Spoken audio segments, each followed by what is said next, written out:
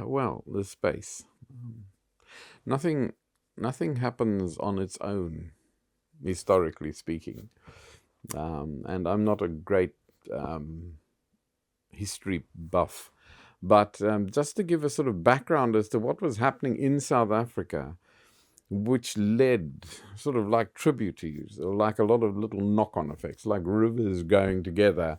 What actually was happening at that time. After 48, when the apartheid government first came in and started changing the laws, which took a lot of time. They had to pack the Senate, they had to do all kinds of things to change the constitution so they could finally get the whole apartheid system in. And this was going on until the 60s, when we became a republic, which was a real sort of problematic area for a lot of people. Now, inside all of that, through the 60s, leading up to the early 70s when we were finally born, there was this whole sort of soup, sorry, I'm great on mixed metaphors, around the country, out of which this was bubbling. Everything from Drum Magazine, which was an enormous effect on a lot of the culture of the country. There was the official establishment culture, which was not very big. And then there was this underground culture which was going on, mainly led by Drum Magazine. My wife Yvonne actually ghosted a column for Drum Magazine. In Johannesburg, you had places like Dorke House, which was the most extraordinary place that gave room for so many people. I mean, the musicians, Yuma Sekela, Kipi Muketsi, Dudu Bukwana, Miriam Makiba, Sophie Mtsina, uh, Todd Machakiza, the wonderful Todd Machakiza, all of them were around there. Working with, Athol was there initially in the early days, and Barney Simon, and those were the sort of things that were going there. That also connected with the group which I think worked there. I'm not really sure of the history on that level. Was Phoenix Players, which was sort of run by a man called Ian Bernard. And those were the first people that got involved and did a lot of the early stuff. Athol's first plays, No Good Friday and Nongogo, were done at Dorke House. Then we sort of shift around. Gibson Kente, for instance, was an amazing black entrepreneur, and he was sort of did these musicals. They were sort of morality musicals, which were hugely successful in the townships. He was, he supported a full-time company and toured them around the country. You go down to Durban and you find Srini Moodley and Sats Cooper and that group who were working with something which became known as TCON, the Theatre Convention, I think it was. No, anyhow, it doesn't matter.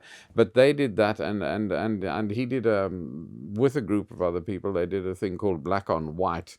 Which led finally to him and the work they did, which was very much allied to the Black consciousness movement, in which Strini and Steve Biko worked together.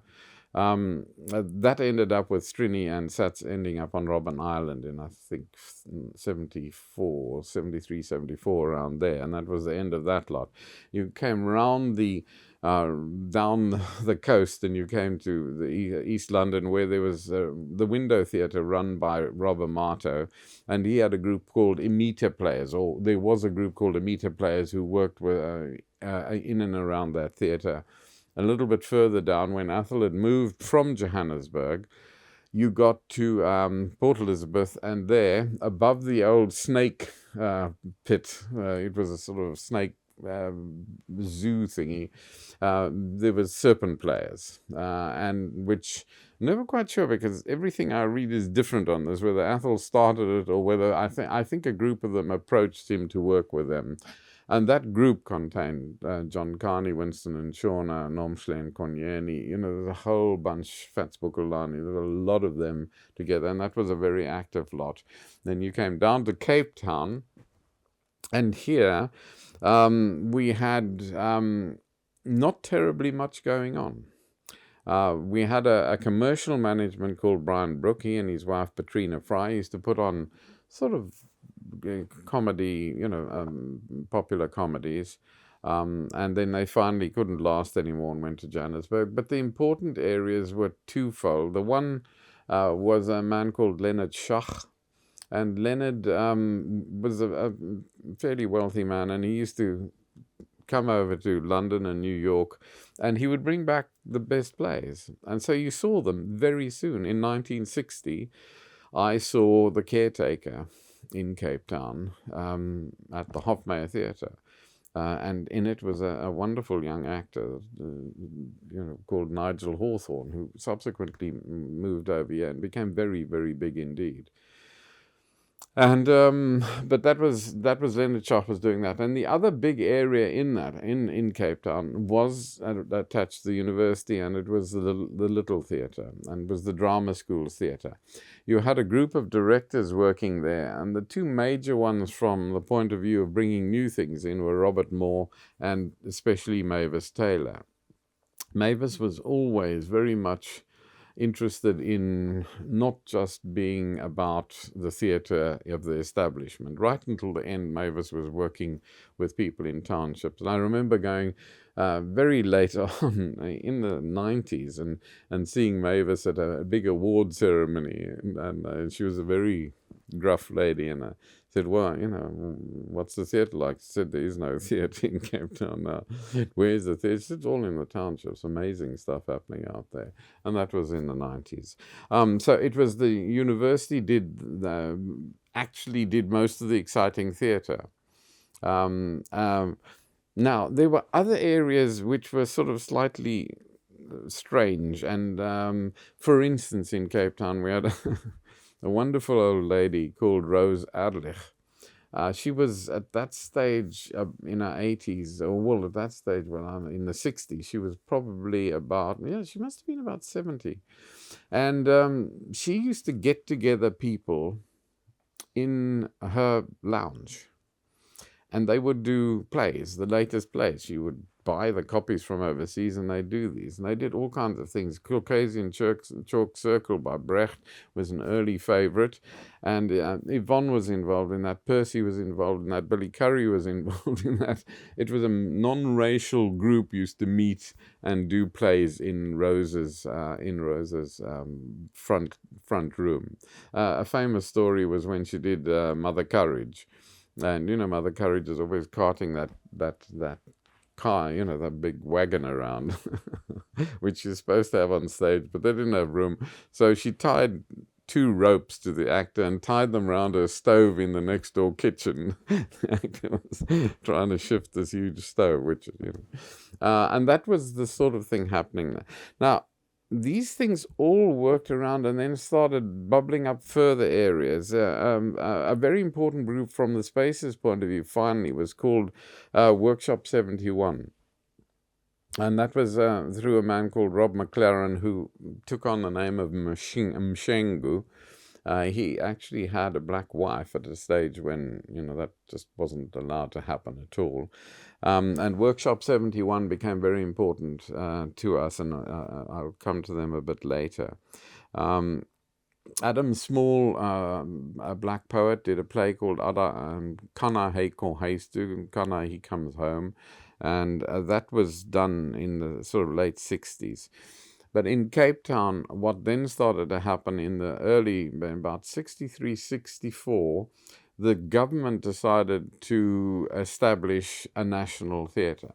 South Africa is so huge that they split it into 5 compartments.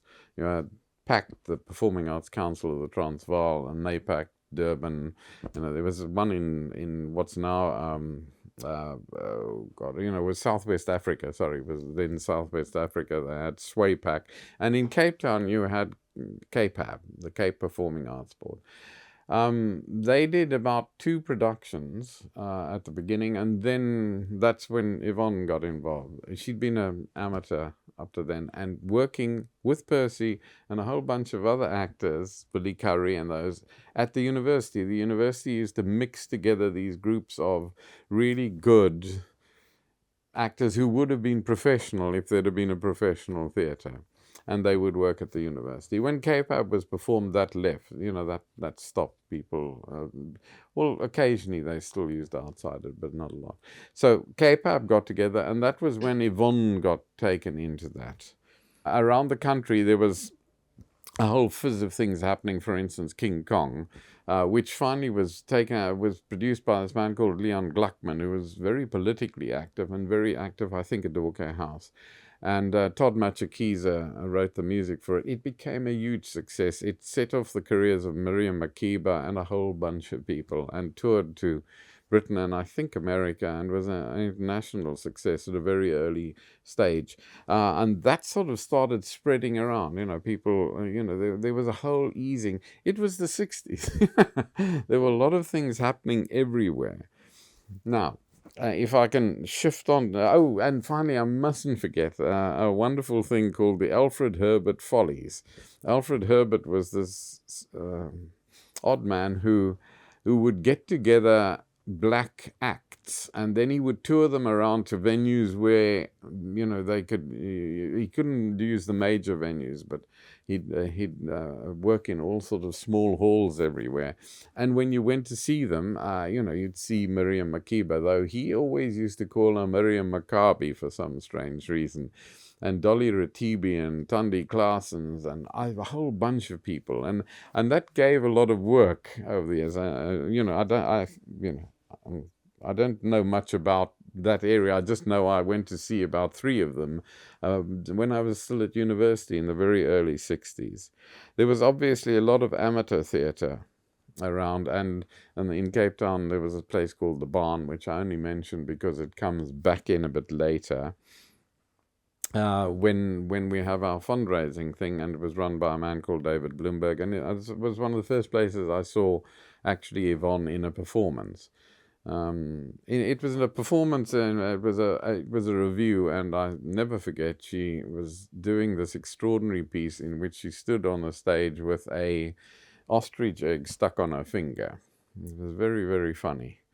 But that was the first time I actually saw her on stage. Later at the Little, and then she became part of the Cape Performing Arts Board. Outside of all of that was an Afrikaner revolution that was slowly taking place amongst a group called the Sestigers, the men, the people of the 60s. And at the center of that, and I won't go too far, Jan Ravi, who was a writer, and Eric Loubser was a painter, and there was a whole bunch of, there was a whole group of them. There were mavericks like Ace Kricho, who was just this extraordinary, strange poet and writer. Everybody adored him, but he was a very odd man indeed. Now, so that was the soup in which we were all swimming, and those were the tributaries that were all going down. So if I could go back and be a bit more personal. As I've said, I came to Cape Town in 1960, and I saw The Caretaker. And it was the first piece of serious theatre I'd ever seen. I was a country boy. I came from a country town called Paarl. I had not been in any form of proper theatre. I'd seen a woman called Moira Lister, a wonderful actress, doing a sort of a Dorothy Parker thing, and that was it. I'd seen a really, really bad Hamlet, done by the University of Cape Town, and Percy later admitted shamefacedly to having been in it, and it was rather dreadful. But that was my sole thing. The Caretaker was the first time I got that sense of tunnel vision that you get in theatre, when everything seems to vanish. And it was through Nigel Hawthorne doing the famous lobotomy speech in there. It was just amazing. And I came out of that, and something had been sort of fired in me. And at that stage, I was working with Yvonne, and that worked on. Now, the first time I ever sort of officially took Yvonne out, not on a sort of a semi-date, was when my friend Roy Webb lent me his big old Humber. I mean, it was a giant sort of squat insect of a car. And it was in summer, and it must have been January, or I think it was January. And I took Yvonne to see The Blood Knot. which this playwright Athol Fugard, who she'd worked with or known briefly earlier in the late 50s before he'd gone off to Johannesburg, because he'd been in Cape Town on the SABC. And here he was with this play, which was touring the country. So off we went to see it. Now, the car had a heater, which couldn't be switched off. So on this incredibly hot night in Cape Town, I think it was 62, somewhere around there, I went and picked Yvonne up, and we perspired our way to the theatre, the windows all wide open, and it was hot outside. Cape Town gets very hot. And we sat inside, and it was jam-packed full, inside the synagogue hall up in the gardens. It was a synagogue hall because he couldn't play because there was a black man on the stage, the black man being Zakes Mackay. And just before it was due to start, David Bloomberg, the man who owned the Barn Theatre that I spoke, stepped through and I had some thing in bringing them down, stepped through the curtains as company manager and said, "Sorry, but there's something wrong with the lighting board, so we will be playing in one state tonight. There won't be any fades or anything. It's just one state thing." So we'd already been waiting while they tried to fix this, and the audience was sitting there perspiring gently.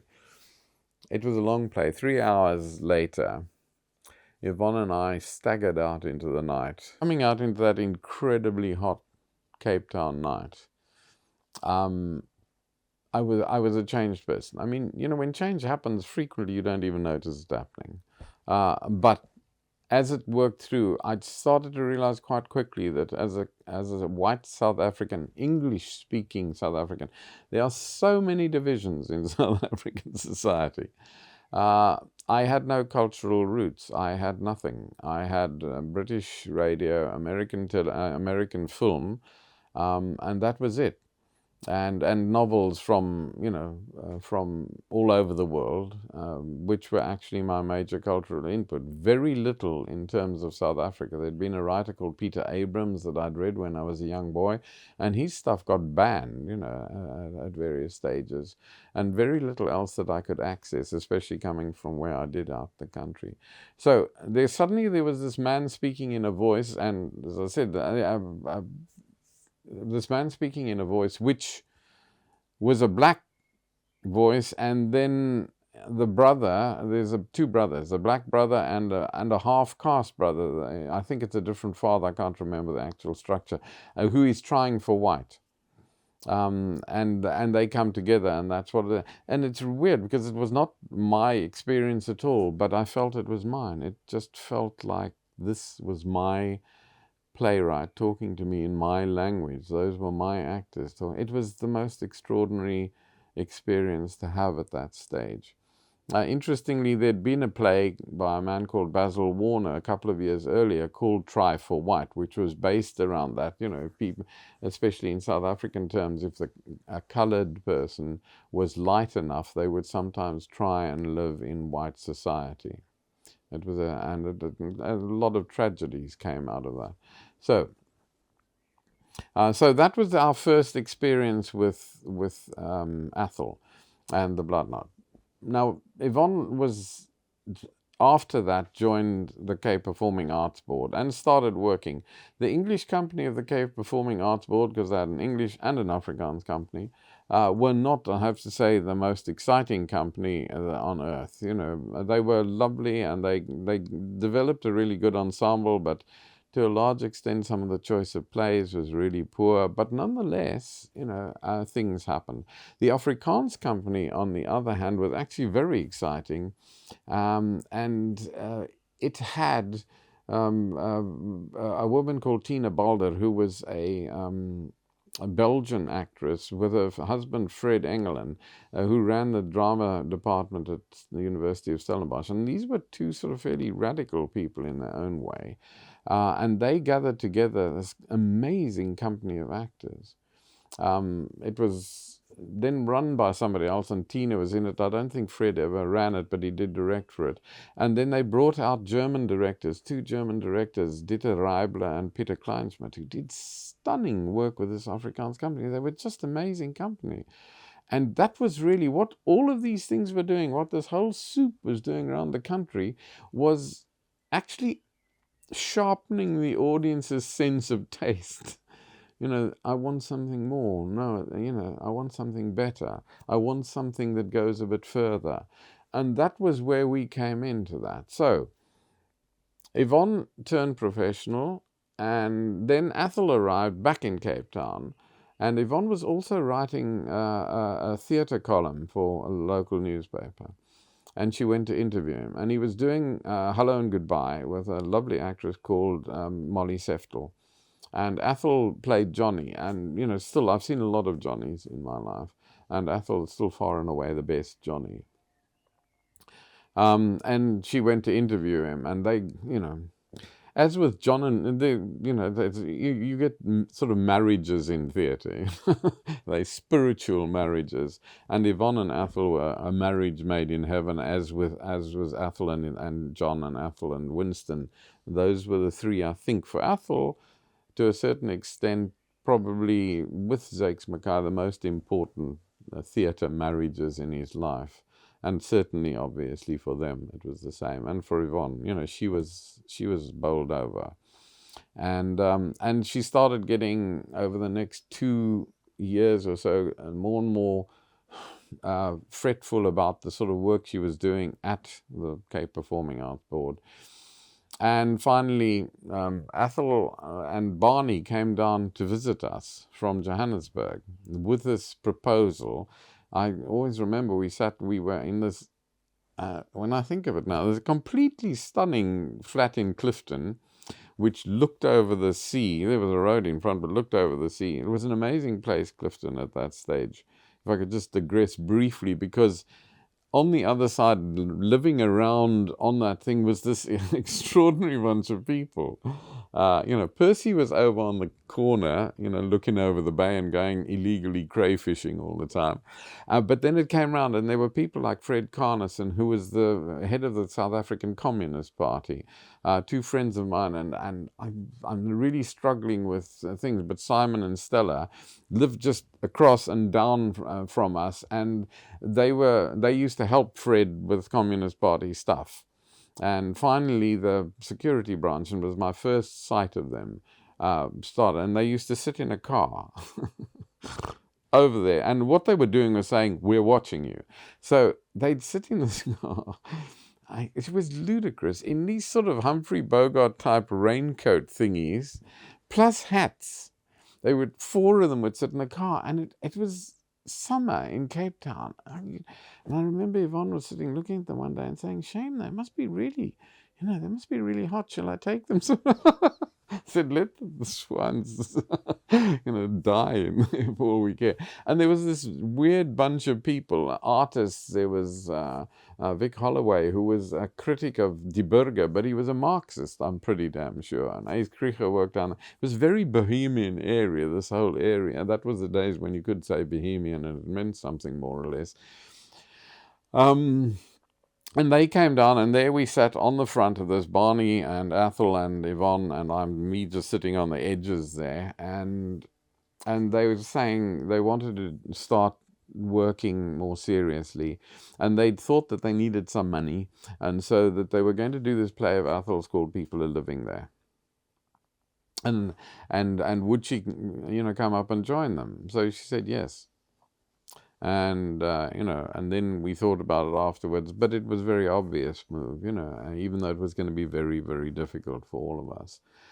She went into Capab and said, "I'm resigning. I'm going off to Johannesburg to work with Athol and Barney."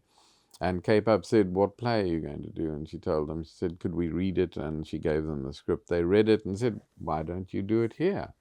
And then you can tour to Johannesburg, to Phoenix Players, who were going to be actually putting it on up there." And so she phoned Barney and Manny, and well, it made a lot of sense, even though Athol, and it's something you've got to realize, Athol actually, with, I think it was Doris Lessing, started the playwrights boycott in Britain in the 63-64. Came back to South Africa and very quickly realized it was the wrong boycott. Cultural boycotts are not a good thing. Culture heals. Culture has got to be sent into places where there is disease.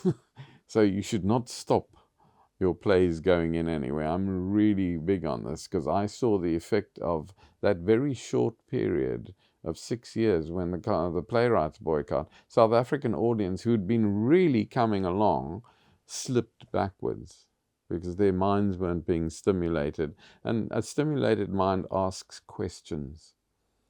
And politicians hate that. They really don't like the electorate to ask questions, and especially an electorate that can't elect them either. So the black audiences, they didn't want them to see that either. So there was this boycott which had been going on, and Athol had pulled out of it. He tried to get people to recant. Arnold Wesker actually listened to him. Donald Howarth actually listened to him, but a lot of the other playwrights didn't.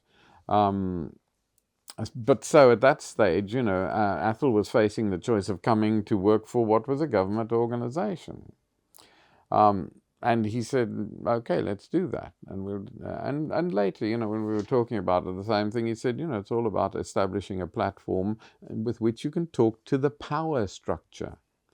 Because it's fine representing the dispossessed, but you have to change the power structure.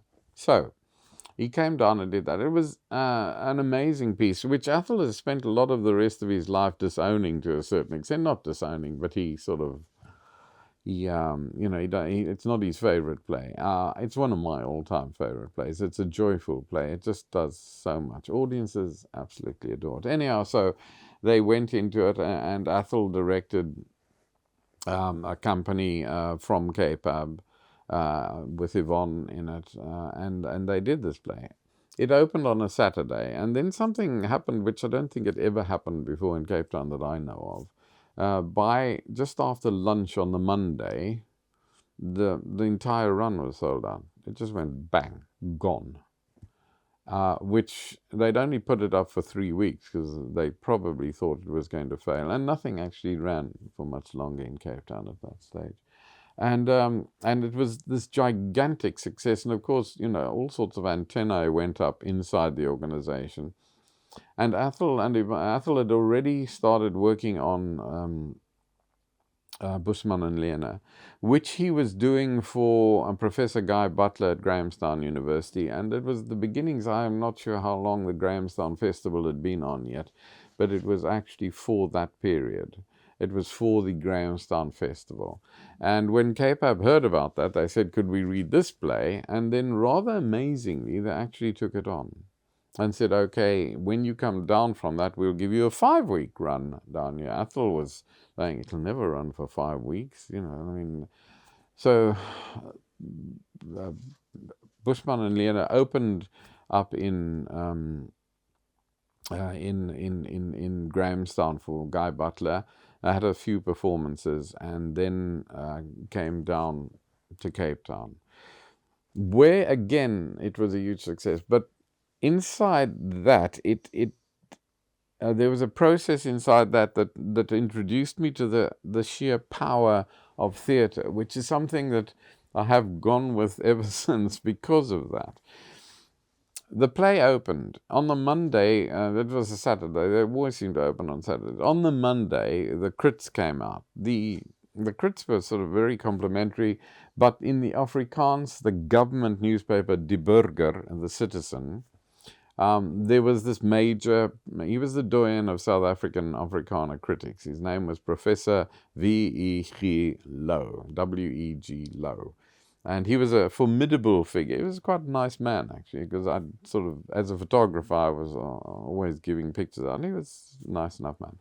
And he wrote, and he's crit, and I went and got the paper and I read. And the first page, and this is in translation and frankly through a faulty memory from a long time ago.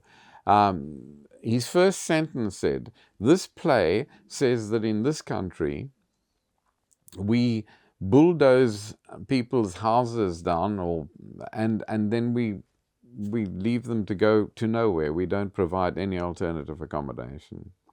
I don't believe that. And my heart sank. I just thought, no, there you go, that's it.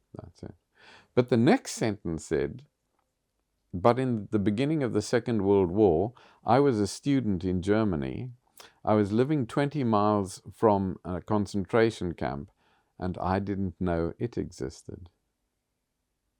And then he went on to give it an absolute rave.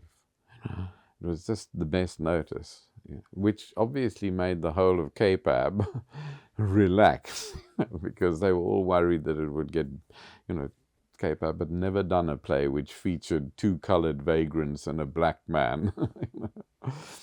All white actors blacking up, but nonetheless, that's what it was. And it ran enormously successfully. What happened then led to the really big next stage, which was, for me, I'm sorry, I'm still on this personal thing with me. Capab now, with cash registers ringing in their minds, and this thought that they had this amazing playwright who was internationally famous, had a political cachet that they didn't have, and he was working for them and working with them. And so they went to him and they said, "We want you to do a play. Any play. Anything. Take the whole company.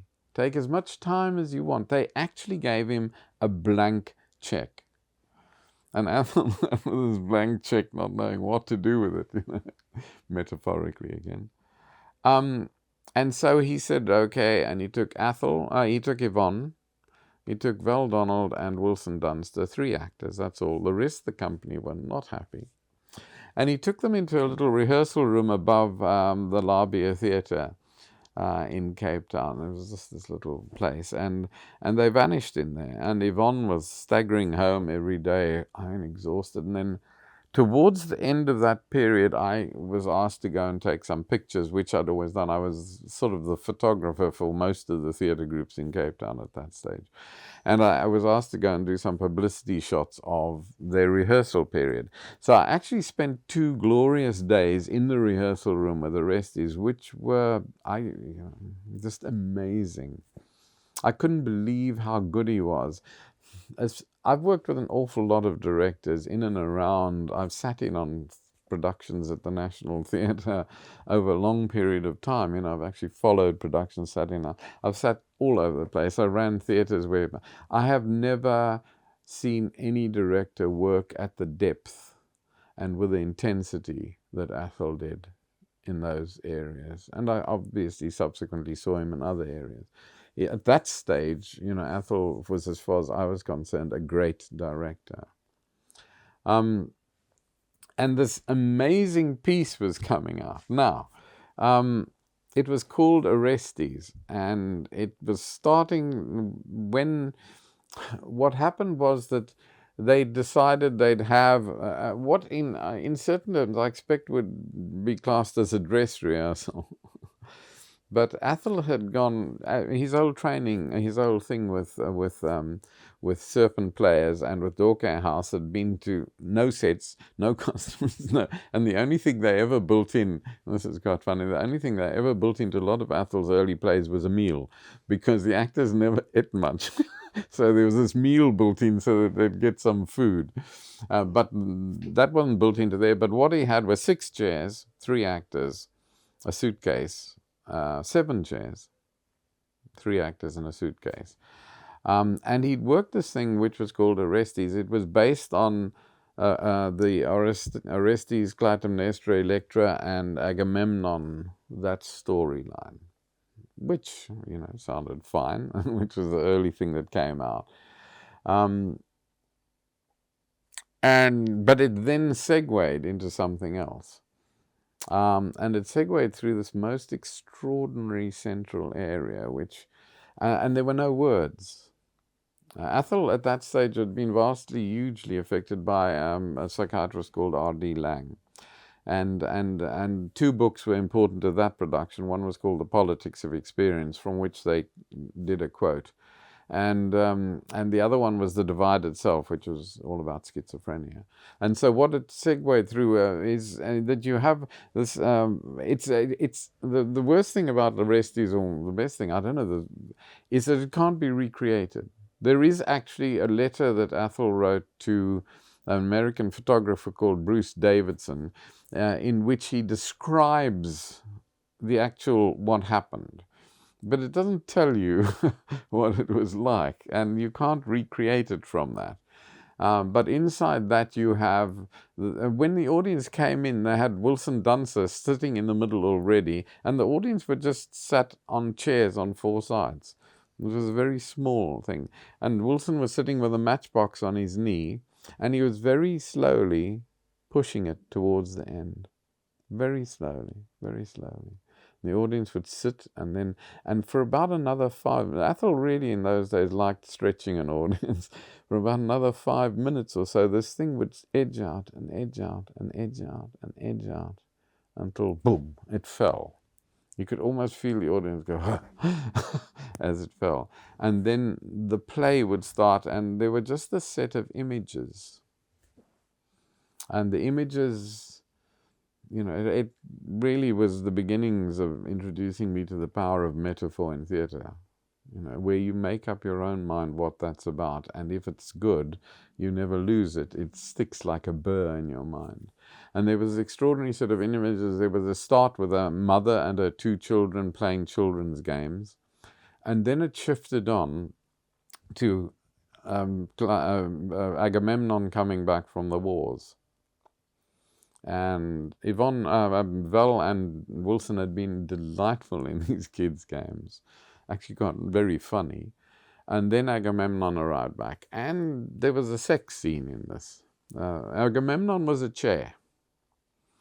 And Athol gave Yvonne a chair and said, okay, now, firstly, I want you to sort of make love to that chair. And actually that was... and she just sat on it, and he said, you've got to find its weakness and then destroy it. And she said, I can't do that. I said, yes, you can. She said, I'll never be able to break a chair. Yes, you can. So she sat on the first one and rocked backwards and forwards, and that's developed this amazing happening. She would sit, and it was actually extremely erotic. She would rock backwards and forwards on this thing, and you'd hear creaks coming from it, and she'd be exploring it slightly, and then she'd slowly get up, and she would destroy it. It would end up lying on the floor in pieces, and she said to Athol, I'll never break all the chairs. Every chair, there's going to be a chair that I can't break. She said, no, there'll never be a chair you can't break. And she did insist on auditioning the chairs after that, because she refused to break anything that looked like an antique. And she did. She broke every single chair throughout the run. It was just extraordinary. At which stage she was sitting in the middle of this, completely blasted out of it, And, the whole thing was, you can't kill. If you kill, you die. Part of your soul goes. And then the children would come back and see their mother, and they would go back into a set of the children's exercises, which were the scariest things I'd ever seen. And it ended with Val trapping Wilson underneath the 6 chairs. He was underneath, she was sitting on top, she'd got it round. And it was actually extraordinary, because I tried it one day. It really freaked me out, because you couldn't get out. If somebody sat on the top, it was really difficult to get out. And audiences used to start sweating as it went through. I couldn't cope with that metaphor. And then it works further. But what happens when that comes out, they transfer into characters. Yvonne's Clytemnestra becomes a sort of sherry queen. A sherry queen is one of those down and outs who's alcoholic and drinks the cheapest possible liquor to get drunk, and she's a sherry queen who's sitting on this railway station. Val was a schizophrenic lady who was just wandering backwards and forwards, muttering to herself and things. And Wilson was a young man with a student with a suitcase, and this was where the trouble for the Cape Performing Arts Boards arrived, because it was very obvious that Wilson stood for John Harris, who was the first in what would now be called terrorist. He was a young man who lived in Johannesburg, and he couldn't cope with the society anymore. And so he put a bomb in a suitcase on Johannesburg station. It blew up and killed an old lady, and very, very badly maimed a young girl. And that was it. He was caught and hanged for his pains. and that was that. This had happened about 4 years before. So to bring that in, and it couldn't have been more obvious if I tried who it was. That was it. And what they actually did, it was that piece of theatre taught me just about everything I needed to know. I mean, obviously, I learned a lot, but the power of things, the suitcase. He would go and sit at Yvonne's thing, open the suitcase, and it just had newspapers in it. And he would then sit there, tear pages out, and tie them up into little balls. They would become little balls of thing. And then he would stand up, and then the climax of the play came when he stood up and he started to throw it at her. I can't tell you what used to happen to the audience. It just taught me the power of getting inside an audience's imagination. People would, as each one hit her, and they were just balls of paper bouncing off her. People would start to cry. It was just an extraordinarily powerful experience. And that was sort of more or less the end of Orestes. That was the end. It was only an hour long. So they staged it at the Cape Town Arts Centre, which was on Greenpoint Common, for the management. It was sort of, as I say, a dress rehearsal. I was there, I was still photographing. And by that stage, I was utterly in love with the production. And I always remember the big bosses sitting there with their sort of hands, their heads down, watching this thing. And they got so freaked out by it that they actually staged another performance, which they did and was closed, and they did it up in the lobby rehearsal room, for the censor board. I can't remember how many, 1 or 2 censors came in to run past it. And I think Capab was hoping that they would say, it's banned. But amazingly, the censor board said, no, that's okay. So Capab then had the embarrassment of trying to go with this thing, which had been rehearsing for 9 weeks, which was the longest rehearsal period in Cape Town probably ever. And they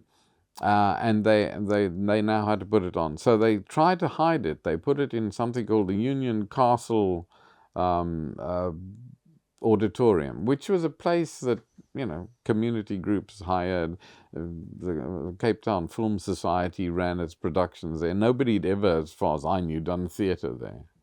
And it opened to a very short, I think it was, I can't even remember whether there was more than one performance in that. Absolutely packed. Not difficult because they only provided, I think it was 40 or 50 seats sitting around. So it was just on the floor with 4 rows of chairs and 4 lights on each corner.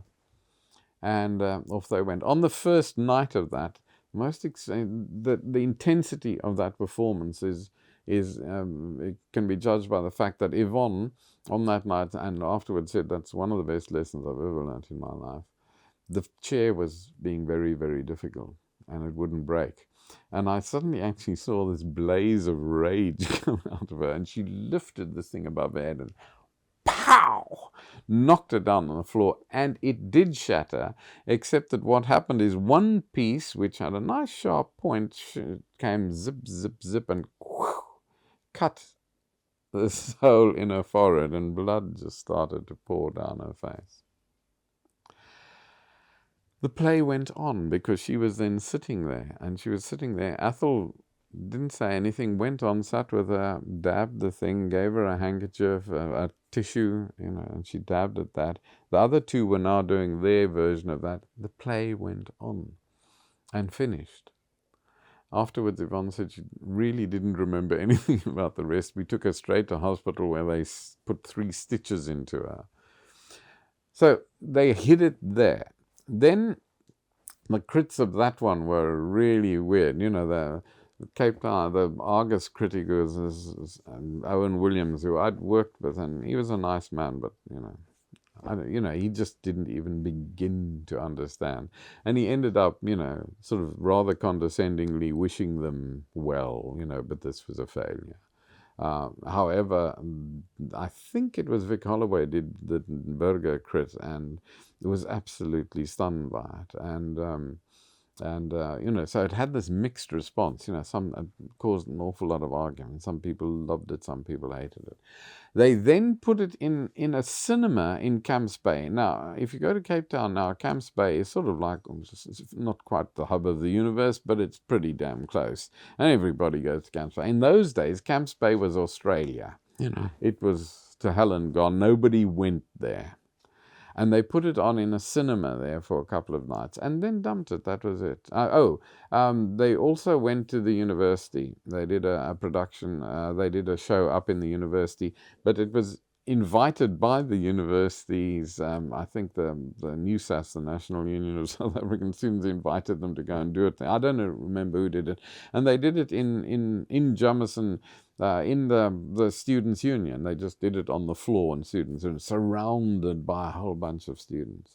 And it was an interesting evening because the students afterwards, loved it. And a lot of them stayed, and Athol and his cast stayed, and they started questioning Athol.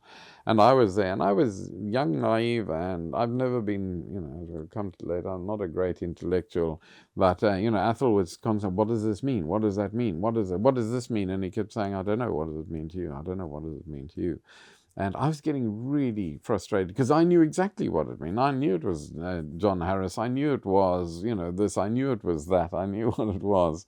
And I realized much later that, of course, none of these things were what it actually meant.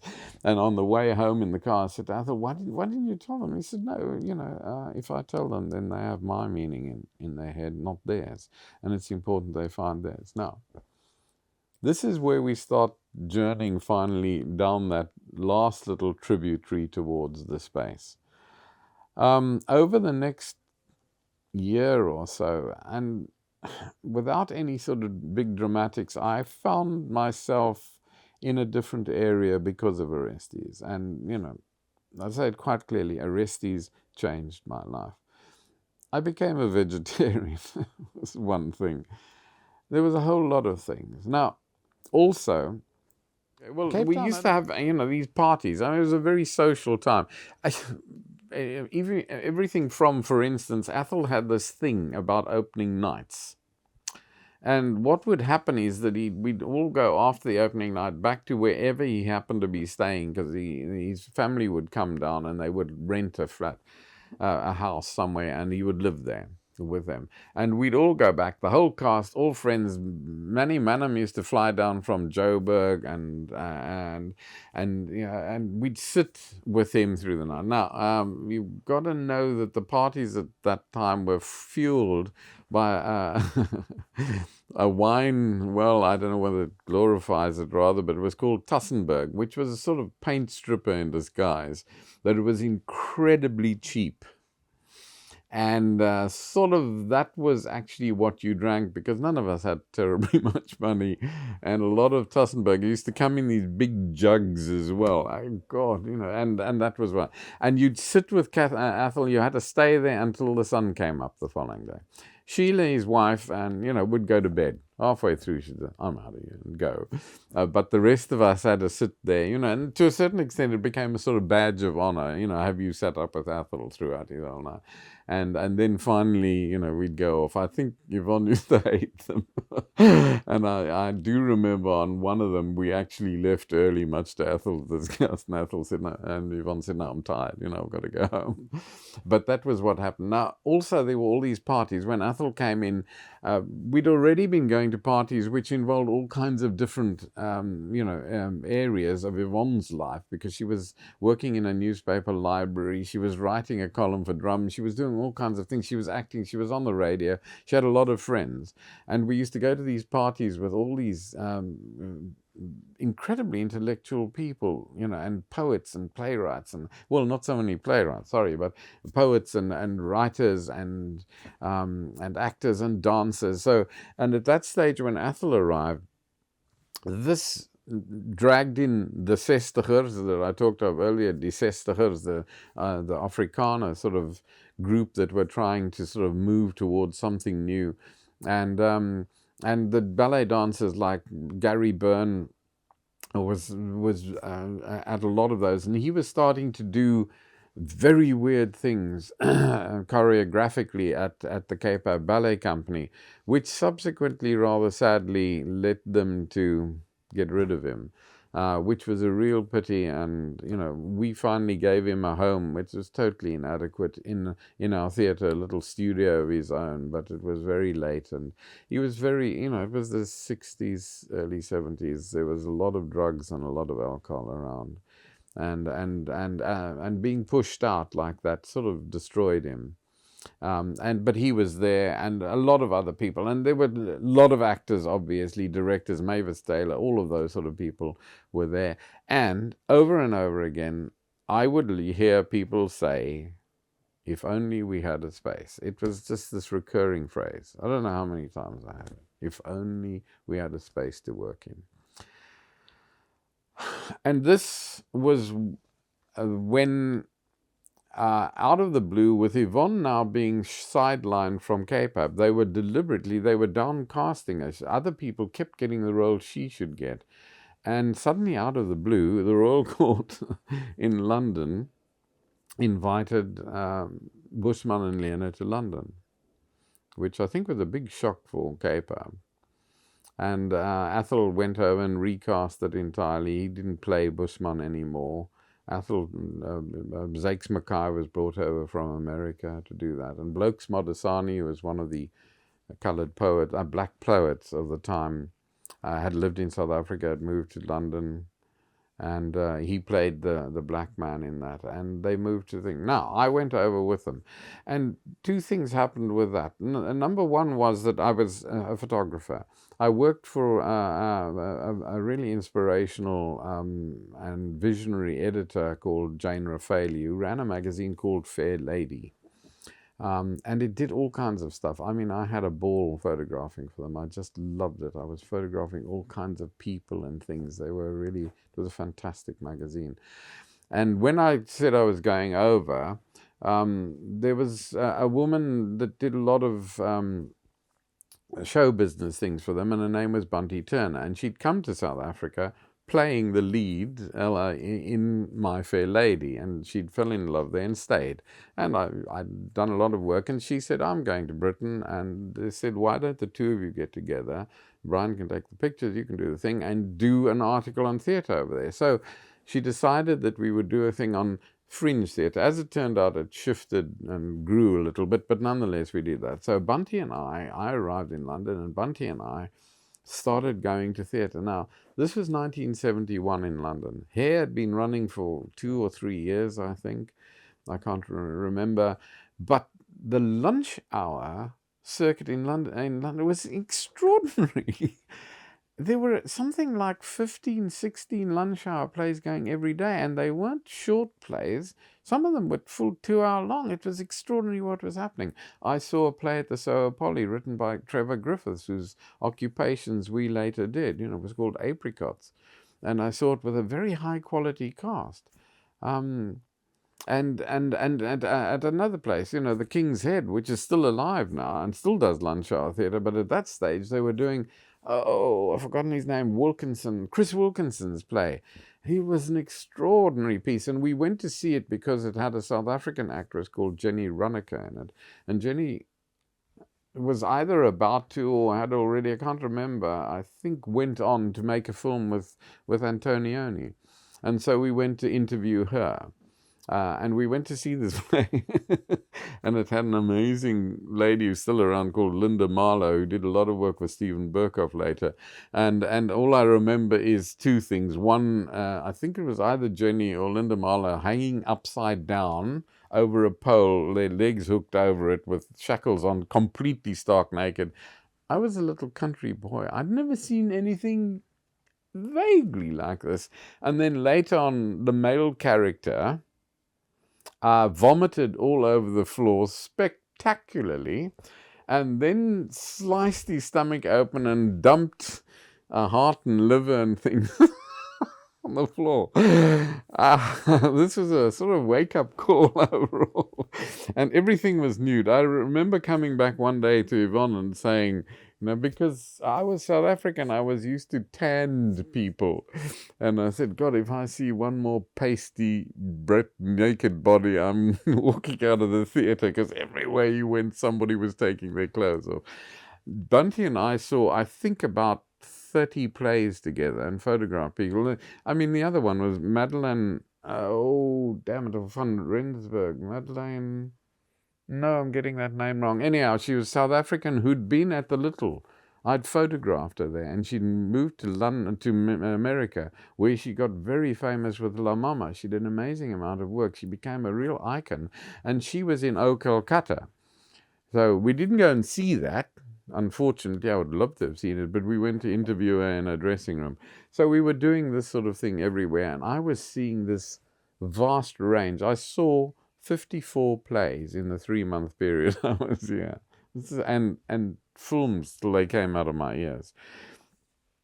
And Yvonne was working at the Royal Court in Boesman and Lena.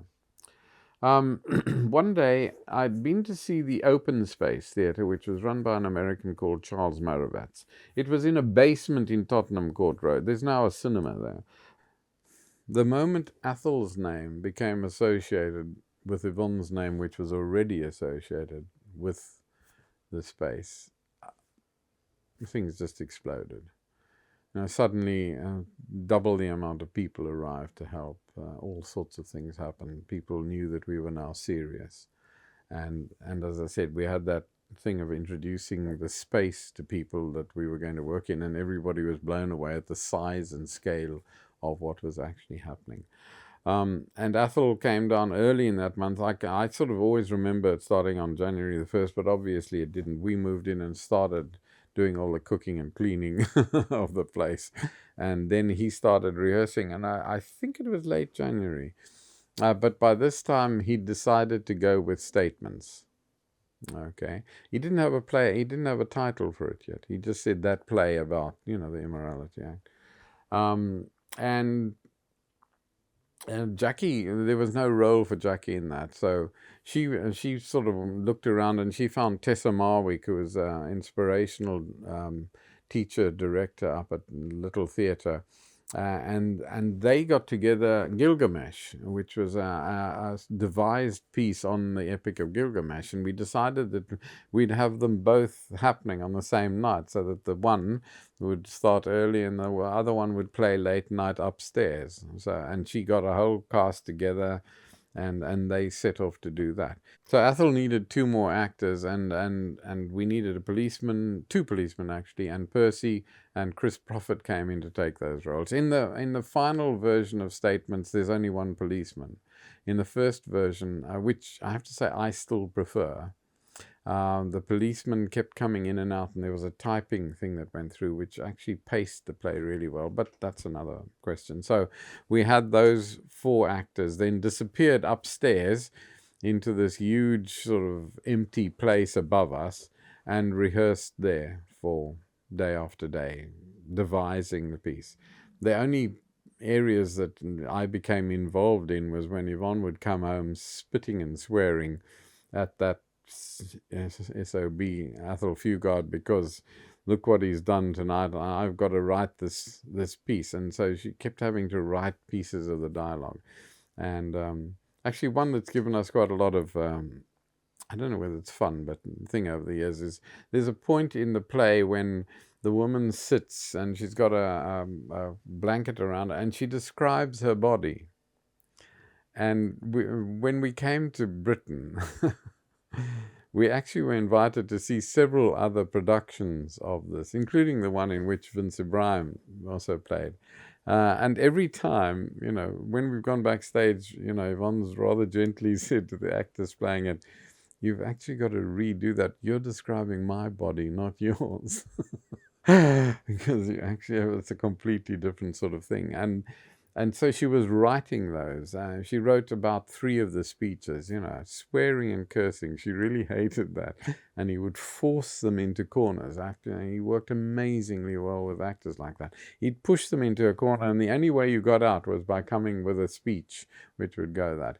And I think in certain terms, he finally he got disenchanted with that, because I think he thought he was losing his authorship. After the island, he sort of went back and said, no, I want to write a play now. I don't want to do this anymore. But actually this thing, which had actually started in the work that he was doing earlier with Serpent Players on something like The Coat, and various other plays that he'd done with them, he'd started developing this method of devising, which statements really took off on. And then Sizwe Banzi's Dead was completely that way. And then the island started shifting back to him doing a bit more writing, though there was still an awful lot of devising that. So he was he was coming to do that. They started working. They beavered away up there. One day, Yvonne and Athol appeared in my office with something I'd sort of been asking about, because I said, we're heading for our first performance. We haven't got a title. Could you think about this? And the 2 of them appeared, looking at me sort of slightly from one side. Said, yes, said Athol, we have a title. Statements after an arrest under the Immorality Act. Now, when you sit here now, all these years later, you think, yeah, so quite a long title. But at that stage, I have to tell you, when I wrote the book about this, I said I like to think that I didn't blench, because, whoa, that was more or less like saying, come and close us down. And so I said, okay, that's the title. And they went back to rehearsal. I then had to go back to the ladies. So, okay, ladies, we have a title. And this is it. And they did. They went absolutely white. The paranoia of that area was really great. It was a very paranoid area generally. And that one really was extraordinary. We got Gerrit and Margaret in, and Margaret actually designed the poster, and the 2 of them silk screen printed it. It was beautiful, with this weird fingerprints thing with Athol and Yvonne's faces in. Izzy Sachs was another one of the artists that had come in that I missed out in the earlier thing. Izzy Sachs, one of the artists, actually had designed our logo, the space Die Ruimte. The Die Ruimte is the Afrikaans version of the space. Later on, when we moved to Long Street, we added Indawa, which is the sort of was our version of that. And but he designed that, so this went up. I always remember when they arrived with, I think it was either 50 or 100 posters. They said, we can't make more than that, it costs too much. So I said, okay, and I took a whole bunch and I walked down Long Street, Cape Town, which was sort of my home. I'd been there since I moved into the photographic studio, which was just a bit further down in Long Street.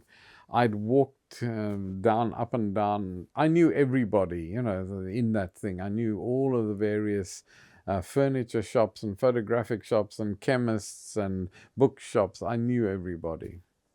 And I went into everybody and said, here's our poster. And, they all knew this had been happening. Could you put it up? Yes, they said, and they put it up. And I can't remember, I think it was about 15 posters, and they put them up. I went down to tea after that, sat and had my tea. Stutterford's comes into it an awful lot because it was my way of keeping sanity. And I used to go for tea at Stutterford's daily and sit there for a while and read plays or work on figures or just, calm down. And I went for tea at Stutterford's on that particular day, and then came walking back up. And as I walked back up the road, there was one poster to be seen. All the rest had been taken down. I went into shop after shop and said, "Well, where's the poster?" "Oh," they said, "is it gone?" "Somebody must have stolen it," they said. And I realized that none of them wanted to put it up. And the only one that did was the blessed Tony Clark, who ran Clark's Bookshop. And he was a great fan, an amazing man. He ran the second-hand bookshop, which is still there. It's been run by people that took it over from him.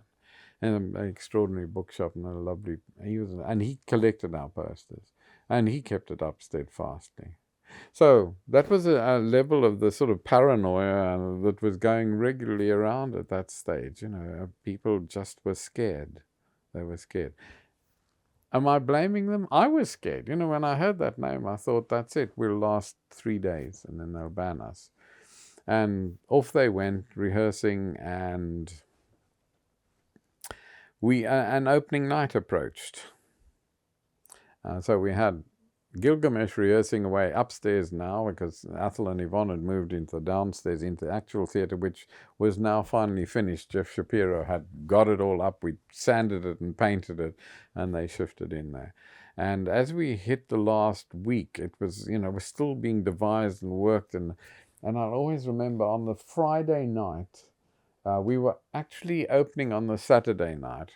And the Saturday night was to an invited audience. We'd gone to the Film Society, the multiracial, non-racial, whatever, film society that was operating in Newlands, which was run by a group of people, of which most prominent was Jean Naidoo, was to become very important to the space, her husband Balu, and a man called Yusuf Wadia, and they ran that, and it was a totally non-racial group. And one of the first things I'd done very early on was go and address them and say, this is what's happening, and we hope you all come. So on the Saturday night, we were playing to this invited audience, in which, for instance, Billy Curry, who was a member of that society, was, and a lot of the people from the Film Society that I'd gone to speak to very early on, which was a non-racial one, and had been saying, we're going to do this, and we hope we can have your support, and all of the people that had helped out and were coming to that night. On the Monday night, we were opening officially to press and public. But that night was a non-racial night. We didn't think we were going to keep going, remember, with that. So this was a particular night. And for me, that's always the opening night. A lot of people refer to the Monday night, but that was for me the opening night. And what had happened on the Friday, the night before, is that when they'd finished, Athol was in a complete state. And he just said, no, this isn't working. It's not working. It's not working. They called all his actors in for the following day. And they came in and they changed everything. Manny Manham had come down from Johannesburg to actually do the lighting. And we had it was a basic set. It was just the floor panels that we had with a blanket on them and nothing else. There was nothing. And Manny had done this intricate lighting for it, which he always does. And Athol said, nope, one lighting state, up, that's it, nothing else. But I'd bought specific electronic flash so that when the flash pictures came off, it would be burnt into the audience's eyes, and that was working really well. He threw the whole lot out, and they went on that night in front of the audience, and the first thing was Athol got up and started reading Genesis, from Genesis. In the beginning there was, and he went on for bloody ever, reading this damn thing. And then they went into another area, and then finally they got to bits of the play. They actually did bits of the play. But I think that audience must have gone out thinking, what is this? And then Athol and the cast worked over the Saturday and the Sunday and the Monday again, and then they reinstalled the lighting and the blanket sets and that. And on Monday night we opened to an official first night audience, and we were on our way. And I sort of sat back and relaxed and thought, oh God, thank heavens. And I was in that state for a couple of weeks. We got these weird notices. Again, it worked the other way around. The Afrikaner press, who always gave us really amazing. V.G. Low came and did it. He loved statements. He gave it a great write-up. The English press was, I think, a playwright himself, and he gave it a sort of very mixed crit. But the evening one, the same man as Owen Williams, absolutely panned the play. it was a real panning. And I sat and looked at that and thought, that's the one that our audience is reading. They were reading the other English morning paper too, but that was the power one. And I didn't know what to do. So I actually thought, right, we were running ads in the paper. So we took the 3 quotes, and I've forgotten them now, but it's, it sort of went from more or less absolutely great to really terrible. And we must find the quote, somewhere. But we had these 3 quotes, and we ran them big. So, you had these 3 completely, and we were totally honest. We didn't cut, what Owen had said. And we ran those, and we got a massive thing from that. It taught me a lot about publicity. You just got to get people talking. Is really talking and asking questions. And off we went. And that was great for like a week and a bit. And one night I was driving Yvonne home after the performance. And she said, what are we going to do next? I thought, next? There's a next? And suddenly I felt as though I was in this huge, great tunnel. There was a light coming towards me with a very loud sound of a train. God. I had forgotten that there was a next. And so we suddenly had to go into, I had to go into this enormous forward, thing. Wow, put your foot on the brake. We've got to find something.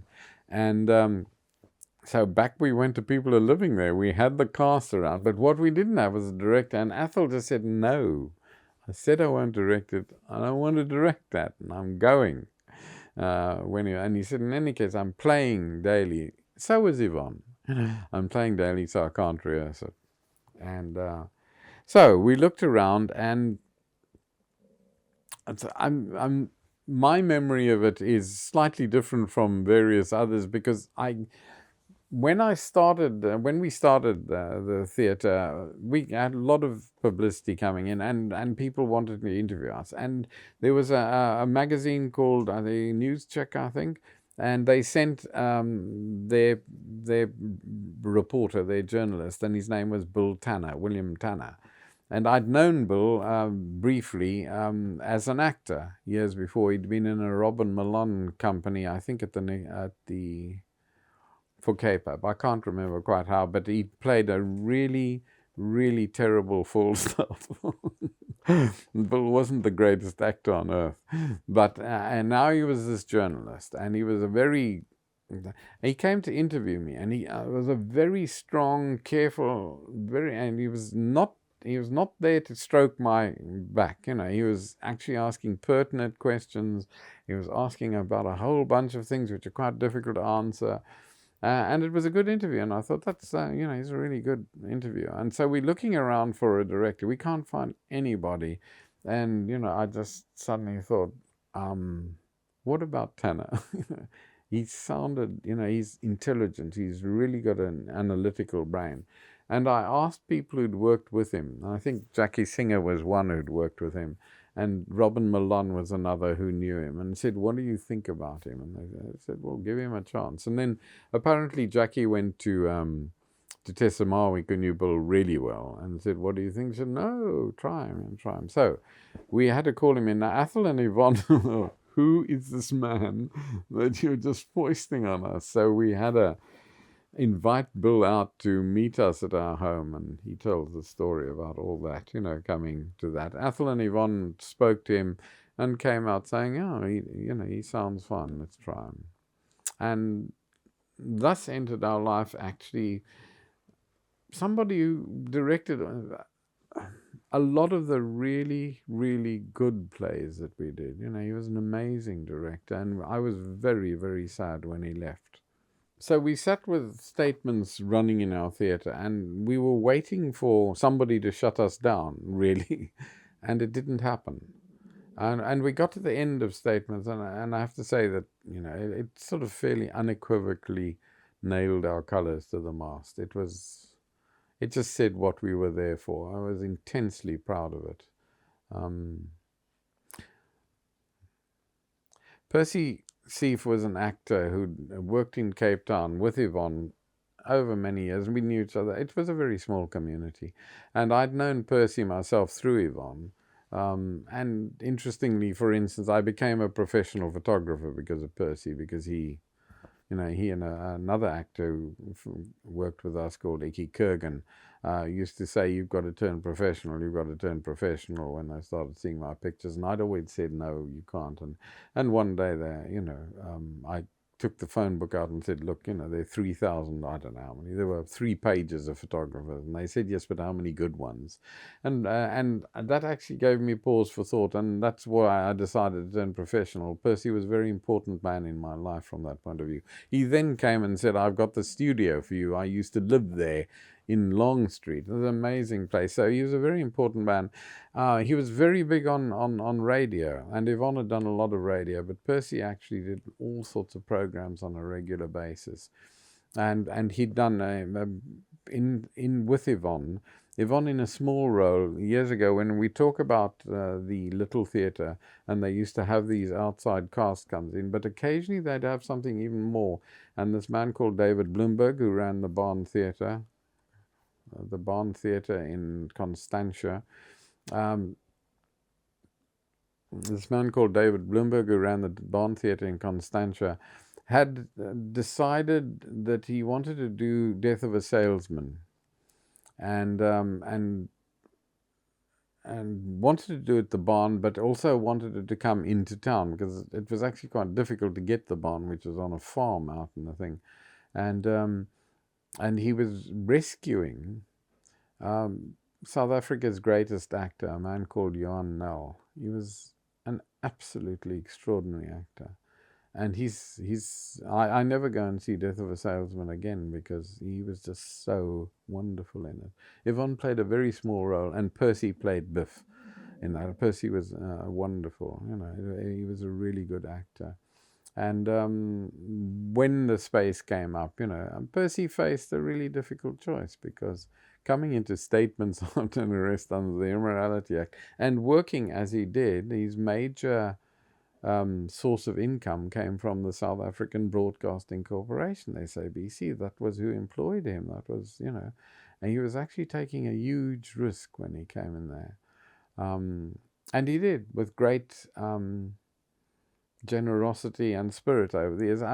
My favorite, I expect it should be, one of my favorite things about Percy was he always insisted that we pay him.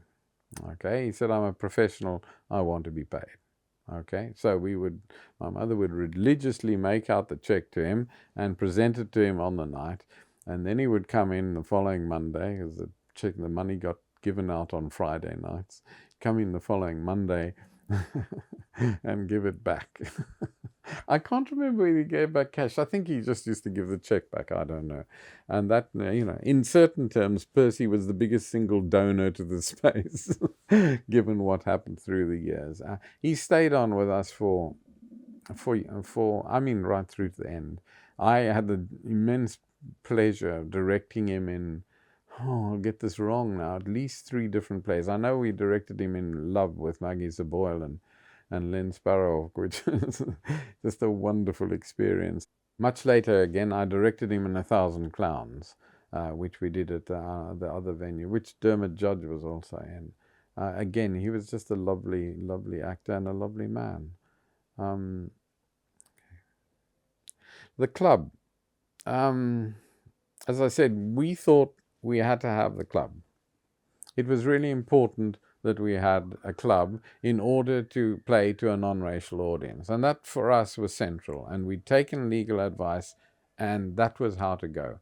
So from very early on, we started proselytizing everywhere about the club. I went to the Film Society and spoke to Jean Naidu, Balu Naidu, Yusuf Wadi, and the people there, and they said, come in and talk to, we're having a film on Sunday, come in and talk to them all. So I did. I went in. Remember, Billy Curry was in that audience. There was a whole bunch of people. I told them about the space. They asked some questions, and I said, this is how we can operate. Obviously we're not going to be able to run a non-racial thing, which they knew, because they couldn't have run it if they weren't a club either. And so, our club's open. And it started off. It was initially begun by Gloria Brody. Gloria Brody was the fix-it who was getting us discounts on everything and just generally ordering. She was also an amateur actress, and she was just a lovely lady. She did an awful lot of work. But after a while, she came in and said, this is just too much for me. I can't do all of that and this and run a husband and family. And so Moira Fine took over the club, and that was the other big introduction for us. Moira Fine then took over the club, ran it really well for years. And then when my mother finally collapsed under the strain, and I mean that, she actually collapsed under the strain and had to stop working at the space, doing our books. Moira took over as administrator. She didn't do the books because she couldn't do that. We had to find somebody else. But she administrated for us and tried desperately hard to keep me under control, which was always a rather difficult process. I'm an appalling procrastinator, and I put everything off if I can, and everybody always had problems with me on that level. So Moira came in, ran the club, set it up, and it became this thing. Now, over the years, the Space Club, because obviously when we no longer had we no longer had problems playing to non-racial audiences. The club certainly, to a certain extent, the raison d'etre for the club fell away. But in fact, it continued very much on a fundraising level. And over the years, it's difficult to say. The books are somewhere and they'll tell you all. But I know that we would rely on about. It was costing 80 to 100,000 rand a year to run the space. It sort of escalated towards the end, but it was costing us that, and the club would collect about 10,000 rand a year, which was a lot of money. But I must say, when the market started up and I was up there one day. The market collected, I think it was, I don't know, 500,000 rand, which was a lot of money in those days to start it up, to excavate it, and I was working up there once on a play that I'd done at the space successfully, and we took it up there. And the market's financial manager or something turned out to be embezzling, and he came in and told them about it one day, and then went out into the bush and shot himself. And this was happening while I was there, and Manny was in trauma, Manny Manham, and said, "We've lost 250,000 rand." Now that was that was like 2.5 years of our thing. And the following day, he looked really relaxed. I said, "What happened?" He said, "Oh," and it was Raymond, somebody else who was a very big mining person had come in and given them a check for 250,000 rand. I went home and wept quietly because there was Moira struggling like hell to get 10,000. When we collected about 25,000 rand to open the space in the initial thing, and then when we moved, they again had a really big thing, and they collected 20,000 rand in that year, but mostly it was about 10,000. That was the club's part, but the club also paid other areas. I mean, for instance, Peter Dirk Ace, when he came in to work with us, had actually, his father was an Afrikaner. Peter's an Afrikaner. And his father was a member of the Broederbond, the Band of Brothers, which was the sort of Freemasonry of the Afrikaners, their sort of semi-secret society. And when Peter was going to go to Britain wanted to study films, he was financed by that. And he was perfectly, I mean, he thought it was a really big joke. He said, they really don't know what they're doing. And they paid the money to go over there, for him to come over to London, where he was never going to go back. But then he did come back, and he started working at the space. And when he started working at the space, the people that had financed him started getting a bit nervy. And at a particular stage, he came in one day and said, "Whoa, they want their money back." And I think it was around 1,000 rand. They said they're really pressing, because it was sort of considered a loan. And I think if you behaved yourself and went, you didn't have to pay back, but they wanted their money back. And I went to Moira and said, what are we going to do? Because he's going to have to go commercial to pay his money back. And so she did a whole thing with the space, and we commissioned a play from him and paid him that money, which he paid on to them. So that was one thing. The second one was, for instance, The Island was actually commissioned from Athol, John and Winston, but Athol mainly. And there was a certain money paid out in advance to pay for that. And we did it, on one or two other occasions. We'd go to the club and say, we need this, and can you help that? So the club worked right through until the end, constantly being support and thing, and run by Moira, who was amazing. She was an extraordinary woman. Statements opened. The next production came charging down the tube at us. We got people going. People with its open toilet and its 500 fried eggs in the gallery outside, which got massive publicity all over the place. People sent us cuttings from other countries, and obviously in South Africa, a lot of people thought we were the spawn of the devil. And now we were getting a little bit better at the fact that we had another production coming. But fortunately for us, Donald Howarth, who'd met Athol and Yvonne in London, a playwright, several of his plays had been done at the Little Theatre in Cape Town, at the drama school. And he met them, and he decided to come to South Africa and see. And Donald hauled out of his pocket, as it were, Othello Slechts Blankes. Slechts Blankes means no white, only for whites. It was a sign which was everywhere in South Africa, Slechts Blankes, whites only. And he hauled this out because what he'd done, writing in the South African area, was posit what would have happened if Shakespeare had been writing there. And so he took the black man, who was not allowed to appear on stage, out of it, and we had Iago taking on all the really heavy-duty stuff, plus a young new character called the Young Lord, who would come on and say, Othello says. And he did this amazing job of actually writing Shakespearean dialogue. None of the South African playwrights could have done it. He directed it himself, and it was an amazing production which circled round the theatre. I was stunned to find recently that he'd never done anything in the round before, because it looked as though he'd worked in nothing but the round. He used the theatre very excitingly. He stayed on with us and did two more productions. One was Enemy, which was a conflation of two different plays, an American and an English play. And it was an anti-war statement, and that was enormously successful as well. And then he went on to do Scarborough, which was a play he'd written on the ship coming out. In those days, he went to South Africa.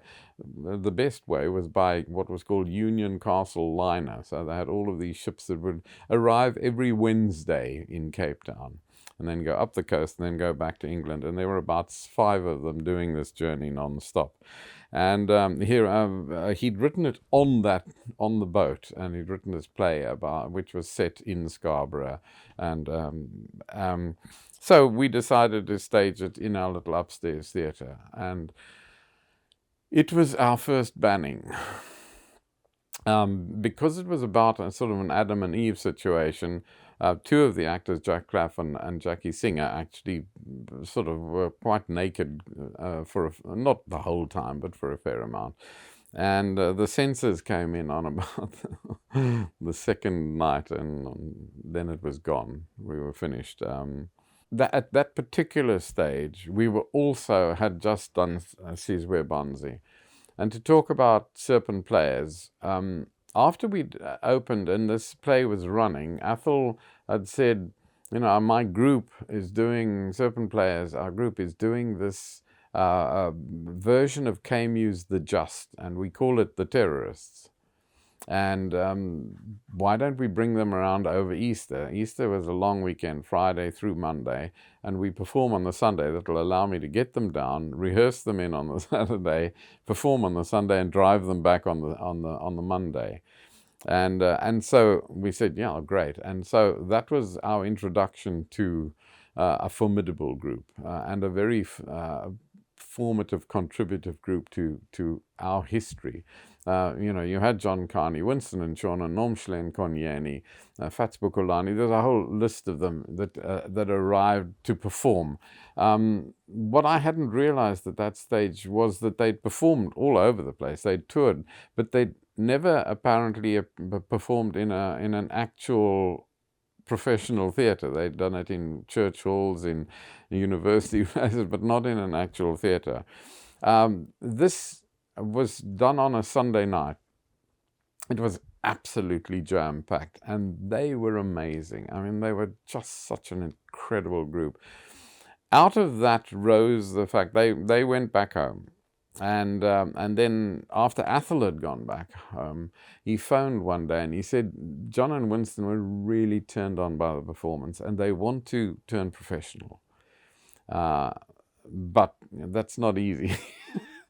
What can we think about? They want to do, and we're going to do plays for them to tour. So we had lots of talks about that. And then we also connected with various other groups, Phoenix Players in Johannesburg, the Durban group with Srini Moodley and Sats Cooper and so on, Window Theatre in the thing. And we all realized that if, we got them on this touring circuit, and I sort of worked out with my really basic accounting, that if we gave all the money from the bottomers to them, we could actually get them what the salary they were earning in these, not very well-paying jobs, but we could more or less match that. So we set a date, September the 10th, 1972, which was a Sunday. I hope I've got that right. I'm really bad on dates. And they were going to come down and do a play. And so at this stage, as I say, we were doing Enemy, and then Scarborough, and Donald was around, and other things were happening, lunch and so on. And Athol phoned and said, we're rehearsing, we've been working on stuff, and he was keeping me up to date. And they started rehearsing about 6 weeks before. And you have to realize that, they were holding down a day job as well.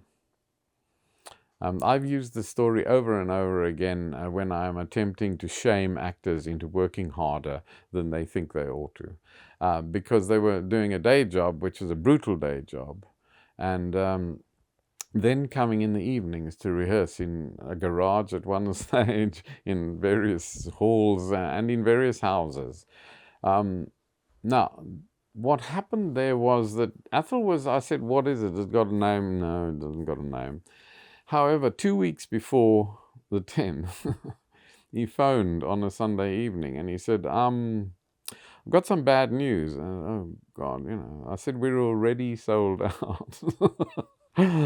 And he said, well, the bad news is we don't have a play. He said, we've tried everything. We've investigated all kinds of areas and there's nothing.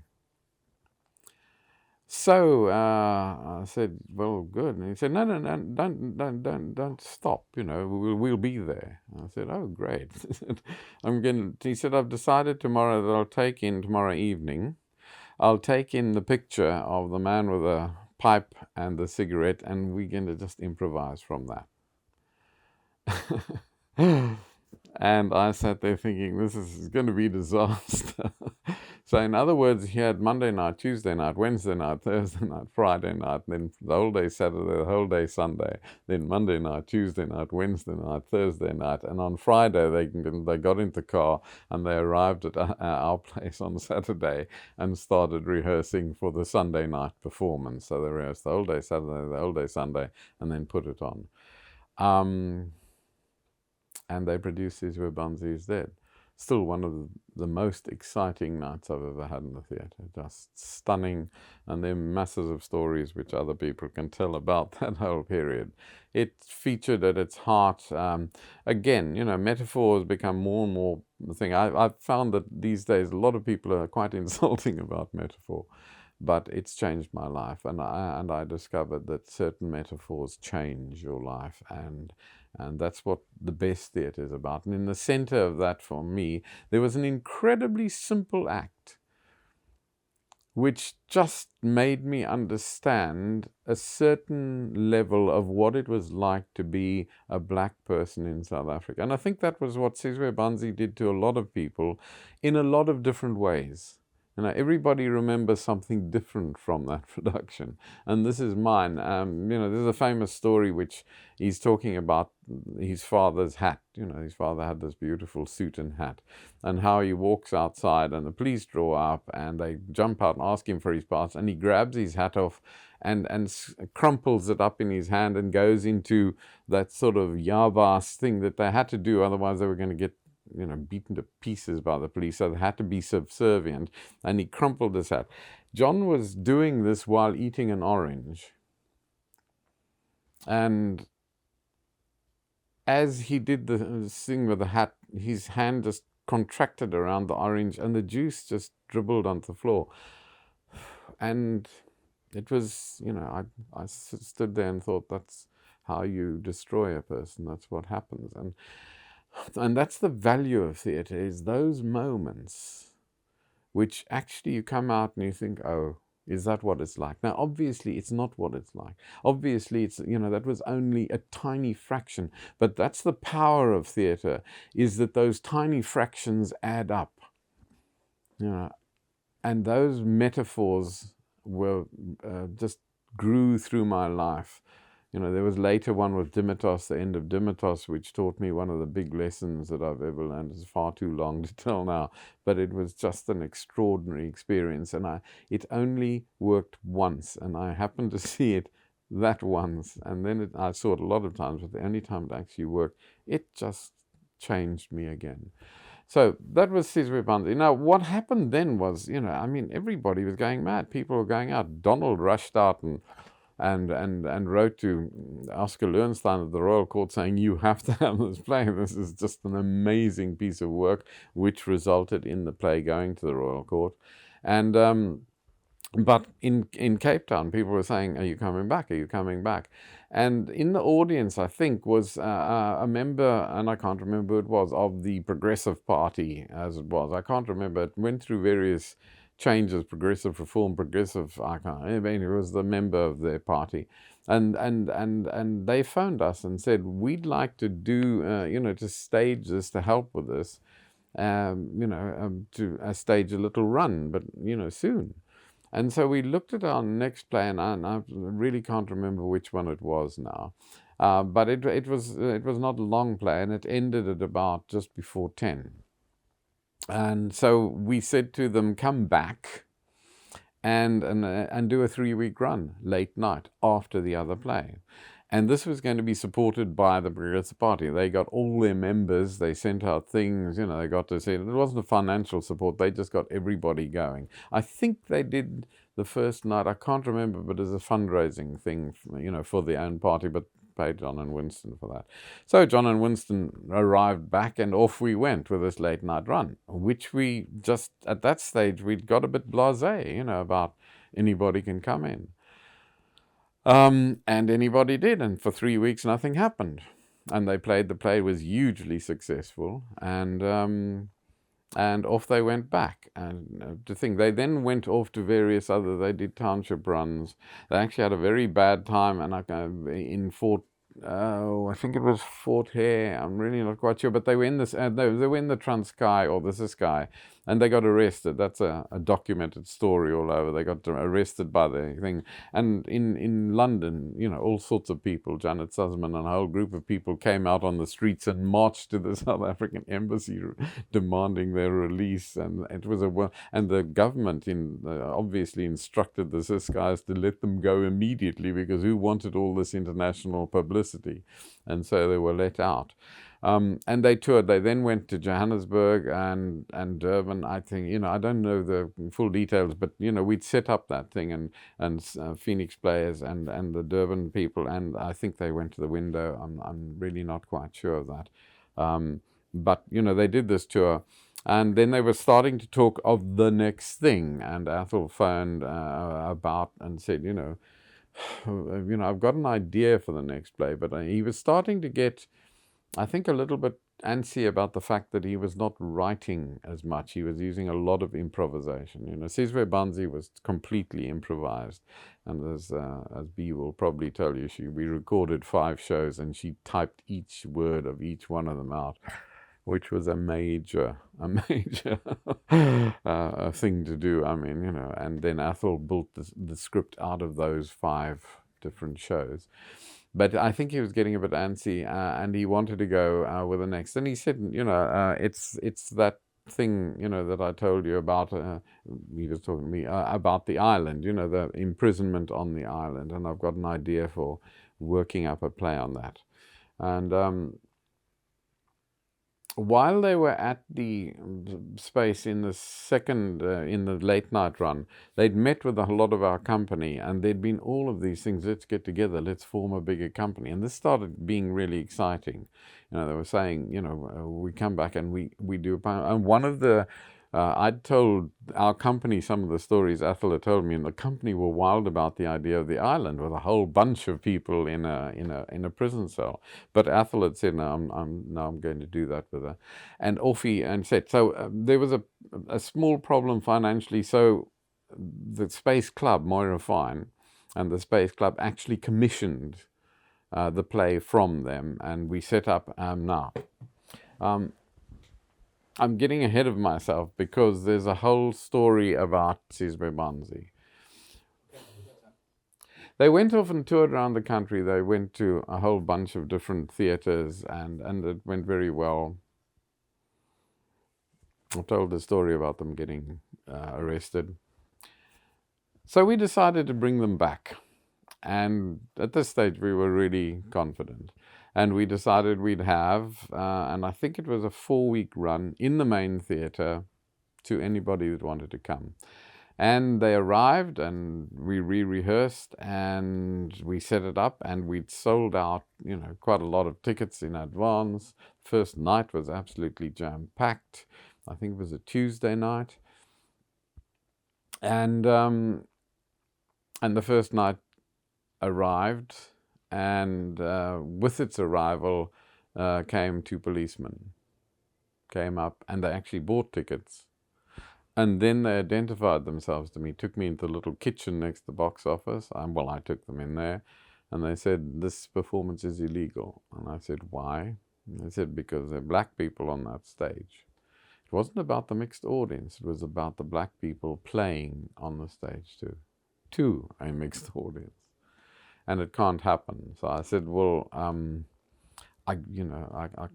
it's just about to happen. I said, well, if it happens, we will arrest those 2 men and yourself and the playwright, the director. So I took them through to Athol and John and Winston, and they said what it was. And when they'd finished, I said to John and Winston, it's totally up to you. You're the guys that are going to end up, really suffering from this. As far as I'm concerned as a theatre, we're prepared to go ahead with that. But it's up to you as to whether you want to take this on. And the 3 of them decided that it was not a good idea to get arrested at that stage, which I think was the right idea. And the policeman left, and we went and told the audience that sadly they were not going to be there.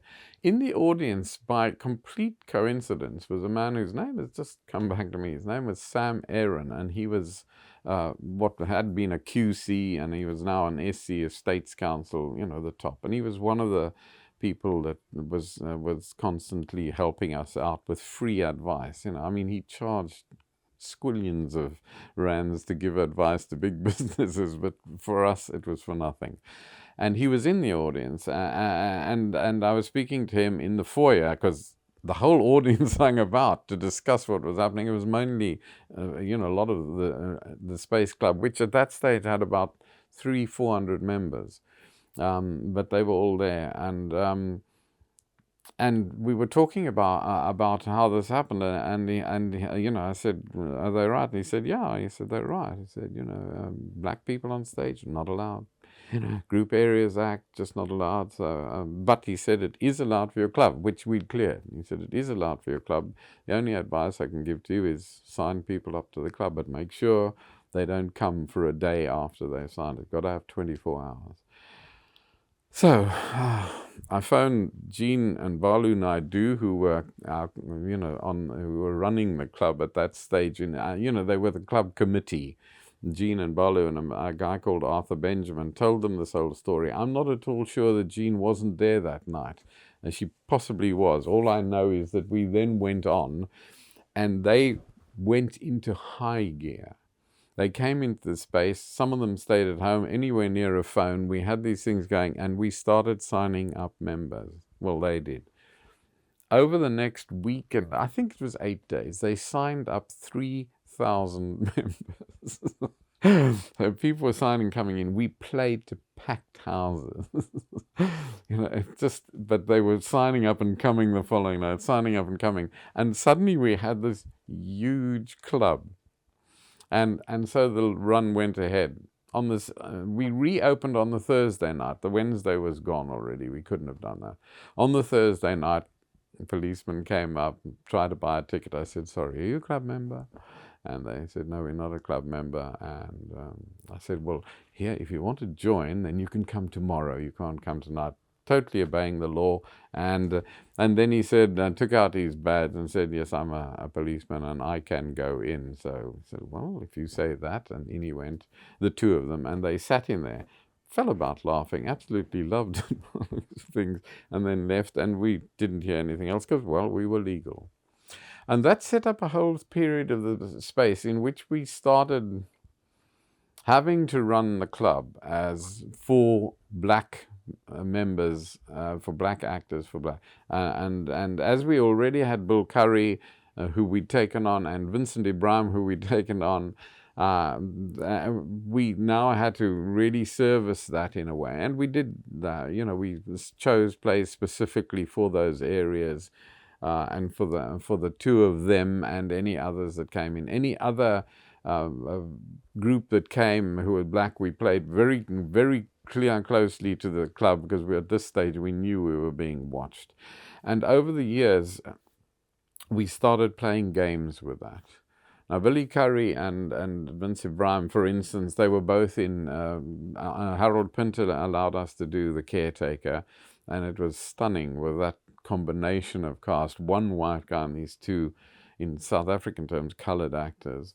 It worked amazingly well, and we played it to schools who loved it, and then, for instance, another play, which was an American play called Fortune in Men's Eyes, which was sort of fairly a play about a transvestite in a prison, and Billy Curry was flamboyant as a transvestite with Vince again, and the wonderful author of that, John Herbert, actually said, "Just keep the royalties, use it for something else," which we did. We employed, somebody on that with that royalty, and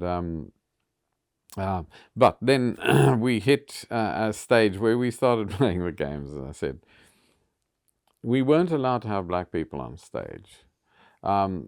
So Pip Simmons, who was a British playwright, theatre man, had done amazing stuff over here, and I read his version of Superman, and it was flamboyant and big and lovely, and it was really really interesting and very sharp. He wrote very socio-political things. It was very entertaining but very hard hitting.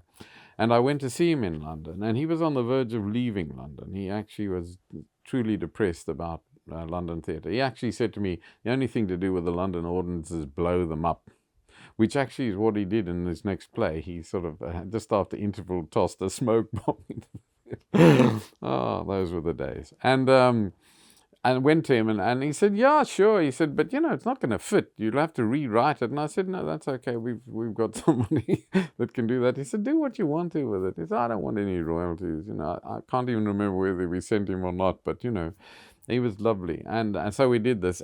Now, we did it in sort of masks. Superman wore a mask, and under the mask was Billy Curry. So the first performance outside of Sizwe Banzi of a black person on the stage was Billy Curry in Superman, and that was great fun. And then we started playing games. We did a version of American.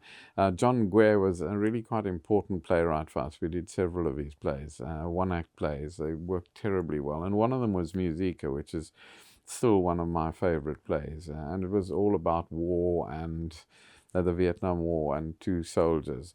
But we had this stage crew that Peter Dirk Ace, who directed, did this incredible thing of in bringing them in and out, so that in fact they became actors in the play, except that they all had T-shirts with the space on, and they were very much the stage management.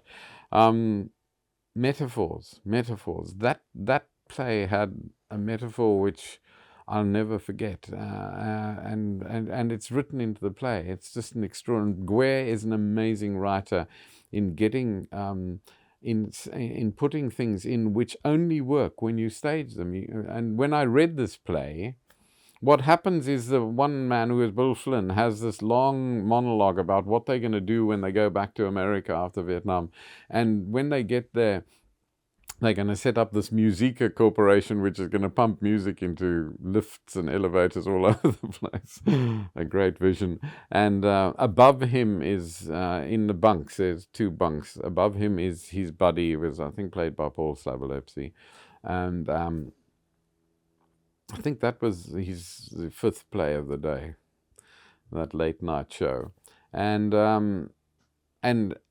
as this speech comes to the end, it's blood drips from the top because he's committed suicide. He's killed himself. So blood drips through the mattress.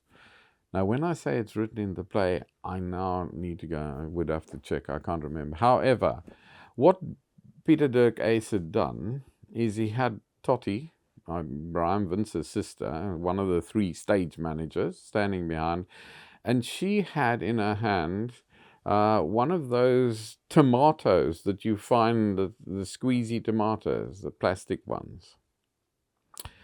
And when this came, she walked forward, leaned over, and went squirt, squirt, squirt onto the thing next to Bill. Now, that's very funny. That's very funny. And night after night, this shockwave would go through the audience and me. And I never got used to it because it put it into your imagination. And the wonderful thing about the imagination is it's far better than anything you can do. Steven Spielberg can't create what you can in your head. And this was an amazing part, I used to watch it night after night. I just loved, it was a really good play and really beautifully done. So we were playing games with trying to get that in, and we slowly, I did a out and out comedy. I'm not a director. I wasn't a director, and I didn't want to direct. I just wanted to manage the bloody place, and but we were going to London at the end of our second year, actually to see Sizwe Banzi, and at the Royal Court, and we had to have a play. We could never go dark for a week, we couldn't, or we'd die. We had no subsidy. And we were going, and I had to find somebody, a play, and somebody to direct it. And I couldn't find any directors because I thought I'll find the director and they'll have the play, And I asked everybody that we used, and nobody did. Nobody was available. No even wannabe director was available. There was just nobody. I went to the company. I said, "Do one of you want to direct a play?" "No, thank you." Nobody wanted to direct a play. So I was sitting, one night in bed with Yvonne, and I said, that's it, I can't go. I'm going to have to stay here and try and work something out. She said, absolutely, that's not going to happen. And then she lay there for, and then she said, "Why don't you direct a play?" I said, "I can't direct. I've been in a room with Athol. I can't direct. I know what it looks like." And she said, "No, you said you laugh very easily, direct a comedy." The night before, I'd been reading in bed Joe Orton's What the Butler Saw. And and I'm, as anybody will tell you about me, everybody always knew when I was in the theatre because I have a very loud laugh, and which a lot of actors were very grateful for.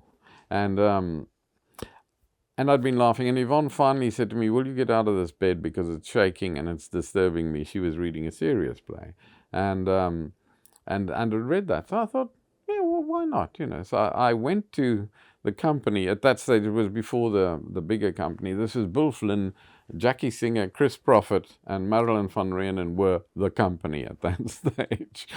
And I said to them, Yvonne suggests that I direct a play, and I've got this, What the Butler Saw by Joe Orton. It's very funny. And they all looked at me with a sort of slightly guarded look in their eyes. And I said, we do have a problem that if we can't find a director in a play, then the place is going to close down, which is a clincher of an argument, really. So we set off. I sat in one corner of the room, and they just did their thing in the other side. I fell about laughing. I just had such a great time. Bill Flynn was one of the funniest actors the earth has ever seen. And I'm not alone in that. He was just a great comic actor. He was a great actor in other areas, but in that, he was great. Jackie Singer had said to me, "Look, I'll do this, but I can't do comedy." And so she played the wife in this completely deadpan way, at the end winning Best Actress Award for somebody who said, "I can't do comedy." And everybody else was fine. And I gathered together several other people, about 3 other people, one professional actor and two amateurs. And we did this. We had the worst set the world has ever seen. Poor John Nankin he was still a carpenter. And I'd said to him, "Johnny, I need a set. So this is what's got to be there. That's why I need this, that." And, it was just a chaos. And we worked through. And then on the opening night, and I was leaving 3 days later for London, I stood just in the back behind the audience. The lights went up. Everybody started peeing with laughter. And I thought, God, this is really easy. Directing is really simple. Yeah. And but I did find that I had a touch for that. But, again, I have a feeling that, that group probably did it all themselves and I wouldn't be at all surprised if they rehearsed behind my back. I don't know, but it was wonderful, and off we went, and it earned a fortune. It paid bills. It was amazing. So when we came back, I started doing other things, and I started directing small plays, lunch hour things, because the lunch hour was very important for us to keep the actors busy, to keep the space busy, to get people in, to keep the cafe going, all kinds of things. And I started doing things and honing talents. And then I later found, I started looking for very good, intelligent comedies. And I found the Patrick Pearse Motel by Hugh Leonard, which is an Irish piece and absolutely hilarious. And Dermot Judge was in that was the first person. But we also put Billy Currie in that. Now we put him in, thinking, let's see where we are, what is the law like? And we kept waiting for somebody to come in and say, "Hey, you can't do that." But it didn't happen. So we started pushing the boundaries. We'd introduce somebody into play. It could be at lunchtime, late night, sometimes on the main stage, and using this to see whether we got stopped again, because we'd really liked the fact that we could play open with whoever we liked. And actually after that, nobody ever stopped that again. We never had a problem. Just a story of the problems that we had. Every now and then somebody would make a complaint, and then this man would arrive. He was Sergeant, I think it was Van Wyk, but I can't actually remember now. He would arrive and say, somebody says that you're playing to multiracial audiences. And I always gave him exactly the same story. I would say, "Oh, it's a real problem, yes, sort of, we're guilty. But you see, what happens is that the little theatre's just up the road there, and they're allowed to go there. And so they come to us. And it's just so difficult to say to somebody, 'Please, you can't come in here.' So we always say to them, 'Please, you're not really allowed. We'll let you come in tonight, but you're not really allowed.'" Now, this was complete umbula, and he knew it. But as Woody Allen would say, he bought it. Yeah, I don't think he cared. And he would go away filling his report and we'd wait for the next time. And this reached heights of complete ridiculousness, because we were doing a children's show one day, and it was done in the foyer. And the actors were working with it, and on this particular afternoon, we let them in at the box office. The performance started, and Sergeant, let me just call him Van Wyk, arrived up the stairs. And I said, "I've had a complaint." Oh, God. And he said, "Could we go to your office to discuss this?" And the only way to my office was through the performance. So we went through this performance, sidling through this. It was mainly a colored school, one of Kathy's local colored schools. But there were quite a lot of white kids as well. And we sidled through this with me saying to him, well, it's this little theater up here, the same old story. And him just saying, yeah, walk through the theater into my office. And then, and it was on that day he told me a really awful story, which he was very proud of. And there'd been, I think it was called, I'm not sure that it was Windermere, which was this huge squatter camp which used to be on the road down past Belleville and into Cape Town. And I think it was there, but it may have been another squatter camp a little bit further up, but in that Belleville area. And he told me how he'd been placed in charge of moving the 3,000 people in that camp, going in there with bulldozers and trucks, bulldozing the place to pieces, loading all the people on trucks, and driving them to the Cape Flat somewhere, to somewhere else, and just dumping them there. And he told me this with such pride, how he'd organized it, how it had gone like clockwork, 5 a.m. in the morning, they arrived, people were waking up, got them on. He said I think it was by 8 o'clock, they were all in their new wilderness. And you had to sit and listen to this and still talk to him, and because he held power over you, and he went away. Anyhow, this was a really strange area, because one day we were doing, I'm fairly sure it was Othello's Las Blancas, and the caretaker was running downstairs with Vince and Billy in it, and I got a phone call from him. And he said, "I just want to tell you, we'll be raiding you tonight. We've had another complaint." And I put the phone down, and I thought, oh, I've just been told to make sure that we're squeaky clean tonight. He wouldn't have phoned us to tell us it was going to raid us if he wasn't saying, "I don't want to find anything." And that was a tough one. And so I didn't know how to cope with that. So I phoned again. Jean Naidu and Balu and Arthur Benjamin were the bedrock of the Space Club committee. And I said to them, I don't know what to do. And they came rushing in, and we sat with us and discussed this. And Billy and Vince were in that as well. And we did, what do we do? What do we do? He's told us, that if he finds anybody in there, they're going to arrest them, the cast, everything. What do we do? And we finally came to, not one of my favorite ever solutions, not the favorite solution of them. And what we decided to do, and it wasn't, it came from inside that, I could never have suggested this. But I think it was probably Jean that said, "Look, what will happen tonight, just for tonight, is that we'll come. Any black person or colored person that comes, you send them down to us. We'll be in the dressing room, outside the dressing room. There was a corridor. And we'll tell them what's happening. And what we'll do is we'll say, this is what's happening. The police are coming. There's going to be a raid. And we're not allowed to be, we're not allowed to have you in the audience. So we have two alternatives. You can go in there and see the show. We are not going to stop you. Or you can come downstairs tonight where we're playing another play, and we'll give you seats for that, and we'll give you seats for when you want to come back to see the other show. And that's what we'll do. So we're not going to stop you going in, but there's an alternative, and it's a sort of help us plea.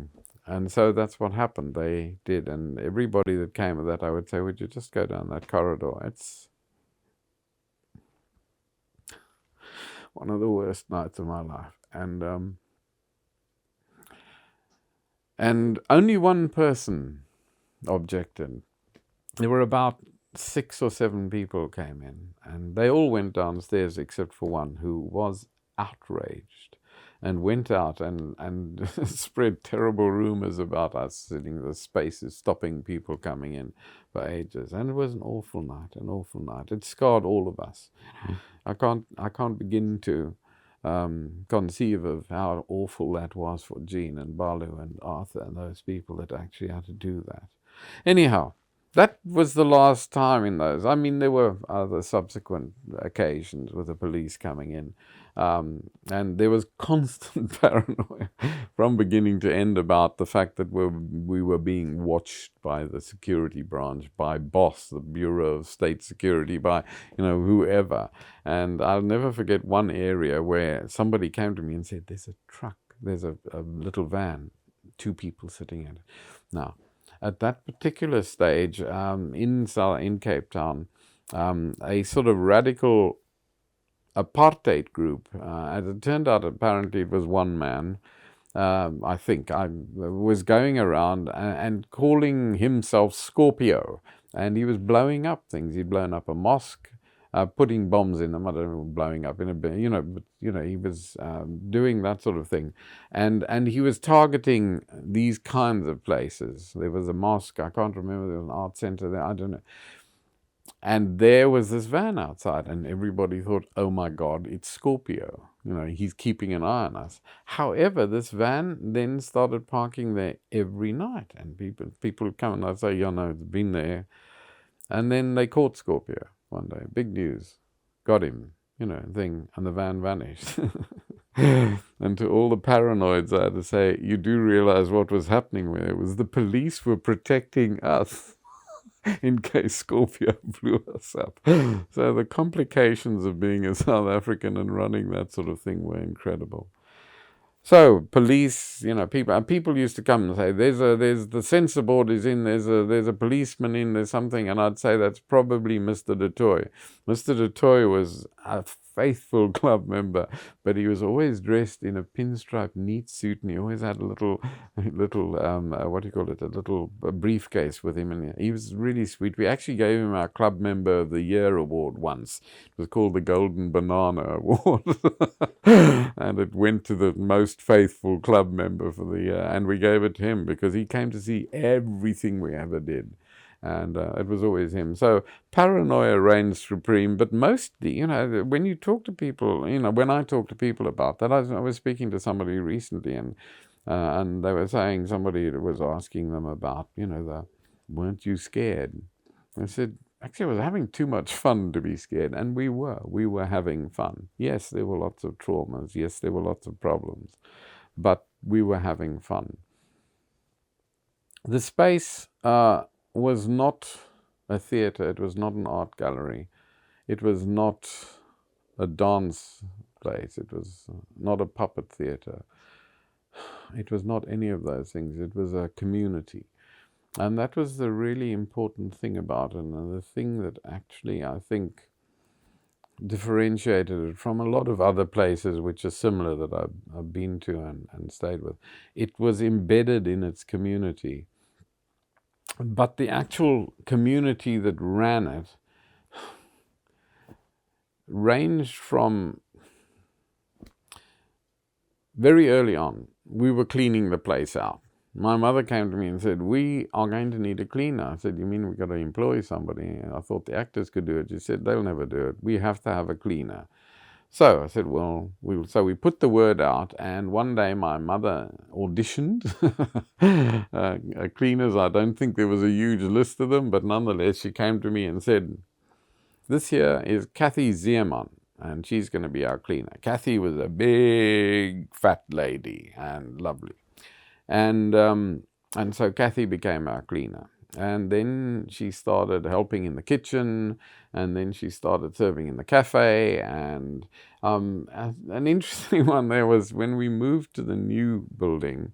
At one stage, several people said, the cafe really needs a going over. And there was a lovely restaurant below us, a really nice restaurant, and somebody came in and said, I've been speaking to them. I want to run this cafe. I want to get down there. Now, at that stage, what would happen is that Kathy would arrive at night, or even, she'd feed her family and come back down, and then she'd be behind the counter in her apron and her sloppy slippers, these big sloppy slippers that she went around in.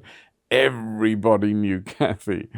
And this person who had the best of intentions said, you see, we've really got to get this going, because they'll make us really nice cakes, and we now up the class a little bit, so better cakes, better tea, etc. And then they said, and we'll get some really nice looking young women to come in and be and I realized they were saying they didn't want Kathy. And so, being a terrible manipulator, I actually went to other members of the company and said, they sort of want to get rid of Kathy from that absolute revolution. That idea never flew off the ground. Kathy became everybody's mother. She became what I, finally at the end, talking about her, she was the spirit of the space. She was, and she wasn't the only one. There was this lovely group of people who weren't actors, who weren't directors, writers, who weren't artists, who actually were the reason it survived. Kathy, Arthur, a whole bunch of people who just were there, and they created the space that people came into. You came into a home, and you had these wonderful people who looked after you and were just amazing, because they were ordinary, lovely human beings. So, Kathy, she was a wonderful lady. Okay. Very early on, as I said, I started this theatre not wanting to run the damn place. I started for other people to work in. I was a photographer. I wanted to be a photographer. That was all I wanted to be. I didn't want to be a director. I just wanted to be that. But nobody else was going to do this. And this was, as I said, the big lesson of Orestes. If you know something's got to be done, do it. Don't wait for somebody else. So I'd done that now, and I thought somebody else now has got to provide the vision for this place. As a person, I'm really very limited. I'm not an intellectual. I have a second-rate brain. I don't mean second-rate in any bad way. It's just I'm ordinary. I don't have the sort of vision that people like Athol, Dimitri, those sort of people had, Bill Tanner, all of those people had a much greater vision of what was there. I didn't have that. I wasn't a theatre person on that level. I was an observer. And I knew from the beginning that we needed somebody that would actually provide that vision, and take it to areas that, I just struggled from performance to performance. Oh my God, there's the date coming up. We've got to find a play. What's a good play? That was me so I was a manager. I wasn't an artistic director, and we needed that. It became very, Athol was very plain from the beginning, and there was not a job he wanted. And obviously he would have been the best person for it. So I started looking around, and I went to, the first person I went to was Tessa Marwick, who was at the local university, and most of the students from there that we used came through her and from her, and she just said, no, I'm sorry, don't want to do that. And then I went on and on, searching for people. There, a guy called Nicholas Wright, who is a playwright over here now and was working at the National Theatre. He was a South African. He was out there, and I said, do you want to do that? No, he didn't want to do that. And Bill Tanner, was far too volatile in certain areas, but even he didn't want to do that. And then Peter Dirk Ace arrived into the equation, and for a while he stamped his personality on the space, but he also did not want to be the artistic director, and and then Dmitri suddenly surfaced out of these things. He was the artist that actually ran the gallery, and he was doing things, and then he did these really odd pieces called protoplays. Two really important big ones. The one in which he cut all his hair off, and the intensity with which he performed, it really was performance art, but it pinned the audience to the wall. And the following one with all the shattered glass and the oil and oh God, and the audiences just sat there looking at it. Nobody breathed while he's singing. And I remember thinking, God, this guy's got a real theatrical mind. He knows how to create attention. And Jackie was a great friend of his, and I'd spoken to her about him, and one day, we were looking for it. Jackie came and said, I want to do Barney's piece, Miss South Africa, bracket 6, close bracket, which was a short story about a young beauty queen contestant who comes 6th in the Miss South Africa contest and sort of falls to pieces in front of your eyes. And it's a beautiful piece of writing. And she said, I want to do that down here. I think it had already been done in Johannesburg. And so I said, sure, fine, who's going to direct you? And she said, I think Dmitri. And I said, oh, that sounds good, So off they went and they did this. And, it was a stunning piece. And we did it late night. And it also produced another one of the many things that I've used to crucify students over the years with tales that induce guilt in them. One night, it was a late night piece. I was doing the box office, and one man pitched up. And I said to this guy, as time went on and it was very obvious nobody else was coming, and I said to him, look, we'll do it. And I didn't, what am I saying? I didn't say that to him. I went to Jackie, and I said, there's one man there. So she said, yeah, okay, I'll do it. I said, are you sure? I can ask him, if he'll come back. And she said, no, I'll do it. So I went downstairs to this guy and I said, I just need to tell you that Jackie says she'll do it. She's going to do it in any case, just to you. He said, oh, just to me. And I said, it's up to you. And you could come back and that's fine. But she's prepared to do it just for you. I said, okay, he said, I'll do it. I was hoping he'd say, because I wanted to get home too. So Dmitri and I went in, and she was sat, and it was in this upstairs bare place with 3 benches that the audience sat on. It could only take 30 people. It could only take 30 people because fire regulations stopped at 30. So if you had 30 people in and only one exit, then you were okay. Though that one did have 2 exits, but we knew very clearly how many people we were allowed and not. And so we sat, Dmitri sat on one side, I sat on another guy sat facing her. And Jackie did this absolutely stunning performance of it. She was just so good. She didn't hold back a thing. And afterwards, she had a devoted, rabid fan. The guy went out, he came back with 20 people a couple of nights later.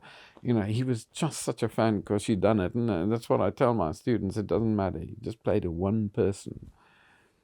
And, you don't know what's going to happen from that. So that was Dimitri's beginning in directing for us.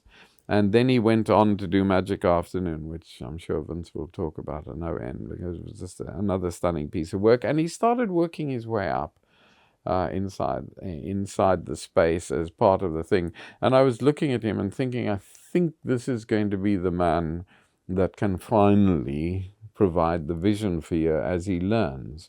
And we worked our way through, and he got better and better and better. And then when we moved to the new space, not the new space, the Long Street space, I actually was over here with Yvonne, and she was doing Dimitas, and I'd come over to see that.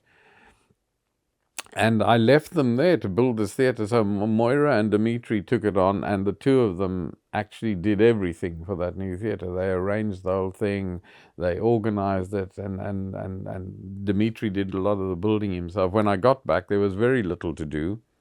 And as a matter of fact, they all said, "You've done no bloody work." And they showed me this. Oh, the bastards.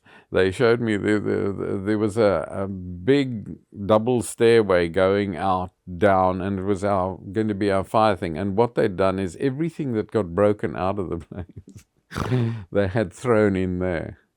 And they said, "We've got a couple of skips coming tomorrow, so you can clear it out." So I wasn't alone, thank God, but for the following day I got filled with dust, etc., as we threw this thing out.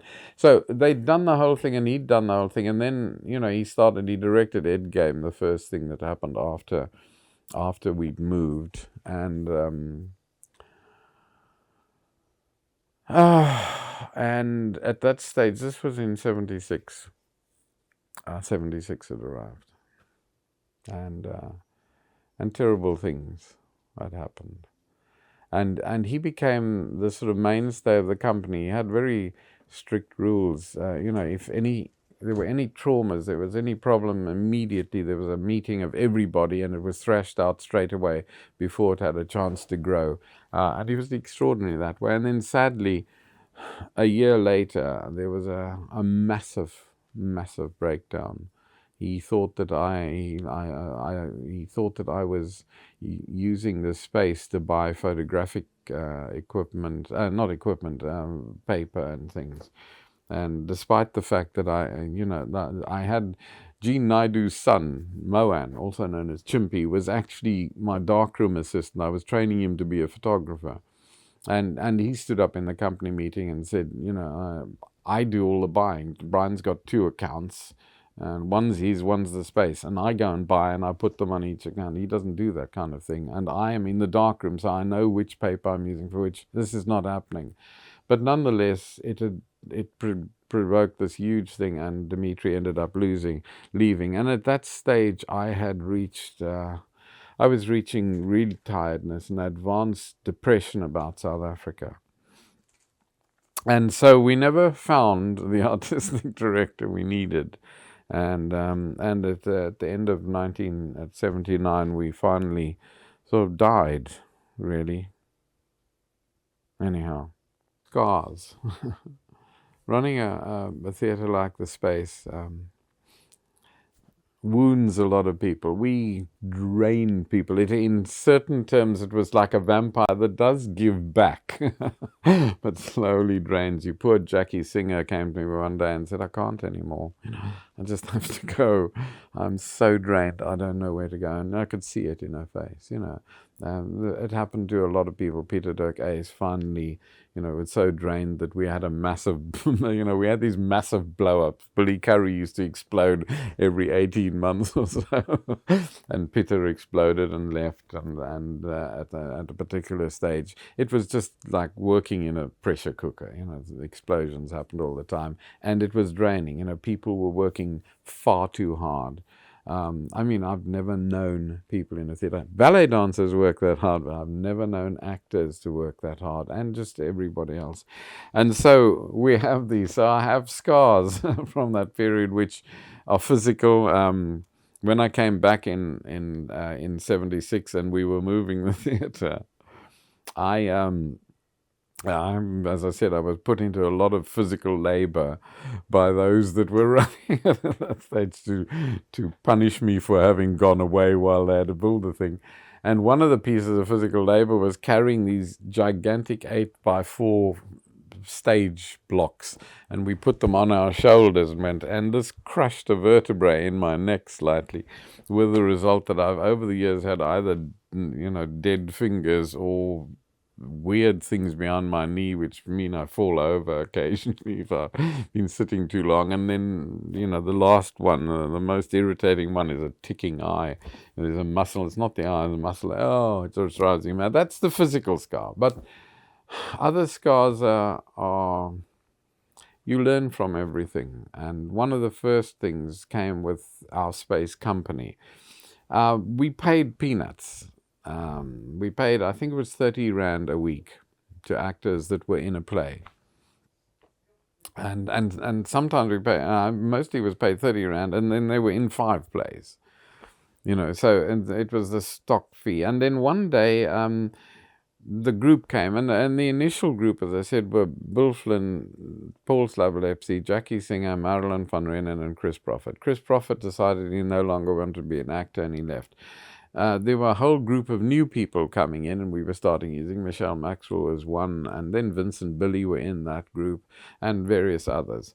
And they came to me one day and said, look, it's a real problem, because we never know whether we're being employed or not. So we can't plan anything. And they'd worked it out. They'd really done their homework. And they said, we've worked it out that if, for instance, you pay us 25 Rand a week, which was peanuts again, but we get that every week, we can actually have a company of actors who have a certain security in their lives. And I sat with Peter Dirk Ace, who was at that stage, sort of being actually, was hoping he'd run the place, but, and we sat and worked it out, and we thought, it's okay. We can have about 10 actors on a permanent basis. And we sat down and worked out this very intricate series of plays, because we got very worried about what was happening through the period of the playwrights boycott. We got very worried that our audience suddenly got left behind. So what we wanted to do was a range of plays that would introduce them to all of the new plays that were being done overseas, so that it would bring them up to scratch on what was happening. And we worked this out, and we went back and said, okay, we'll do this. And it started off with great pomp and circumstance, and and everybody said, oh, fantastic, we'll do this. And there were all these plans. There were plans, they were going to do workshops every morning. They would do not workshops, warm-ups. They would do a warm-up every morning, a vocal and physical warm-up. Jackie was going to lead these, and and I can't remember, I think it was Michelle would do the singing one, etc. And they'd have these all morning. Then they'd go into rehearsals, and this wonderful idealistic, utopian company was going to exist, which was lovely. However, on the third morning of the company's existence, I came in, and it was 10:30 a.m., and I went up to where they were going to be doing the warm-up, and there was Jackie on her own. I said, what's happening here? And she said, well, on the first day, 3 of them arrived, and yesterday 2, and this morning nobody. And the warm-ups fell to pieces. And then I watched in utter horror, absolute horror, as they sort of retreated like mollusks, like snails. They retreated into little rooms up and down Long Street nearby, which didn't cost very much. It was not the best place on earth to live. Didn't cost very much, and they sort of contracted to be able to live on that salary. And then what happened is, I said to an actor one day who was in something, I said, we've got this play and I'd like you to play that role. Oh, I can't do that. No. I said, why not? I said, I'm really tired, doing this play at night, and it really tires me out, and I can't, I'm rehearsing during the day. I really can't take anything else on. And this suddenly built up, and still we found within 2 months, we were actually having to get other actors in, because our own actors weren't playing, and they just withdrawn, and it was like, one after the other they pulled out of things. Billy Curry was outraged at the time, because he was desperate to work, and as one of our black actors, he couldn't be in all of the things that he wanted to be in. And I sat and watched this, and this is a major scar on my psyche, because if you had to ask me what sort of politics I do, well, the first thing is, I always say, never trust a politician of any kind. Left, right, doesn't matter. They're all after power, and they will all shaft you, one way or the other. And history has borne me out over and over and over again. So that's one thing. But if you had to say which one, I am a socialist, probably. Except that taught me a really bad... In this country at the moment, now, in Britain, in 2009, socialism is a dirty word, sadly. But it strikes me as being the fairer system. However, socialism has a really, really big problem, which I discovered there, which is it takes no account of human greed.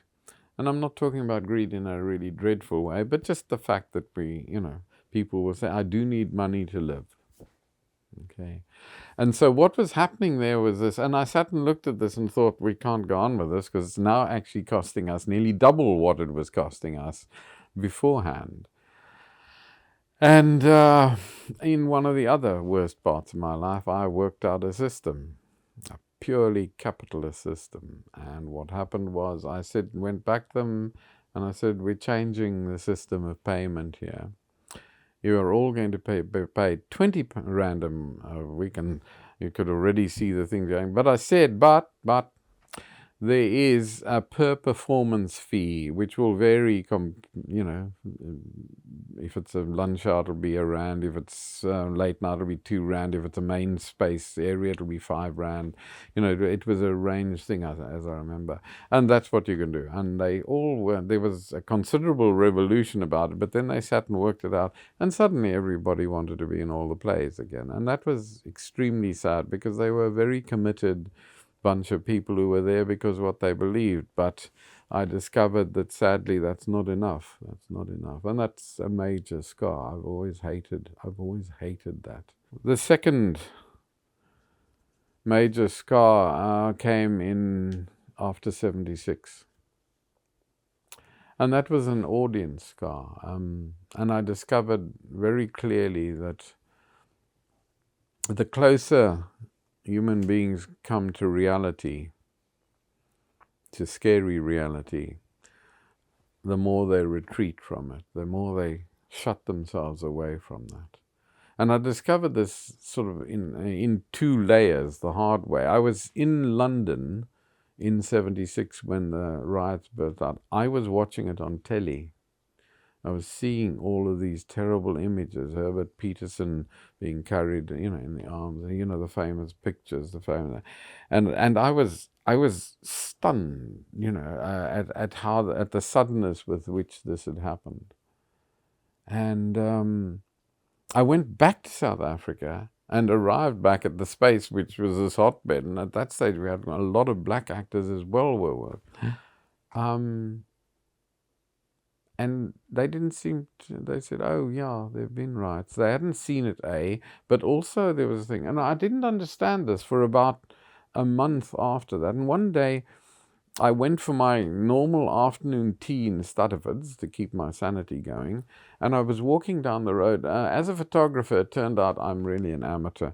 I'm pretty crap. I never had my camera with me when I should have. And one of the great lost pictures of my life, I was walking down and there was a newspaper banner poster in front, and it said 4 shot dead in Langa.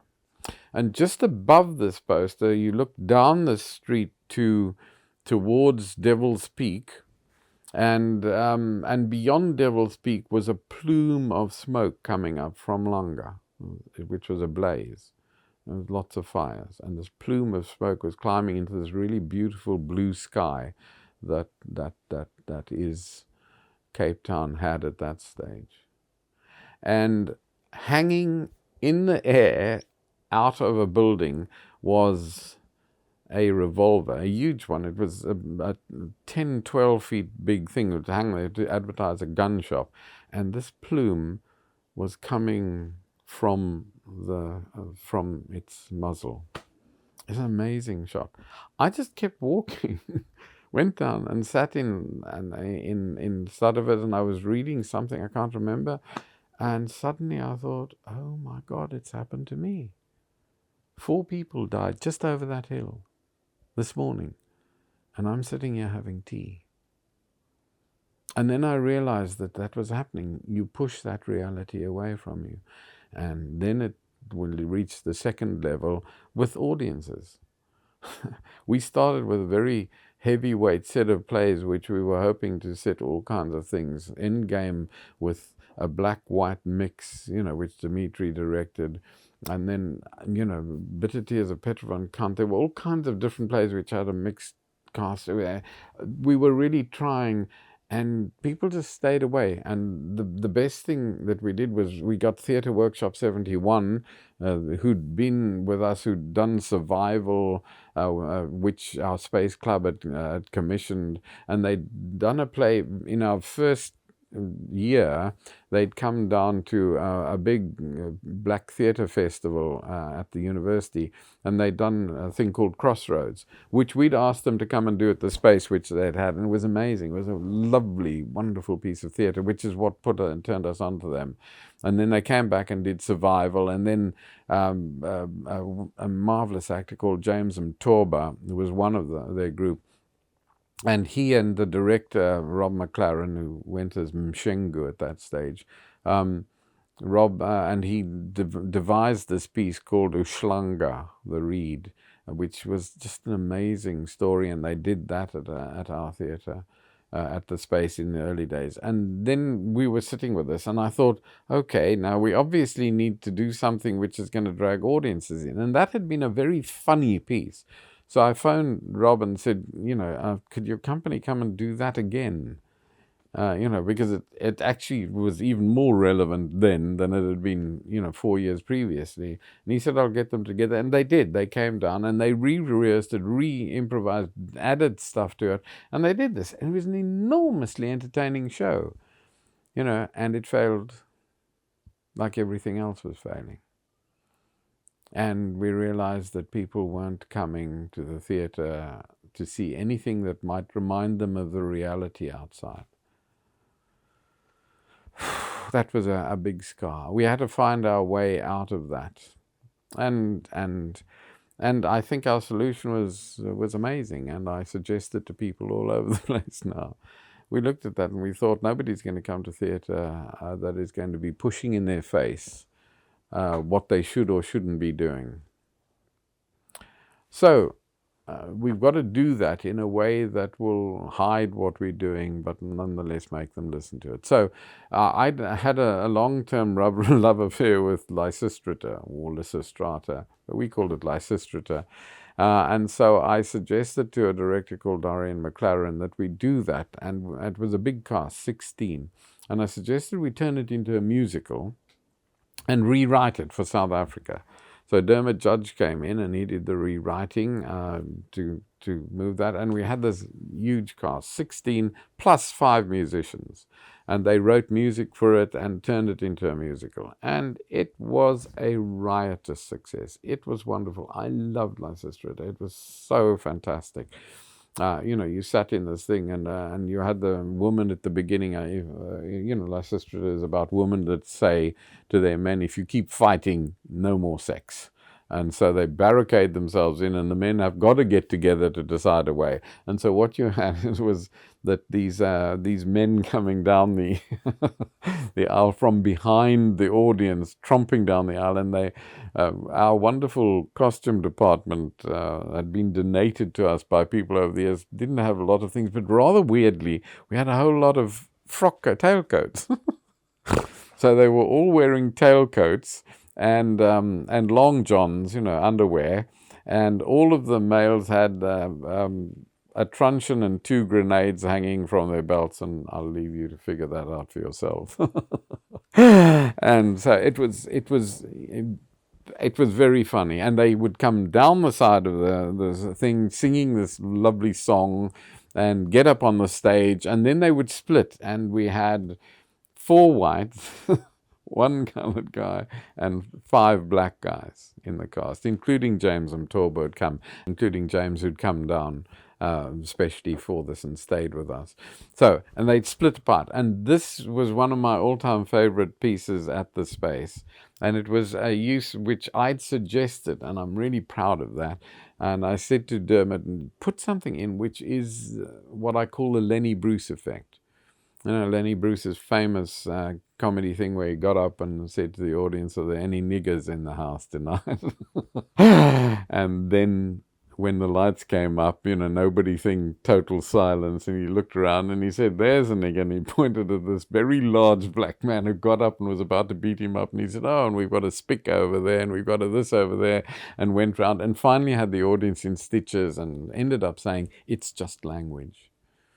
People can hurt us with it, or we can choose not to let them hurt us." And it was an amazing piece, which I absolutely loved. And I suggested that we adapt that, and they did. And they had this amazing, so the two groups are there, and then the one guy would sit there, who was playing the real Afrikaner, and he would say, "Actually," he said, "we've got to get together with these guys. We have to. Otherwise, we're never going to get back to our wives." And so he said, "Well, and I always remember the line was, I've got a degree in native law administration." He said, "I know exactly what to do. Is it okay for me?" And then he turned to the other one and he yelled, "Hey, kaffer." Okay. The worst thing. The equivalent of nigger, the worst thing. "Hey, kaffer." And I used to stand outside the doors, which were swing doors, and you could just and watch the audience night after night, because it was just amazing.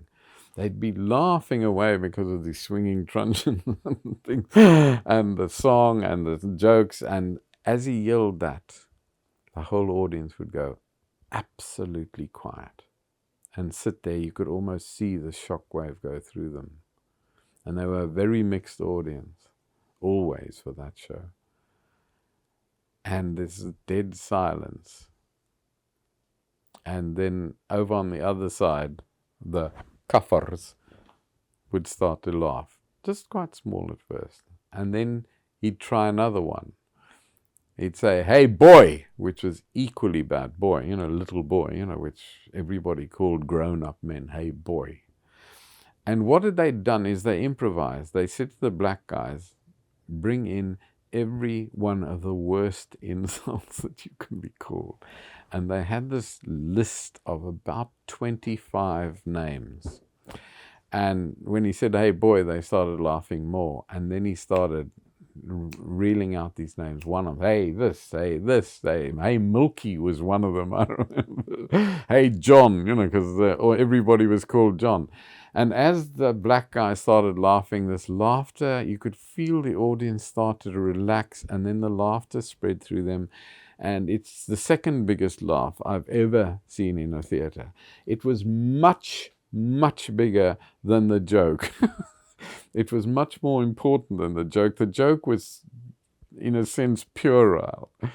But it worked fantastically. And after that, what you'd done was dismantle that tension that was in the air, which was in our own company. People were suspicious of each other. It was a terrible time in South Africa. And that play helped that. And it used to be wonderful. We pinched another thing, the end of hair. At the end of hair, everybody got up on stage and danced. And we did that. We invited them up. And there were nights I would stand there with the whole sodding audience up on our poor little stage, dancing the Goomba. And you'd think, we're going to fall through to the next one. And it was just an amazing, joyful, healing experience. So that was a scar, and one which was finally healed. The final area, which was not a scar, but when we got to the end of the space, one of our club members and faithful supporters was a copywriter in Cape Town. She was Irish, and her name was Geraldine Aaron. Everybody called her Jerry at that stage.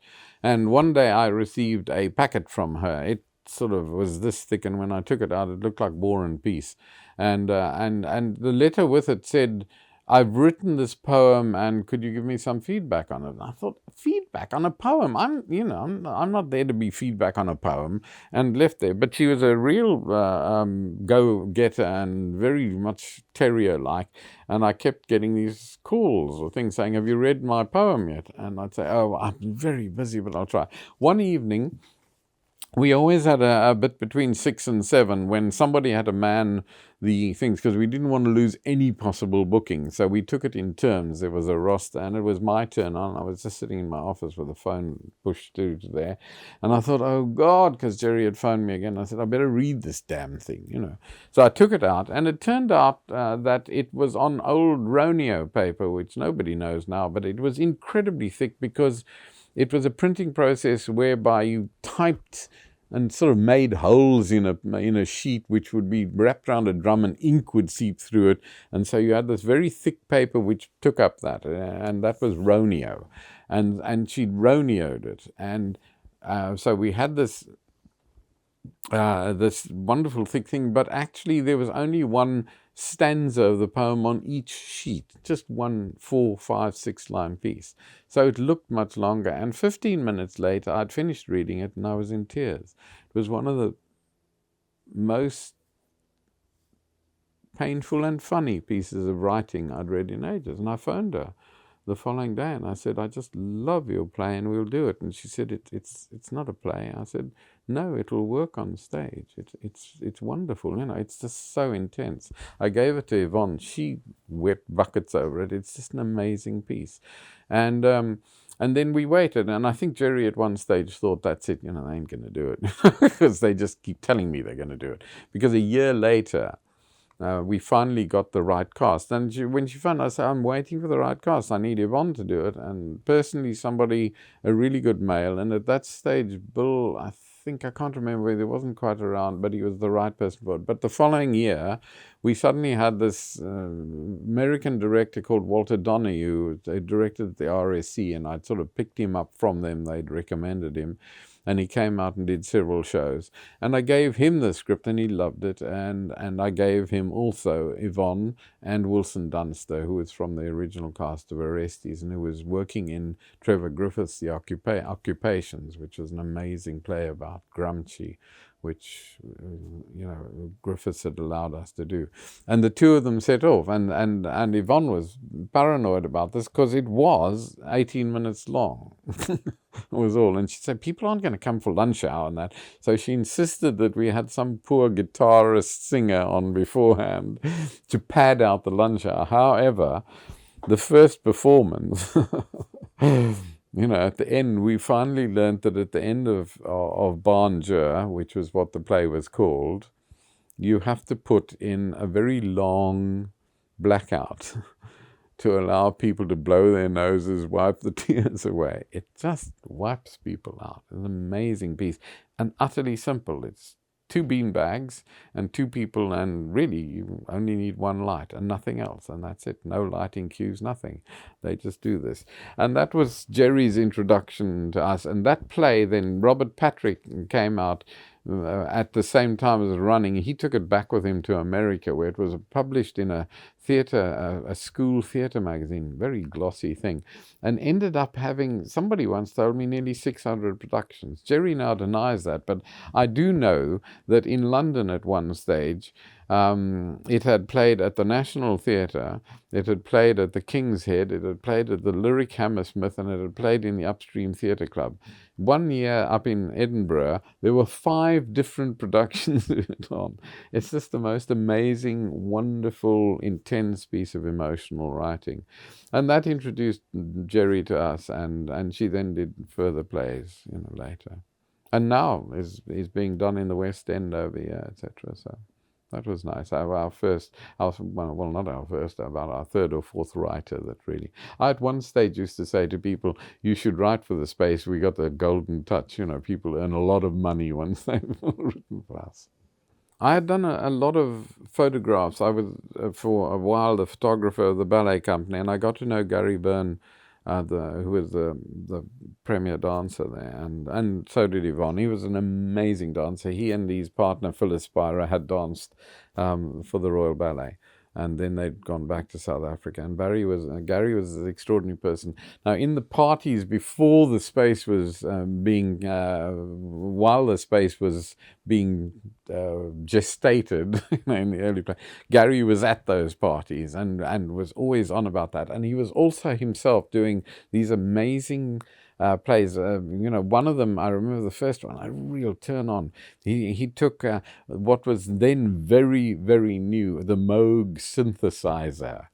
And there was this version of Bach's, oh God. Anyhow, the Bach piece, which I'll remember later, and the dancers worked like hell with this, this incredible fast music. The dancers used to come off drenched. I photographed backstage, and I said to one of the dancers, "God, this is really tough." Said, "Oh, yeah, but I love it. I love it."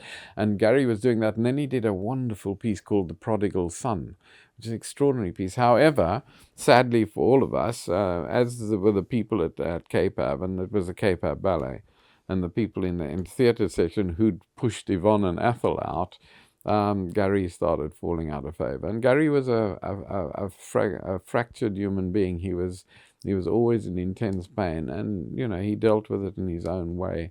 And finally, it was too much, and he left Capab, which was shameful. They should never have let him go. They should have nurtured him.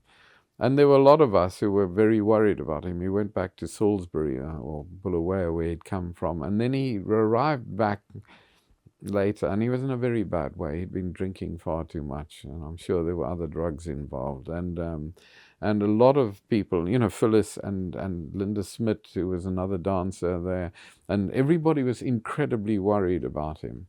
And so we said, well, why don't we'll make this extra little space. By this time we were on all 3 floors, and there was this space which we weren't using for anything. It just sat there. They said, we'll convert that into what was called the other space. We had the upper space, the outer space, the main space, and the cafe space, everything with a puppet space, everything had space in it.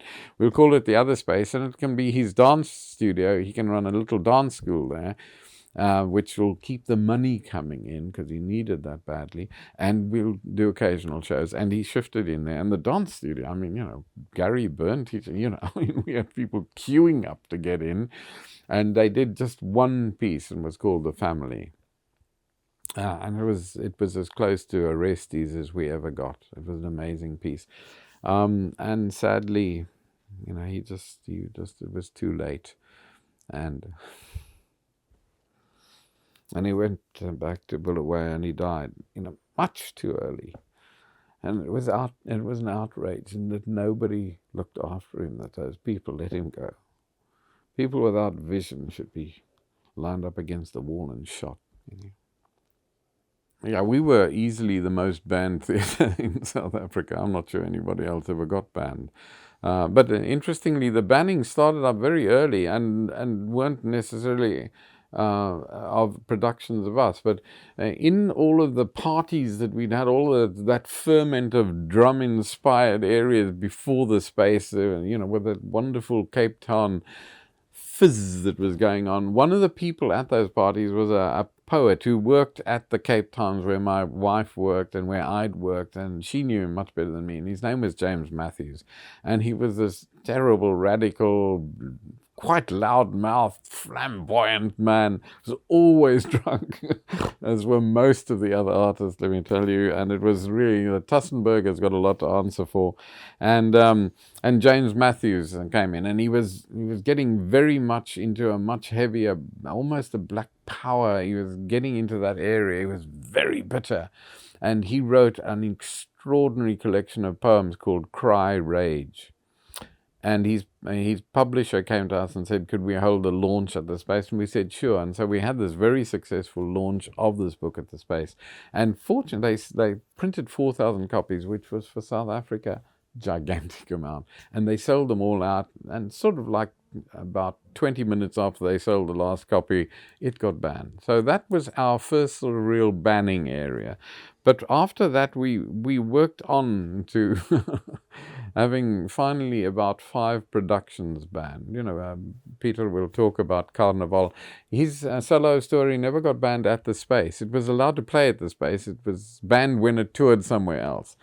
With Peter, there was a real problem in that when he worked in English, they sort of let him go, but the minute he strayed into Afrikaans, they banned him. They really didn't like that. And on the other side of the coin, there were all of these Afrikaners who were for the first time, like I had been with Bloodknot, hearing their own language spoken, because he wasn't writing the high flown. He was talking really down to earth, full of swearing, the way people out on the streets were talking. Well, not all of them, but a lot of them. And they loved that. Peter had gathered a whole company around himself, and an Afrikaans theatre stepped in, an Afrikaans theatre which was trying to go into a different area. It was a really fizzing area. Trix Pienaar was a journalist that I'd worked with. I used to take photographs for her. And one day somebody said, we did this play competition. It was the forerunner of the big play competition, which is now very big in South Africa. But it was the first time anything like that had been done. And we had, a lot of really rubbish plays, as you do get, but there were 5 or 6 good ones. And the one that won was called It's My Weekend Too, by a writer called Sheila Roberts. And from very early on, lunch hours were very important. We were trying to get people used to coming to the theatre. It was not in a normal place for theatre up at the end of Long Street. And there was this huge amount of office workers, and we were trying to attract people in. So we started off with always very funny, short plays, good plays. And the second one, we did a first thing which was called off-Broadway plays, 3 off-Broadway plays. And an American director called Don Price was out there, and he brought these plays, and we did them, and they were hugely successful. Had the most successful poster we ever had, which was just amazing set of the American flag broken up. I can't remember. I think that was also, I can't remember who designed it, but it vanished really fast from stores, but for different reasons. Everybody wanted the damn thing. So it was on walls all over the place where it should have been out in the windows. But so we did these lunch hours. I mean, about the 3rd, 4th lunch hour long, Percy just said, how about I do a show on Jewish humor? So we said, great, so he did this whole lunch hour thing just describing what was Jewish. It was hilarious, and it was jam-packed. And amongst other things, he said, why don't we have bagels? We serve bagels in the cafe. We finally had to have a table with 3 people on it cutting up bagels. I remember one day they said, how many bagels, did we sell today? And they said 150. I mean, the audience was 250 strong inside, and it wasn't always full, obviously, but 150 bagels had been sold. The poor people cutting up and putting cream cheese and everything on them. So that was it. Now, lunch hour became really important in those areas, is to get people in. But it actually had a really odd knock-on effect, which is that we did a play which Peter Dirk Ace directed with Bill Flynn and Michelle Maxwell, Blaise Koch, all the normal actors, and it was called Don't Walk About With Nothing On. A lovely English translator called Peter Mayer had his agent had given us these plays, and he'd said the same thing: you just do them, keep the royalties, use the thing around, and they were translations of Fado one-act plays, and Fado's an amazing farce writer, and we did. Don't Walk About With Nothing On was the first one. And it was a riot, an absolute riot. People loved it. One day, Kathy, our cleaner come server in the cafe, come mother, come spirit, came to me and said that the local school, which was up in what was called Die Boerkaap, the above Cape, which was actually also known as the Malay Quarter. It was a very, very heavily Indian Malay group of South Africans, and she lived there. And her child's school had come and said, did they ever do performances for children for our school? So what can we do? And so we said, well, sure, we can do something, and we started discussing it, and one of the teachers came in and said, we'll bring them all down here in the afternoon. So we looked at this, and the only thing we had was that and a performance, and I'm fairly sure it was Rats by Israel Horovitz was lining up to be next. And Horovitz's plays were amazing because they are they all circle around a specific idea. And this particular idea sort of rather inverted a social structure and had a sort of a young rat going to take over to challenge the king rat, older rat, but they'd subverted the thing, so it came from a very, very posh New York suburb, which was sort of desert for rats, to the richest place on earth for rats, which was Harlem, and this king rat was in there and was rumored to have eaten as a human baby as his great achievement. When the young rat arrives there, he finds that actually the old king rat has sort of rather gone soft and is looking after a human baby. And that was Vince as the young rat, Billy Curry as the old rat, and Totty, Vince's sister, as the little human baby.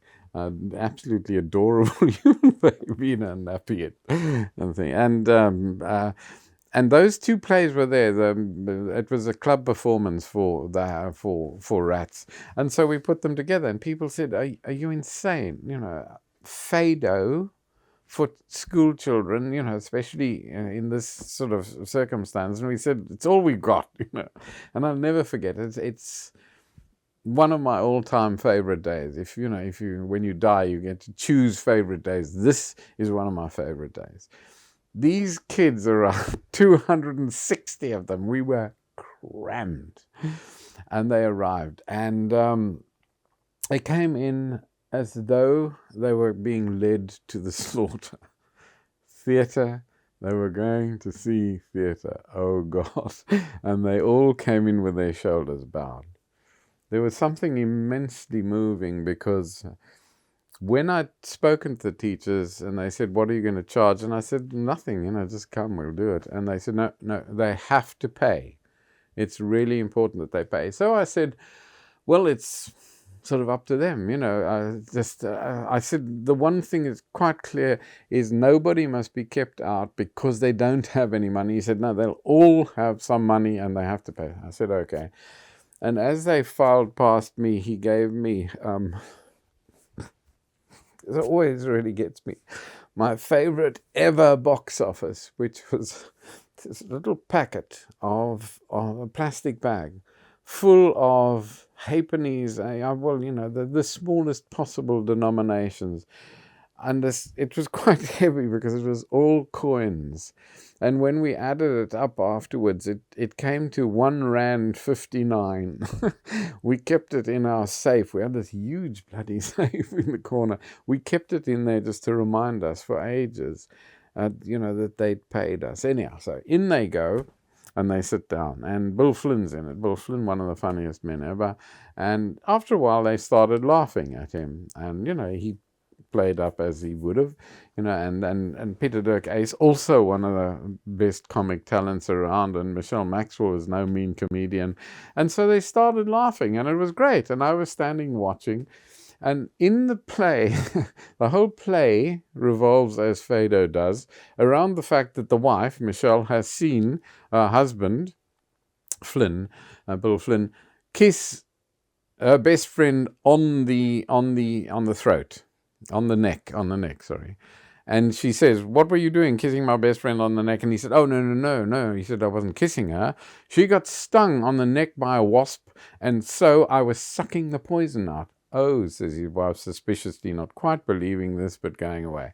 His big boss is coming in to visit for the day, and he arrives. And while he's negotiating a very delicate thing with his big boss, his wife comes rushing in. She's dressed. She's not managed to get fully dressed yet because she's meeting the boss too. She's dressed in a basque and a very frilly sort of, what do you call it, peignoir. And she comes rushing in, screaming and saying, "A wasp has stung me, and sucked the poison out." And he says, "Where?" And she turns and she presents her bum to him and points at her left buttock. And which, is pure crass farce. It was wonderful. But the audience went insane. I have never, I said, in Lysistrate had the second biggest laugh I've ever seen in the theatre. This one was the biggest. Kids got up. They punched each other they were screaming with laughter. It was like watching a whole grain field in a very high wind. They rocked backwards and forwards. They hugged each other. It was and from there on, it was about 10 minutes to the end of the play. The actors mimed the rest of the play. You couldn't hear a word above these screams and gales of laughter. Anything they did, the audience just went further. And it was just amazing. And then they came back in after their little interval and saw Rats with Billy, and Vince and Totty, all people just like them, doing this play that they really could understand. And we were off and running. We started doing regular things, and we always combined something really funny with something quite serious. And we did a lot of those performances for the local schools, and then later on we started shifting out into townships. And again, we did the same thing in the townships. Our first, we took Don't Walk About With Nothing on in a further incarnation into a township. And again, people said, they're not going to, but exactly the same thing happened. They absolutely loved it. And what it did was inculcate in people like that, in those absolutely raw, unschooled theatre audiences, a love of theatre. They wanted to come back and see it. One of the most satisfying things that's ever happened to me was after I'd come here in 1980. I came to London, and I was living in the Hampstead area. And one day I was in Hampstead post office, standing in a long queue. And suddenly I tap on the shoulder, and I turn around, and there was this very obvious South African Cape coloured woman. And young. She was about 21, 22. And she said, "Aren't you Brian Astbury from the space?" I said, "Yeah." I didn't recognize her at all. She said, "No, you won't know me." She said, "But I used to come to the space." And it turned out she'd been in that first audience and then come to see Work Play, which was just a stunning piece of children theatre, which was done by another man that I'd asked to be artistic director called Robin Milan. And he'd done this wonderful piece of theatre called Work Play, which was based on a sort of a template worked out over here by a man called Brian Way, in which you get the audience, the kids, to actually determine where the whole thing's going. It's the most amazing piece of theatre because it teaches them how to use power and what happens if you misuse it. It's a fantastic piece of theatre, and it's just improvised. And she'd been to that, and she then went to that, and then she said as she went along, as she got older, and she started talking about all the plays she'd been to, and I just thought, wow, no, I've not lived in vain. It was just lovely coming from, I've been stuck on the bum, stuck on the bum, suck out the poison, which is just so stupid. Okay. I was at the space one morning in the Long Street space, and we had a lot of people. It was around the time of the first South African Fatz's play, and we had a lot of black actors at that stage. I'd say the majority of actors at the space were black. And I got this phone call one day from one of the actors called Sam Phillips, and Sam's father, I think, had been very involved in the struggle, and Sam had become an actor through Fats, as just about everybody else had at that stage. And I got this call, and he was sort of whispering, and he said, "Look, I'm phoning you from the Lunga police station. I got picked up in a pass raid last night." And he said, "There's this very strange man here who actually wants to make me legal." And he said, "But now listen carefully. You have to say that you employ me full-time," which we weren't. Everybody at that stage was being paid as they... You have to say you employ me full-time. And he said, you have to... and he said, whatever you do, don't talk back to him. Don't question him. Just do what he tells you. Can you come and fetch me? So I drove off to Langa, up to the police station, and went in. And there was this man, and he was an Afrikaner. He was, a very ordinary Afrikaner. And he sort of didn't quite look at me, and he said, "Okay, now do you employ this man?" And he filled in this form, and I said, "Yes." "And what's the salary?" And I gave this fictitious salary. and all of these things. And then he gave me this, and he said, okay, now you have to take it through to that man over there. And he pointed, and there was a sort of big open, not a desk, there was a opening in the wall, and through beyond that, this guy was sitting behind a desk. What do you open? I'm really getting old here, you know. Let me just go back onto that. What the hell is this? I was driving out, and it suddenly struck me. This is really something. When Athol and John and Winston used to tour around, John used to go as Athol's cook, I think, and Winston. No, John used to go as the gardener, and Winston was the cook or something on their pass. So each African had a pass on which it stated how they were employed and who they were employed by, what their thing was. Now, they were never actors, okay? And so everybody had this passbook that they had to carry, which proved that they were legally entitled to be in this area. So I arrive at the police station, and there's this really odd Afrikaner. He was, well, odd. He was ordinary Afrikaner, and he looked at me sort of out of the corner of his eye, and then he asked me questions, said, how much do you pay him? Are you employed full-time? How much do you pay him? I told him, you know, I was making it up because we weren't employing him full-time. And then he wrote it all out, and he signed it, and he said, now you've got to go with that man behind the counter over there, and he's my boss. Now, he said, don't say anything to him. Be very careful. Just answer the questions that he asks you. Don't talk to him. Oh, okay. So I went over there, and there was a whole bunch of about 8 or 9 black guys standing there. This was a Thursday morning, and I think it happened almost every morning, but particularly on Thursdays, people used to come into the townships in their lorries or buckies, as they call them, the open thing, and they would to hire to get people to work for a day or two. Okay, and it would be just one day's money, and there was awful unemployment, and these young healthy guys would be waiting for that, and they were standing around joking and laughing. And I walked over, and this guy came over and said, yeah, and I gave him the thing. Thought, I'm not saying anything, and he looked at it, and I can't remember, he asked me a question or something, and then he walked back, and he got out a stamp, and he went gadung, and he stamped on the thing, and he came back, and he gave it to me, and as he gave it to me, one of the guys said something to him. It was a joke. It was some sort of joke. And he then started, well, sort of joking back with them. But he started talking to them as though they were, I don't know, dogs. I don't know. You know, it was, he talked to them as though they weren't actually quite human. And I was standing listening to this, and I sort of have a vague memory of Sam coming over and sort of pulling me away from that, because they then started, they were not about to back down on him, and they were joking back, and he got more and more abusive as it went along. And I couldn't believe anybody could talk to somebody like that. And, you know, it was their daily reality.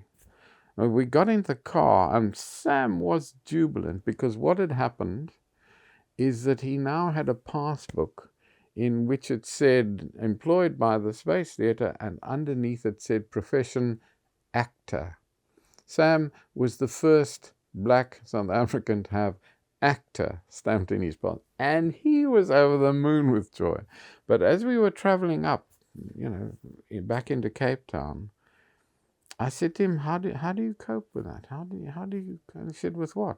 I said, with the way that man spoke to you. And he said, well, it happens every day. I said, how do you not kill him? And he said, And it set a whole train. This was towards the end, and I was really tired and depressed, and it set a whole train going in my head, because I actually realized I've always been a pacifist. I don't believe in violence. I'm real Gandhian. I don't believe in violence to solve any problem. But that day taught me that if I was black, I would have picked up a gun. It was a crippling day in certain terms. I actually looked at that and thought, you know, I can't. So I stopped being able to say to blacks, no, we really can't go that route. We must find a peaceful way out, because I knew that if I was in their shoes, I wouldn't. And it was the beginning of the end to a certain extent for me in South Africa. And a wonderful beginning for Sam, who had his passbook with actor stamped in. Everybody was incredibly jealous back at the theatre. Okay. The space went through various sort of, in a sense, eras. You know, there was the Fugard era, then there was the Peter Dirk Ace era, then there was the Dimitri era, and then we really lost our way in the middle somewhere.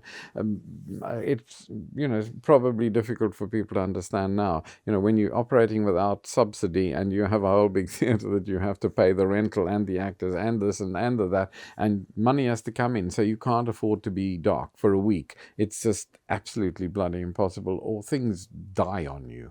And or the whole place comes to a halt. So you do what comes up. And in that sense, I expect I was the perfect person to keep it alive. I wasn't keeping it alive necessarily with the sort of things which we should have been doing, because they weren't always available. And so we did some plays. You know, if you look at our list of plays, there's several of them that I look at and think, oh, you know, I wish we hadn't done that. But at the time, there was no choice. We had to get something on and go. So that led us to an area where quite a lot of people, after the initial excitement of it, it sort of died down, and then people started saying, what the hell are you doing? You know, why are you not doing more of this? Why are you not doing more of that? And we were trying, but it was not all that possible. And sometimes, you know, what constantly would happen is that people would join us, in a sense, get their early training, and then go to Johannesburg, where all the money was, and more opportunities in their way. So we had this sort of actor talent drain to Johannesburg constantly throughout our lives. And we used to say, go, you know, by all chance, but come back at some stage and plow back in what we're doing, and nobody ever did that. Or very few people did that. Anyhow, so we then had the excitement of moving to the new building. The old building just got too expensive. We had opened up another theatre downstairs, which we did our serious work in. The upstairs was supposed to keep us going, you know, with bringing the money in. The downstairs was where we did the plays that we really wanted to do. You know, everything from Peter Dirk Ace's, you know, Snow White and the Special Branch, which is the only thing I think that ever worked at a Christmas period in South Africa, at the space. You know, all those kind of plays. Robert Marto's play, Survival, was in down there from Theatre Workshop. You know, a whole bunch of serious things. Magic Afternoon play down there, The Caretaker play down there. All of those sort of plays, because it was a 125-seater, and so you could cope. And we expected it to lose money, and we expected that. So there was this survival imperative that was driving at us all the time, and I wasn't really equipped to raise the standard in any way. You know, as I said, I'm not an intellectual, and I didn't have that sort of vision. So we sort of bumped along, and then the new space sort of had that up when we started, but unfortunately it also coincided with 76, and the audience suddenly left us in droves until we started finding out how to sort of get them back, but it never fully recovered from there. And then, you know, we worked our way through, and then with Dimitri, losing Dimitri was a major blow. And I hadn't at that stage been working at the play, you know, running the place for 6 years, and I was getting really tired, and South Africa was falling into ruins around me. It was just it was incredibly depressing. You know, inside the theatre we had intense paranoia. I remember one day Totty came in and came into my office and said, Charles Common, who was one of our actors, had been there regularly, a rather big bluff man who played Safend, that's Bill Tanner's play. Charles Common is working for the boss. I said, what do you mean? He's a boss agent. How do you know? I saw him having lunch yesterday with a guy from Boss. So, and Dimitri was running the place at that stage on that level, the company, and I told him this, and he called a meeting. So everybody was together, and we had this incredible fiery meeting, because Tottie was a very fiery lady indeed, with her, and Charles was completely bemused, and he said, wait, why, who? And she said, I saw you having lunch with this guy yesterday and told him where. And he said, that's my best friend from school. And she said, yes, he's a boss agent. He said, yeah, I know, but he's still my best friend from school. And when he says, let's go to lunch, we go to lunch. He's really quite a nice guy, he said. And this, you can imagine how that went round and round. But it cleared the air to a certain extent. But this is happening all the time, There was this constant suspicion. Dimitri remembers, which I do clearly, these police things just coming up Long Street outside us, just throwing tear gas out of the thing, just for no reason. The streets quite clear, nobody doing anything, and it was just an amazing time and very depressing. And I reached the end of that period in a state. Yvonne had been coming over here to do various plays. She'd come over with the South African season. Then Dimitos came over and ran in the West End for a while. And then we came over at one stage, and Ross Devonish, who was the director who'd done the film of Boesman and Lena, asked her to stay to do a thing. He was a trainee director then at the BBC, and he asked her to do his project with him. And I'm not at all sure that they weren't doing People Are Living There as his project, a cut-down version of it. I can't remember. But so she stayed. And I said to her, if anybody asks you to do anything, just do it, stay. Because I'd lost faith in the whole thing out there. And somebody did, she stayed for quite a while doing that. And then the Riverside asked her to do the Medea that we'd done in South Africa with Barney Simon. And she did that and went up to Edinburgh to the Traverse. I was here at that stage. I actually did an exhibition of photographs which came with that. And no, the Medea was later. Anyhow, she was at Riverside doing a play there. And then Edward Bond saw her. Oh, they were doing Hello and Goodbye with Bill Flynn and her. It was part of the Riverside's opening season, and Yvonne was over here with Bill doing that. I didn't see that, but Edward Bond saw it and asked her to go to the National and play in the title role in his play The Woman, which she had to audition for Peter Hall. It's quite something anyhow. So she got that, and I said, just stay, and I'll close the space down and come. Because what had happened in there was that I'd actually reached the end of the road, and I wasn't the only one. There were a lot of us. And, we were sitting around and saying, what we've done has been useless. It didn't work. We tried. It didn't go anywhere. There was one day somebody said, we're just a bunch of middle-class white wankers. And it felt that way. And it felt like you were sitting in this huge granite chamber with nothing happening. Outside there, people were falling out of windows of the 6th floor of the Johannesburg's John Foster Square. Ahmed Timol tumbled to his death. He jumped out of the window all on his own. Terrible things were happening. Steve Biko was dying. Steve Biko, that was an extraordinary moment. When he died, Fats came in one day and she said, Steve Biko's dead. Now, I knew who he was because it was the big black consciousness. And I'd read that he was dead, but in the paper, but I didn't understand the huge effect that he'd had on black South Africans. And I said, yeah, that's, and we talked about it. And she said, we're all going to the funeral. And that was the whole cast. And I think it was the first South African cast. I can't remember. And she said, we're going to the funeral. And the funeral was going to be the following week, or very close by. And the funeral was going to be up in the middle of South Africa somewhere. And I looked at that and I thought, oh, they're all going. That's the whole cast. So we can't play. So we had a decision to make. And we made it, so we closed the theatre down. It was the only time. And they all went off. It was over 3 days. We closed it down over 3 days. And if people phoned, we just said, our cast has gone to the funeral of Steve Biko.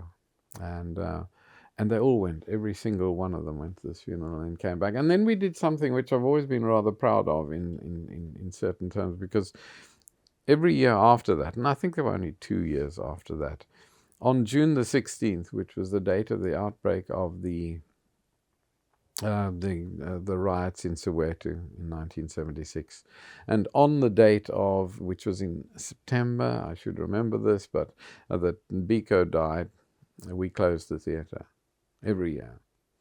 It was sort of our, what is it, a national day of mourning we did. And if people ever asked, and people did, they'd find and say, why aren't you performing? Once was a Saturday, I think, why aren't you performing? Because we closed. And nobody else did that. Nobody else. And we did. It was a measure of Steve Biko was a major figure for them. Anyhow, so we were sitting in the middle of that, nothing's worked, nothing's happened. And fortunately, the gods sort of sometimes take pity on you. And because I think if I'd have left South Africa in that state, I don't know how much I could have survived, because the wrench of leaving South Africa was awful. But one day Sue Williamson, who was one of the major women's group leaders in Cape Town, came into my office and said, and she was talking about something else that we were doing, and she said, have you seen this show that the women of Crossroads are doing? And I said, no, not even heard of it. And she said, well, I haven't either. And she said, I'm actually going out there next Thursday or next Friday. They're having a performance. It was during the day. And I said, oh, can I come along? So out we went together. In the meantime, I tried to find out about this. I phoned everybody that I thought could possibly be working with the women of Crossroads. Now, just to give a bit of background, Crossroads was a big squatter camp, an illegal one, which had grown outside of the two, Langa and Gugulethu, the two big locations, the two big townships. And this had grown up because an awful lot of men were coming from the Transkei and Ciskei to Cape Town to work. And they were coming without their wives. And what would happen is their wives and kids would follow them down. They would set up this illegal squatter camp with, these tin shanty homes, etc. And then at some stage, somebody would come in and bulldoze them down and send the wives back, and things would happen.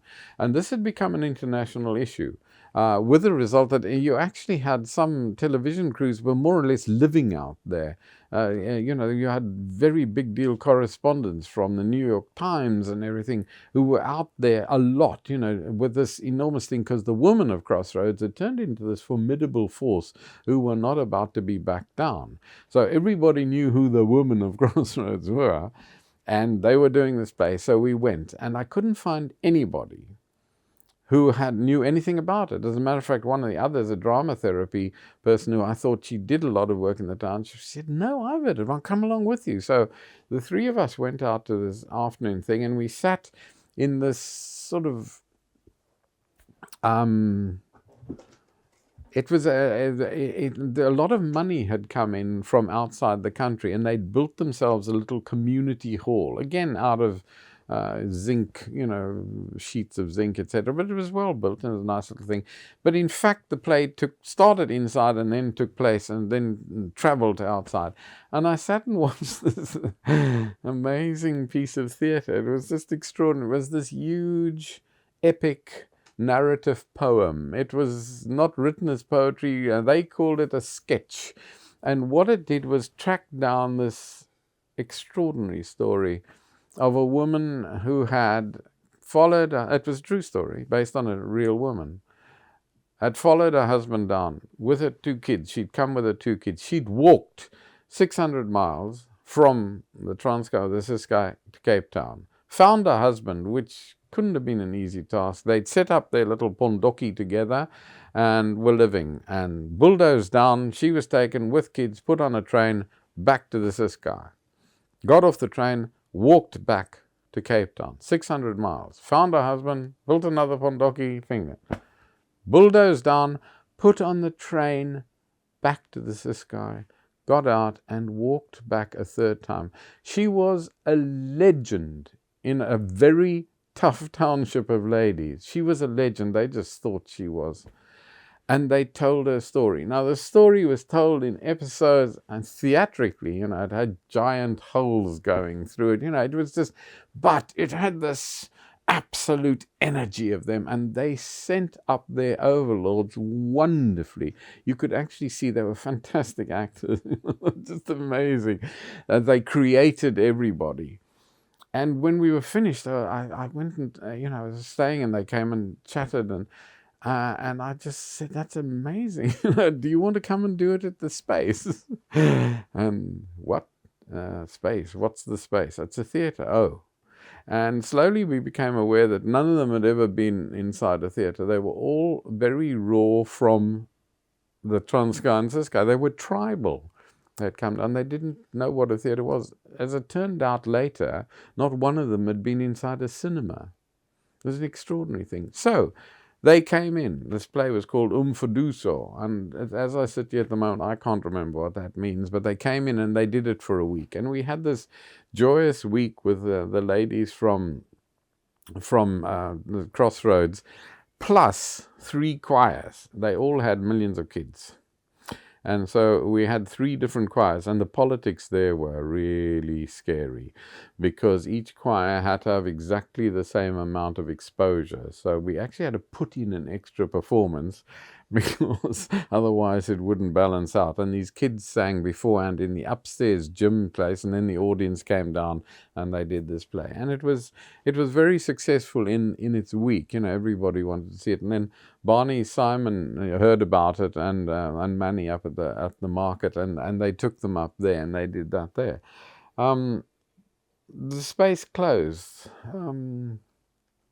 I don't think I'm ever going to forget the last night of the Space, because Fats had written a play especially. It was called Glass House, and it just involved 2 women, a white woman and a black woman, who had been brought up by a sort of a rich white family, a privileged white family, but the black woman was the daughter of the servant of the family, but had grown up, and the 2 had grown up as sisters. So there was this incredibly tight bond between them. And then where the play took off was that, so the father dies and leaves the house to the 2 girls. But there's a problem because as a black person, you can't own property. Well, especially not in a white area. And this causes all sorts of strains and stresses inside that. And we did this play, and to this day, I can't remember whether it was a good play, a bad play. I can't remember anything about it. I was in such a state of stress, as was everybody else in that place, that I don't remember what it was like. It was just too emotional, too everything. And we got to that, and we got through a run, and we were dribbling to an end. It was just, it was a very strange time. And on the last night, which was... On the last night, which was a Saturday, and we decided that we'd invite everybody that had ever been important to us, everybody that had helped us, everybody in one way or another that had sort of been part of the Space. Les Benson, who on the night before he got married drilled with one of those drills straight through a 30 amp supply and watched as the drill bit went red, white, and disintegrated in front of his eyes, and could have died but for a very good bit of drill bit, whatever, insulation to Maciek Maszewski. So everybody, I mean the whole, everybody that would get, including dear Rose Ehrlich, who'd become our honorary patron. She was a regular, and she couldn't hear, and she was always asking people, what did she say? Etc. And lovely. And they came. So the whole play was set up in a rather odd way, in that not a hard way. We always went up 5 minutes late. Our audience was sort of constitutionally incapable of coming exactly on time. But 5 minutes late, they always made for some strange reason. So we always went up 5 minutes late. And so we deliberately, Fats and Leonie Hofmeyr, who was playing the role, were playing a game. It was one of those universal children's game with a bunch of stones. You throw them in there and you see how many you've got to catch, etc. It had a whole structure, and they were set up to play that from the moment we opened the doors to the time we started, which was about 15 minutes. And there was a music track that was going along with this. And so we were going to go up at 8 o'clock, I think, and at 20 to 8 we'd open the doors. But what actually happened was that people started arriving, and they started walking up into the theatre, and it was a completely silent audience. They all looked as though they were coming to a funeral. They walked up, walked straight in, there was no tickets, there, and sat down, and nobody said anything. So Fats and Leonie were sitting playing this game, surrounded by this completely, from 7:45, the entire audience was in already, and we still had 15 minutes to go. It was, I had to rush upstairs and find a way of fast forwarding the tape in a break in the music. And Fats and I couldn't tell them that they were going to go on early, but I just trusted they went. And finally they went, and it was. I can't remember the performance. I just know I sat and I can't remember why, but I was in the lighting box. I don't remember. I think I was running sound, and Arthur was running lights, and down there, this audience was numb. And in the middle of all this was Rose Ehrlich saying, "What did she say? What did he say?" It just became more and more of a nightmare, and I just watched it crumble. I remember thinking, fairy tales don't come true. This was supposed to be a special night for these special people.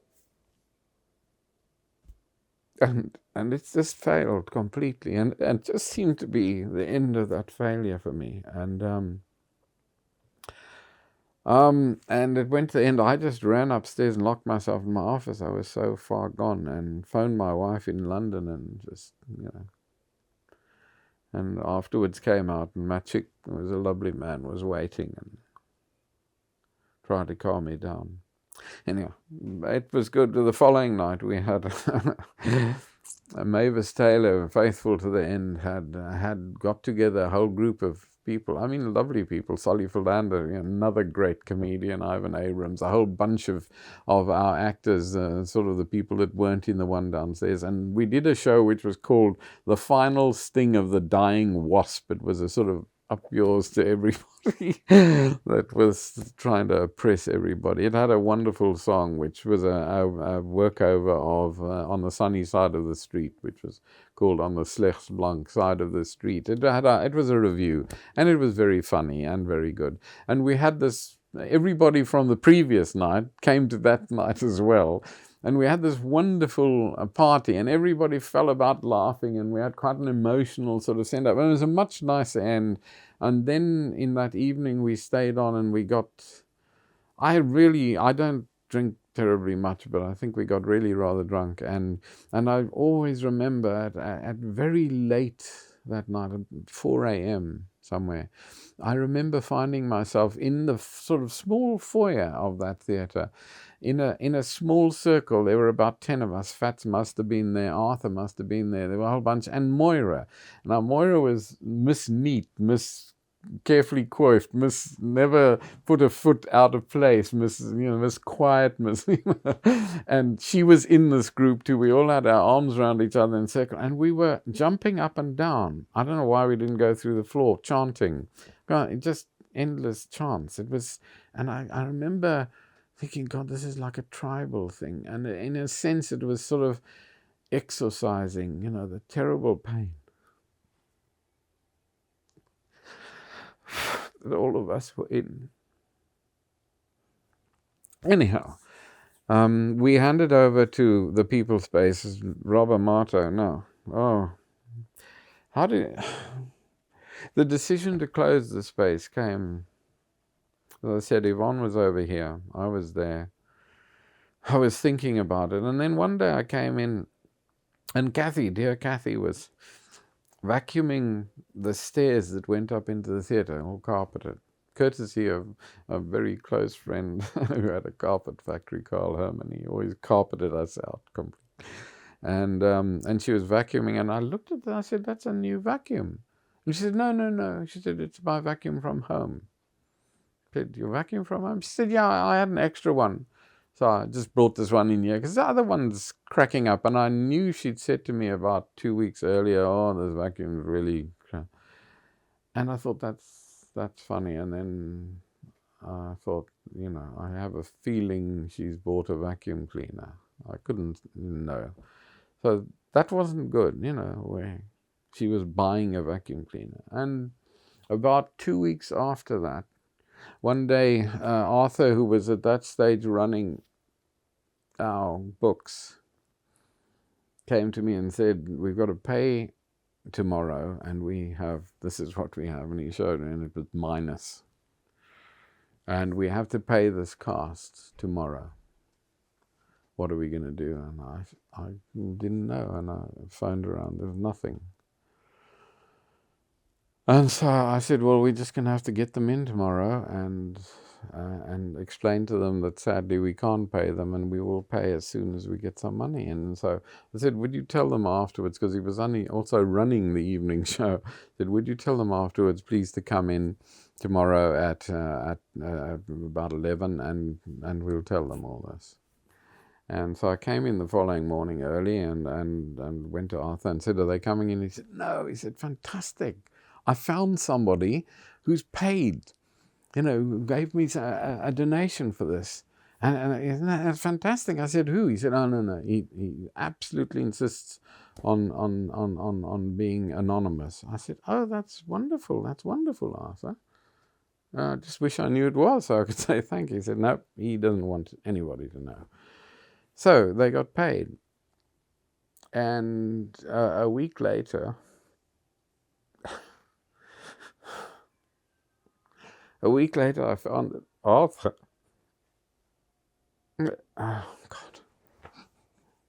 a week later I found that Arthur had taken out half of his life savings and paid the salaries. And when I found that out, I thought, that's it. Kathy buys.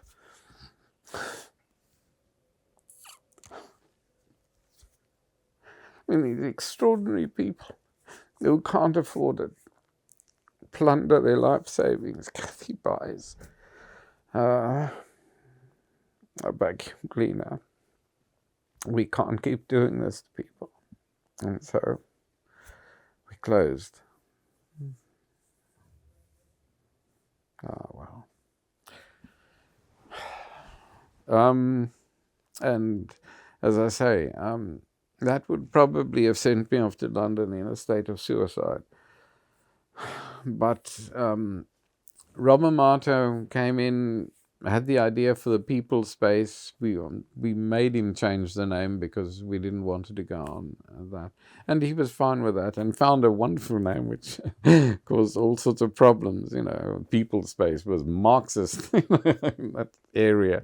A lot of people didn't like that. But, nonetheless, it worked well. And he had some wonderful ideas. And in fact, a lot of the people were just continuing. But what he did is he bought us. He bought a running theatre. So he paid for the lighting board, the lights, the seats, everything that was there. And that the amount he paid allowed us to pay off all our debts, and was what that was about. And, we just, there were a few left over, but we managed to squeak through. And I was still working from my darkroom, which was upstairs at that stage. And I was part of that, and I was helping out. I was on the board of the new theatre. And I was in there, and one day, I, as part of my attempt to earn some sort of money, I was writing a column for a magazine which was just called The Capetonian, run by a friend of mine. And I would just write a sort of theatre piece every week on just about anything that caught my fancy. And I'd written a whole piece on all the black actors, with photographs of them, which was great fun, and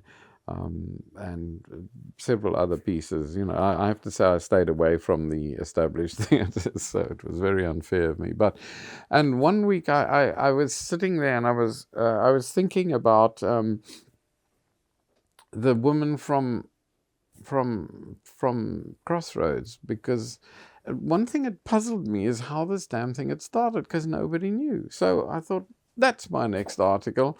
I got my tape recorder, got in my car, camera, went out to Crossroads, and I went to the First Lady. And her name was Alexandria Luke, and she'd played the actual legendary woman that did all the walking. And I went into her and I interviewed her for about 45 minutes. And it's interesting when you listen to the recording, you can hear this shh, shh, shh, every now and then. Shh, shh, shh. And what was happening is that every now and then she'd get up and she'd have to sweep out this shanty because sand was blowing in. It was on the Cape Flats, and she said to me, if I don't keep sweeping it out, at the end of the day I've got this much sand on the ground, and so she was having to do that. And at a particular stage during our thing, she said, okay, just hang on, I've got to go and get some water, come along with me. And kids gathered together, we all had buckets, and we had walked for a half a mile to a standpipe where there was a queue of people, stood in the queue, got water, and walked all the way back, because they didn't have running water, they didn't have electricity, they didn't have anything, and the sand was blowing in, and this was that. And so I said, okay, finally, whose idea was this? And she said, man, no. She said, I don't know. She said, one day, I think it must have been Muriel Mbabosi. She came in and said, let's do a play about, this woman. Not a play, a sketch about this woman. So we decided to do it. Okay, I said, so I left Alexandria. Mama Luke, as they were called. Everybody had Mama put on the front, and I left Mama Luke, and we went round to Muriel Mbabosi. Muriel lived in this in the shanty town where her husband worked for a tobacco factory, and again, to my utter shame as a photographer, I'm really stupid. Somebody fortunately did document them. They used to appropriate labels which come in big rolls and wallpaper their shacks with them. So these incredible walls full of liquor or cigarette things or jam. It was amazing. And Muriel was sitting there, and the same thing, very intelligent, very very active woman actually, and said, okay, how did that? Same question. Who started? Oh, I don't know. Wasn't it Alexandria Luke? No, she sent me to you. Oh, I think it was Regina and Tongana who came in one day and said we should do a sketch about this. And I then went off on this big circle. There were about 12 of them. It took me 2 days. I went around this huge circle, which ended with the last one. I think it was Jane Yanta, said to me, I'm sure it was Alexandria. It was Mama Luke. She told us to do it. So I went back to Mama Luke, and she said, I don't know. Somebody must have come up with the idea. And it was one of the best moments of my life, because these were women who, I said, had to go twice a day to a standpipe and stand in a queue and carry things, who had to sweep out every day. They were not middle-class white wankers. And all of them had said the same thing as I said when we talked about that. They'd said, oh, we got these television people, we've got these journalists, we've been in all these things. What's it help? Nothing. And that was the one thing we decided to tell our own story, and that was the center of it. And suddenly one day I sat there and I thought, oh my God, if the whole world was exploded and 6 children were left trapped in a deep cave somewhere, they would do theater.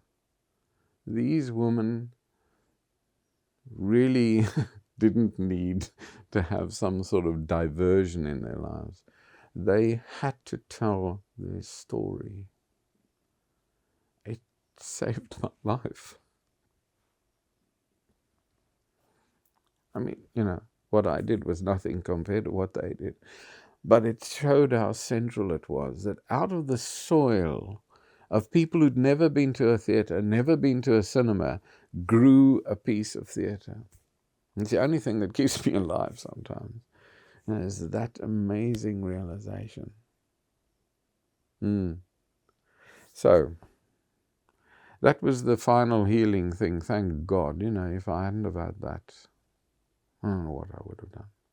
Okay, so I'm sitting in this theatre and I'm looking up and I see the 16 lights on this really, I think the theatre could only take 60 people in any case.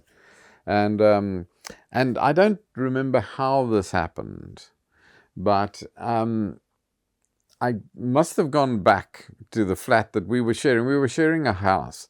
My daughter was there as well, and Yvonne and myself were in one portion. Athol, Sheila, and Lisa, his daughter, were in another bit, and it was in Holland Park, a lovely house, and we were in there. And I must have gone back, and somewhere something had gone click, and I think I probably said to them, when I get back, I'm going to get a bigger photographic studio, and then you lot can do another Orestes in that. And okay, now you know what would happen if your 6-year-old boy came up to you and said, I want to dig a hole to China. You'd say, great idea. Why don't you just try and do that? And that was roughly what happened to me. I don't sort of really remember that clearly now, but I do know that Yvonne and Athol were, well, I don't think patronizing and condescending are the right words, but it was the way of talking to a little boy and saying, good idea. Yes, why don't you do that? Unfortunately for me, I had a really good friend over here called Garner Thompson. Garner was a journalist with me on the Cape Argus back in South Africa, and he'd been then very supportive through the early days of the space. One of the first big interviews about the space was Garner did. And I went to supper with him one night. Sorry, one night I went to supper with Garner and his partner Derek, in somewhere near Regent's Park in this basement flat. And I mentioned this. I said, I'm thinking of doing this. And Garner's one of life's great enthusiasts. And so we started talking and we started planning, and you could do this and you could do that and you could try this, and there's so-and-so and so-and-so and these people. And, and this thing was already growing further. So I went back home, and I obviously must have said something to Yvonne, who probably said, oh, yes, lovely, keep going, but was not at all into that, probably. I went back home and I wrote 2 letters. The one was to my mother, who did my books always. And the other was to my best friend from years. Who was a guy called Malcolm Roop, who I'd gone to school with, and who was then my lawyer, as well as my best friend. So, and I wrote both of them this letter saying, this is what I'm thinking of doing. And I asked Malcolm if he could look around and see if he could find a bigger studio for me. And I wrote to my mother and said the same thing, because she used to come in and do my books, and she was still she was sort of looking after my studio. I shared it with somebody else, but while I was gone. But I said, look around, see if you can find anything. And that was the start. I then came back to Cape Town and started looking, to Yvonne's complete horror. They'd thought he'll get tired of digging to China, and then he'll stop. But I started. Now, at that stage, the wave I've talked about, the set of knock-on effects that I've talked about, the tributaries, suddenly became a flood. I'll never forget that period of time. It taught me an awful lot about what happens inside societies when the idea whose time has come arrives. I mean, people just took off on it. Everybody. I went to Jane Raffaele. I said, I'm planning to do this. Oh, great. She said, we'll give you as much help as we can. I said, would you run a committee to raise funds? She said, I'm far too busy for that. But she passed me on to her assistant, and I think a woman called Kathy Joel, who I think had already taken over as editor of Fair Lady.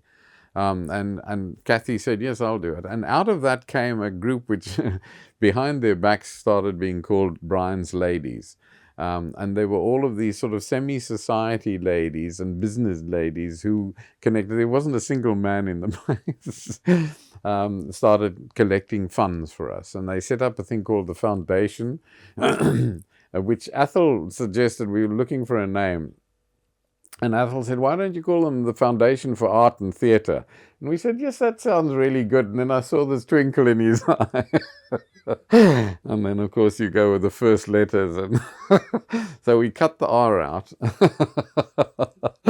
And we put, and we call it the Foundation for Theatre. The Theatre, I can't remember now, of course.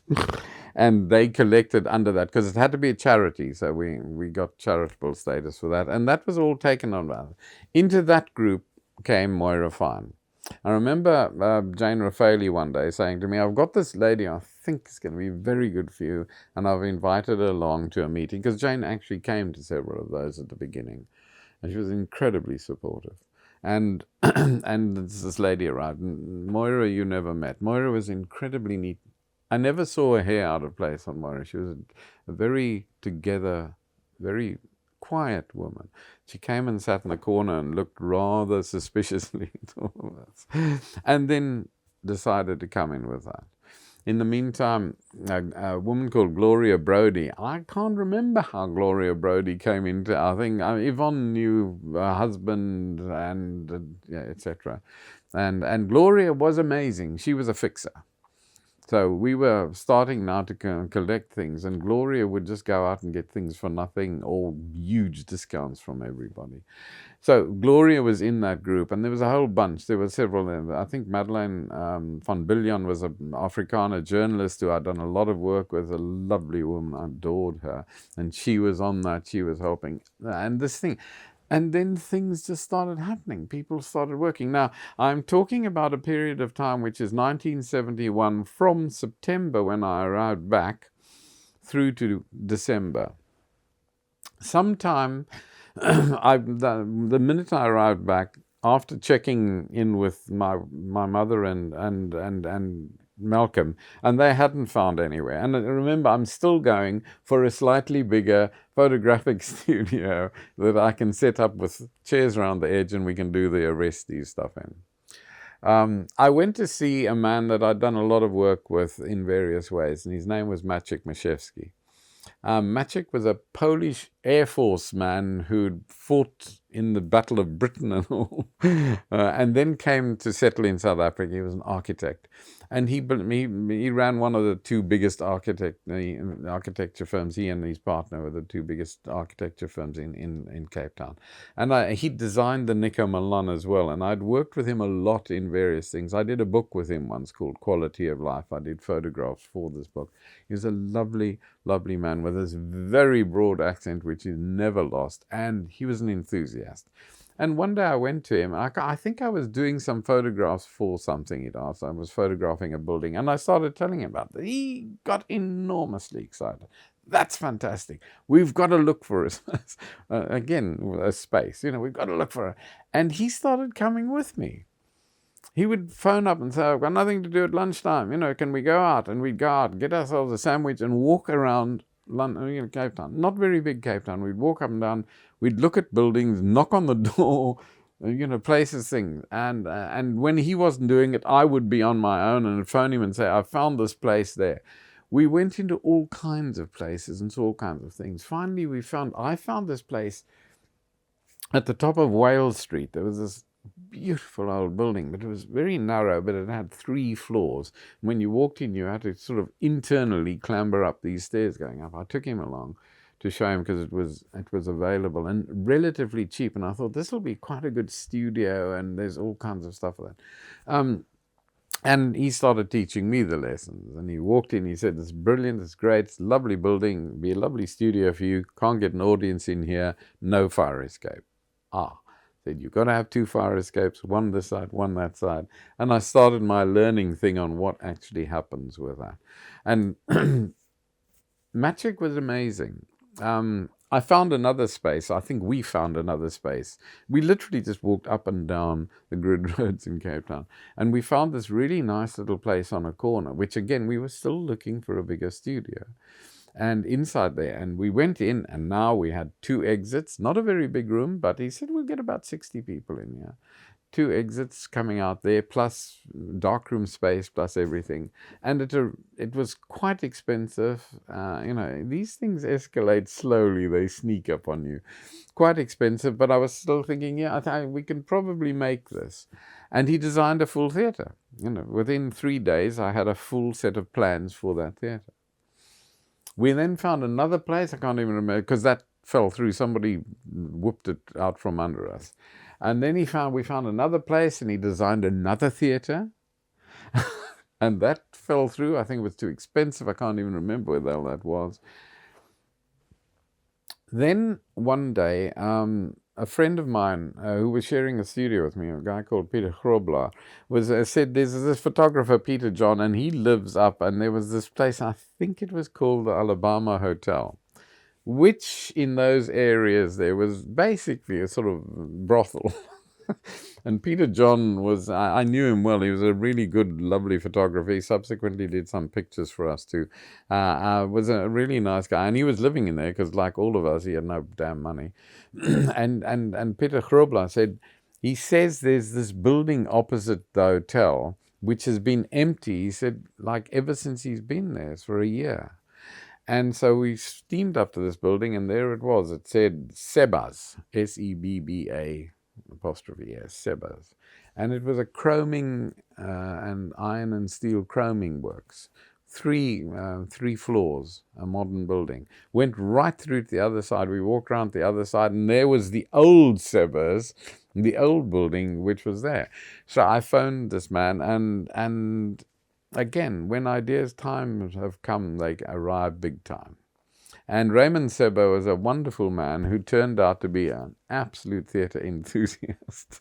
And they'd moved out into one of the industrial estates and left us. And he said, I can't, nobody's interested in it. We've been trying to let it now for ages, and nobody's interested. So I said, what we wanted. So he came in with me, and we wandered around the place. He showed us around, me and Magic. Oh, wow.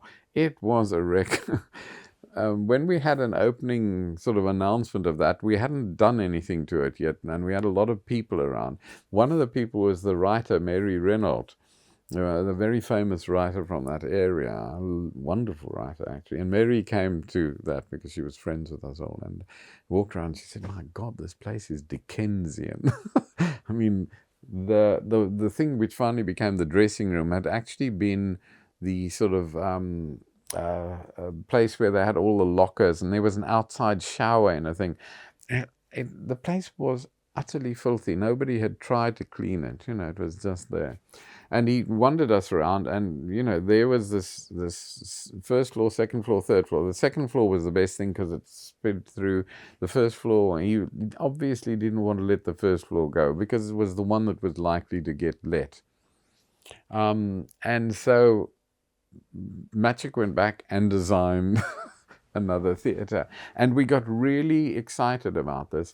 And then I had to go to Raymond and say, Raymond, we just don't have the money to pay you. So he said, look, I'll tell you what. And we worked out this thing where for 6 months, from January to June, we would pay him what I can't remember now, but it was a very small amount a month. And he said, once you get past that, and we'll know whether you're going or not going, you then have to pay a more appropriate rent. And it was fixed in advance. So that was it. And suddenly there we were, not with a bigger studio. And we had the whole of the second floor and the whole of the third floor. The second floor consisted of this very large open space with a low ceiling. Oh, God, low ceilings in theatre. It was 12 foot, and then there were beams, so it was 10 foot the beam, but a very large space. And Matric was saying, yes, we can put this here, we can put that. It had 3-phase power coming in, which was very important for lighting boards. And then you walked out of that, and there was this vast open area with a roof which leaked constantly, and this glass down. This was the old building, and it was on top of. It had been built on top of a roof. Actually, they'd put this thing over at one stage, and then there was a little kitchen place there, and then there were these dreadful dressing rooms, which were the places where everybody that worked there hung their clothes and washed. And then there were toilets on all the floors. So we had all the required toilets. They were filthy. And then upstairs we had another big area, the same, but it was too far up, etc. But nonetheless, it was a rehearsal space. And then there was this strange little room up in the corner. And then all the way down on the stairs upwards, there was an office on each floor. Just tiny office, but it was there. And we were suddenly there. And so, I thought, wow, we have got to get this enthusiasm going, because this is going to be a very big failure if we don't get quite a lot of people and money interested. And so we decided to have this thing inside that. And in the meantime, the ladies that were running the thing and making applications, the people who were all turning them down, said, you have to have a manifesto. I think it was for the charitable status, we had to have a manifesto for them. And I had to write this thing. I was a photographer. I knew nothing about anything, And I had to write this manifesto, which fortunately for me seems to have gone completely missing. Nobody seems to have a copy anymore, thank God. And we had to write that. So we printed all these things out, and we invited all our friends. Now, Yvonne had worked in the Cape Times and was very well known. She'd started off in the Argus even before that as a librarian. And I'd worked in both newspapers, and we knew everybody. So we invited them all, and we had a really big sort of lunchtime thing. People brought in food. A woman called Heather Herman, who was a very good friend, catered the thing, and we had wine and tea and coffee and lots of stuff. And these masses of people arrived, thinking they were coming to some small little thing. People were actually bowled over. I mean, we got a massive publicity from that, because people couldn't believe how big it was. Neither could we, actually. But that really set us rolling, and that was when people started absolutely pouring in the door. B talks about coming up to finding me in this small office on the thing, and I did. When I was there, I was in this little office trying to get things going, and people just used to come up, knock on the door, and say, can I help? I'm on holiday. Several people said, I'm on holiday for 2 weeks. Can I come in? He said, yeah, I'll just report to X along there. And then important people were getting together. Les Benson. Without Les, I don't know whether we would ever have got going in some terms. Les Benson was a very good friend of Yvonne from a long time previously, and Les Benson taught me one of the big lessons of my life. I used to photograph. He did weird engineering things. He was an electrician. He at one stage, he told me a story of how in the old Alhambra, before they'd had proper lighting, he'd sat in running lights in the thing with 2 buckets of salt water with electrodes in his hands, which as he dipped the one in and the other, the lights would fade up and down. Les liked dicing with death. If you ever drove with him in a car, you knew how he liked dicing with death. And Les was an electrician par excellence. One day I was out in his place photographing some sort of machine he'd asked me to photograph. And his partner came out and said, Les, what's a shrink machine? And Les said, I have no idea. And the guy said, well, they want 2 of them. I said, okay, take the order. I said, you don't know what it is you're taking me? He said, yeah, what the hell, I'll find out. The next time around, about 3 months later, he said, would you come out and photograph our shrink machine? And I don't know whether you know what a shrink machine is. It's a thing where you put plastic around it, and it's got a shrink tunnel, not a shrink machine, a shrink tunnel. And then you put this plastic loosely around it. It goes through very high temperature. It shrinks down, shrink wrapping. And up to that stage in South Africa, you had to import shrink tunnels, and they cost a fortune. Les started building shrink tunnels and made a fortune in South Africa. He was the shrink tunnel manufacturer. And that was what taught me, never say you can't do anything. And I was carrying this into the theatre with Les already. I'd learned that. So we asked him to do that. And Les set up the entire electrical system and built us our famous board, which has come up in several things.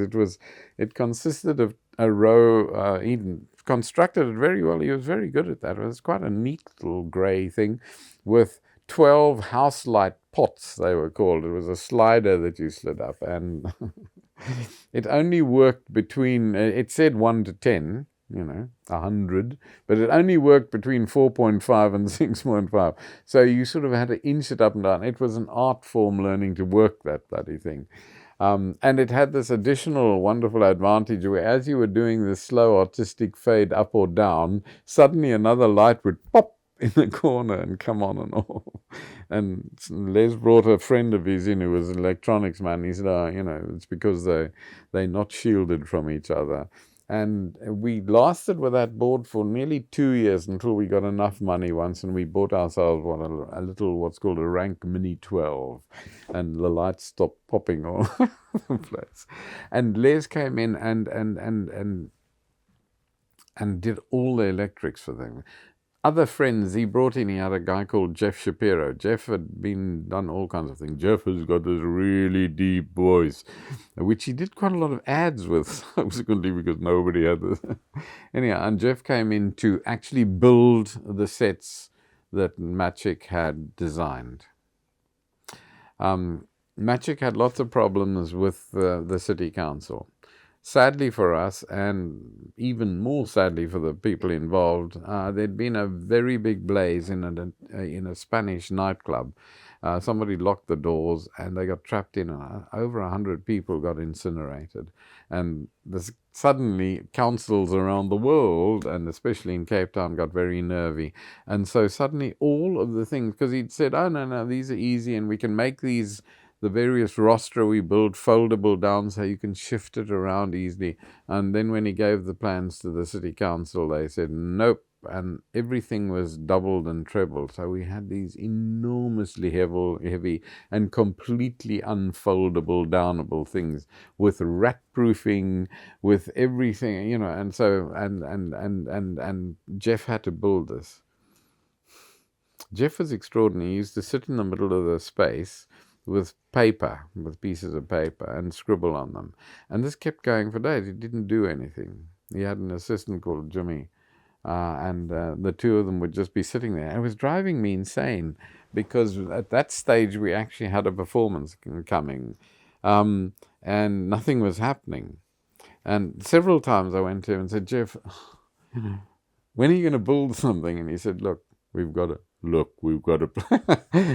plan it properly, because if you don't plan it properly, it won't work. And don't worry about it. And he actually was, he sat there for, it felt like 3 weeks. And then one day he gave Gloria Brody this list, said, would you order this, cut to those lengths and planed, and this and that, the whole thing, except he didn't say plain. That was a big problem. Not plain, because it was much more expensive. And this wood arrived, and suddenly, within about, I think it was less than a week, boom, the theatre arrived. Because he'd planned everything to the last detail, and he and Jimmy just went in and constructed it. And the mistake he made was not planing the wood, because then all of this wood was this unplaned, splintery surface on which the audience and the actors were going to have to walk. So we had to hire a sander. Bloody great thing. And, what was happening at that stage was actors were building and painting.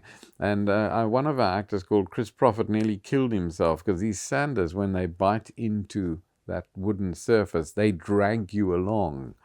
And, they, several people tried them for about an hour and then said, that's it, I can't do this anymore. We had to sand this whole surface, because if we'd have painted it, it would have been like walking on steel spikes. And so that was done. All of these things were happening. My mother was in there with her broom and things. My daughter came with all her friends. Everybody was clearing things out. My mother cleaned the toilets out. I couldn't even go into them, without wanting to vomit. And she did that with Sren. All kinds of people just arrived. It was extraordinary, including B. Berman. One day I sat there and I was in my office, and I can't remember what the hell. I was just working on something, and there was this tentative little knock on the door, which was open, and there was this plump little thing standing with long hair, all dressed in black, as she always was, and jeans and black jersey, and she said, I've come to ask if I can help, something like that. And I said, what do you do? And she said, everything. I said, okay, what's everything? And it turned out she actually had a lot of different skills and done things. And then before, I said, yeah, fine. But she said, oh, before we do that, I've got to tell you, I'm a drug addict. Oh, I was a drug addict. And I said, well, are you clean now? Is it free? And she said, yes, I've been through treatments and all. And I said, it's the only thing. I said, we can't afford to have drugs on the premises. Yeah, it's just not on. And if you found with that, that's going to be it. And she said, yes, fine. And then she started working with us. And that, just one after the other, people came in. Stevie Date, who was an actor, was obviously desperate to act, but he sort of ran the canteen, set up the sort of cafe. It was an amazing cafe. It played nothing but Carole King for about 6 months. Tapestry. Man, did we hear that? It was the only record he had. Played over and over again. And he used to put things on the menu and, call them all sorts of things. We had a thing for peanut butter sandwiches, which he had as peanut buckle sandwiches. It was the late 60s, early 70s. And so that building started to grow and develop, and people came in. Matric had various friends who came in, other architects, not necessarily working in his firm. There was a guy called Les Brower. Les arrived, and we were portioning things off, and we said to Les, would you build the cafe? Now a slight, not a digression here, but a really important part here. Right from the beginning, we never for one moment thought that we were going to be allowed to play to non-racial audiences. It just wasn't on. Subsequent to Cape Town had been very open, and there'd been quite a few sort of semi-non-racial places. The Luxurama was one that all of us used to go to,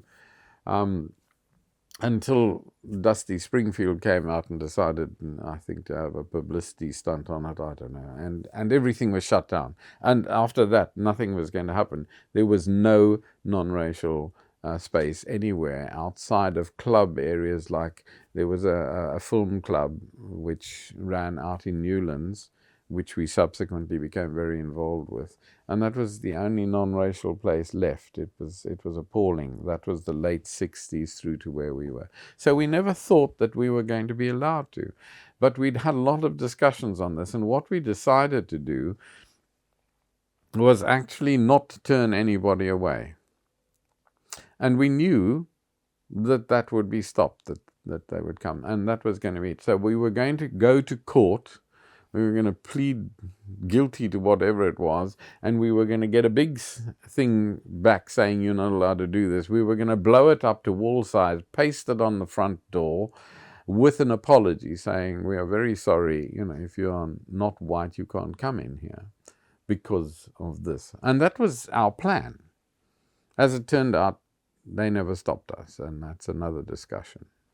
But that was it. We didn't set out to be South Africa's first non-racial theatre after that. We really didn't. So what we had investigated very carefully through my lawyer, Malcolm Roop, my friend, and we had very high-powered people, very big names in the legal community working for nothing, giving us advice. And the advice was, for instance, we wanted a cafeteria, and they said, big problem, cafeteria, you can't have blacks and whites in that. So make it into an art gallery. Art gallery, blacks and whites can mix. And if they happen to be eating at the same time, well, what the hell. there's the counter over there, they buy their stuff, then they walk into the cafeteria. And if you provide them with a few seats, well, there are seats in art galleries. So that was it. So Les Brouwer came in and he designed this fantastic design made out of pine, which he built himself. It lasted for bloody ever. When we left, all of the tables and all of the benches came with us. They were still in perfect. It was an amazing piece of construction. He built the whole damn thing himself. Now, he was sitting down at the other end of this area, and where we decided that was where it was going to be. And he came to me one day and he said, "You're expecting the entrance to be on the other side." It was in Bloom Street, 21 Bloom Street. You're expecting that, and that's bad. That's not a good idea. It's a very bad entrance. It should be on this side. I said, well, there's this one little stairway going down. It's too narrow. It's not a fire. So Matric went away and found a man, oh God, I've forgotten his name, Retief. He was a lovely guy, and he was one of the top structural engineers. He came in, investigated, and said, no, this is not a structural wall, and we can actually sort of, in a sense, hollow it out to widen it. And so that happened. So suddenly we had a frontage on that side, which leads to the next phase, the artists. While I was setting this whole thing up, and I was still in my other photographic studio, the old one, which was supposed to be the new, bigger one, one day a man came in and said to me, my name's Gerrit Hilhorst, I'm an artist, I've got an exhibition at the Association of Arts Gallery, I'd like to photograph it, could you lend me a camera? So I actually lent him a camera and walked down to the exhibition to see it, and walked into this black plastic covered area which had a pile of sand, which was a trademark of Gerrit's, in it with neon signs, another trademark of Gerrit's at that stage. And he took the pictures, and we became friends, so we looked at that. And this was all happening, and I said to him, I'm starting this theatre, and I said, we need artists, we need an art gallery in there.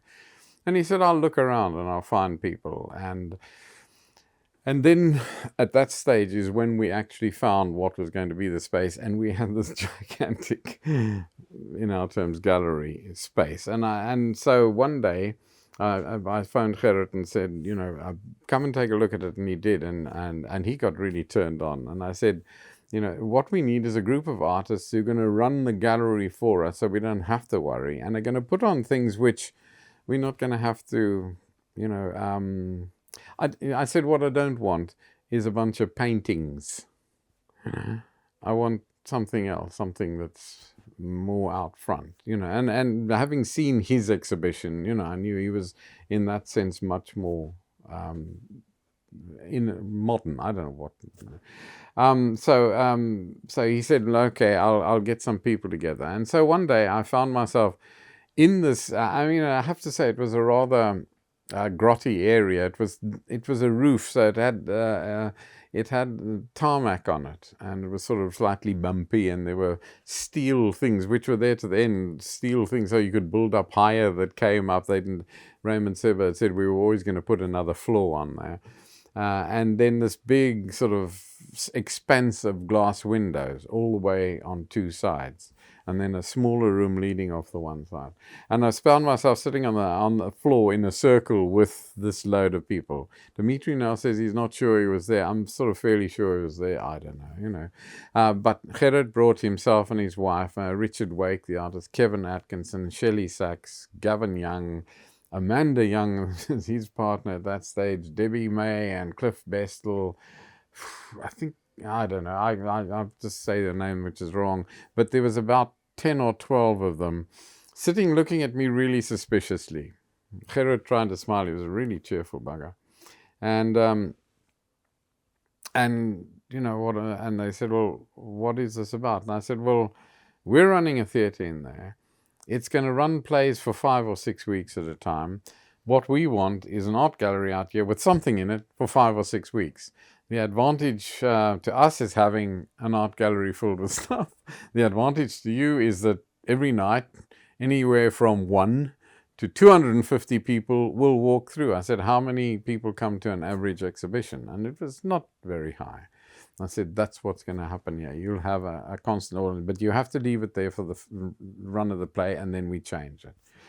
And yes, but, what do you expect? How much are you asking? And I said, we're not asking anything. It's yours. I said, yes, but what kind of work? I said, I honestly don't care. I've seen what Gerrit does, and Richard Wake was big deal artist, as was Kevin Atkinson. These were big people. And I said, it's up to you. You put in there what you want to put in there. Each of you take a turn. And they were really suspicious about that. And they said, this place, needs doing. I said, well, if you want to do it up, then it's your space. You do with it what you want to. You have to collect the money, and you have to do the work. Like that guy, and this was Les Brouwer, was over there in the corner. He's building the cafeteria there. He's building it himself. He's designed it. Now he's building it. You have to do that. And finally, they took this on, and they thought, oh, because I was saying there's no money involved. You don't pay us, we don't pay you. And so off they went, and they collected a bunch of money. They got money, I don't even know where from. And then they came in, and rather distressingly for all of us, they built a wall around the two sides that didn't have windows on. They actually wanted to put the wall over the windows that went into the dressing room, but we absolutely put our foot down flat on that. They said, no, we don't want those windows. They get in the way. The light is wrong. Everything's wrong. So they built this whole thing, and they then, as far as I remember, they also screeded the floor and painted it. So we suddenly, this bumpy floor we'd used to have was suddenly much more clear. And it was cement, but it was beautifully done. And off they set. And out of the artists came this whole set of amazing, amazing things. There's standout bits, the Shelley Saxon, 500 fried eggs and two things, which at the time caused derision and insult and headlines all around the country, photographs in newspapers. A critic described it and said, I'm all for art being open-minded, but mustn't be open at both ends. And I had to write back and say, yes, but if you close one end, surely it's not an open mind anymore. And it was that sort of thing that happened. But subsequently, as that exhibition worked through, and much later, 10 years later, I started realizing how important it was as a statement which wasn't just artistic, it was a political statement. And it was a vision of a South African society, which was really quite extraordinary. I don't know whether she meant it to be that way, but that's what finally came out of it for me. Now, we had some extraordinary times for that exhibition. It was our second production. And one evening I got a phone call.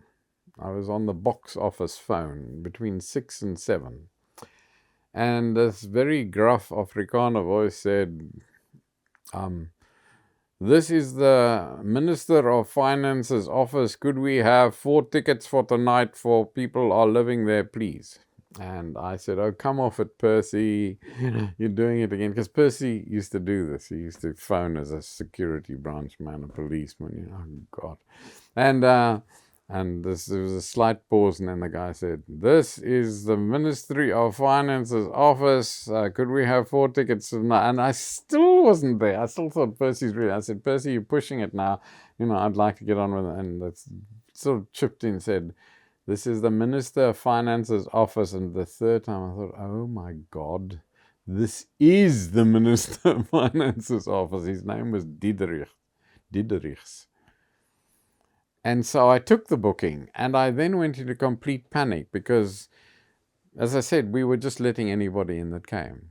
And we had the little theatre was non-racial because it was in a university area where where they were allowed to be because they had black students. So the black students' parents were allowed to come. So it had that sort of grey area. We weren't in that grey area, but a lot of the University of Cape Town audience, the little theatre audience, came to us. We were another theatre. It didn't, and they were a very radical bunch.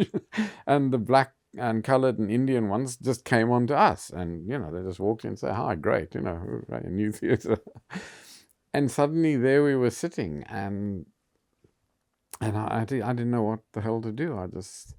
And my mother I think, was there with me doing the box office. And I remember sitting there watching as each person clambered up the stairs, came around thinking, please, please, dear God, on this night, no darker shades of people, please. And we started at 8:15, and at 8:14, or 8:13, let's be, the audience had been pure, pristine white.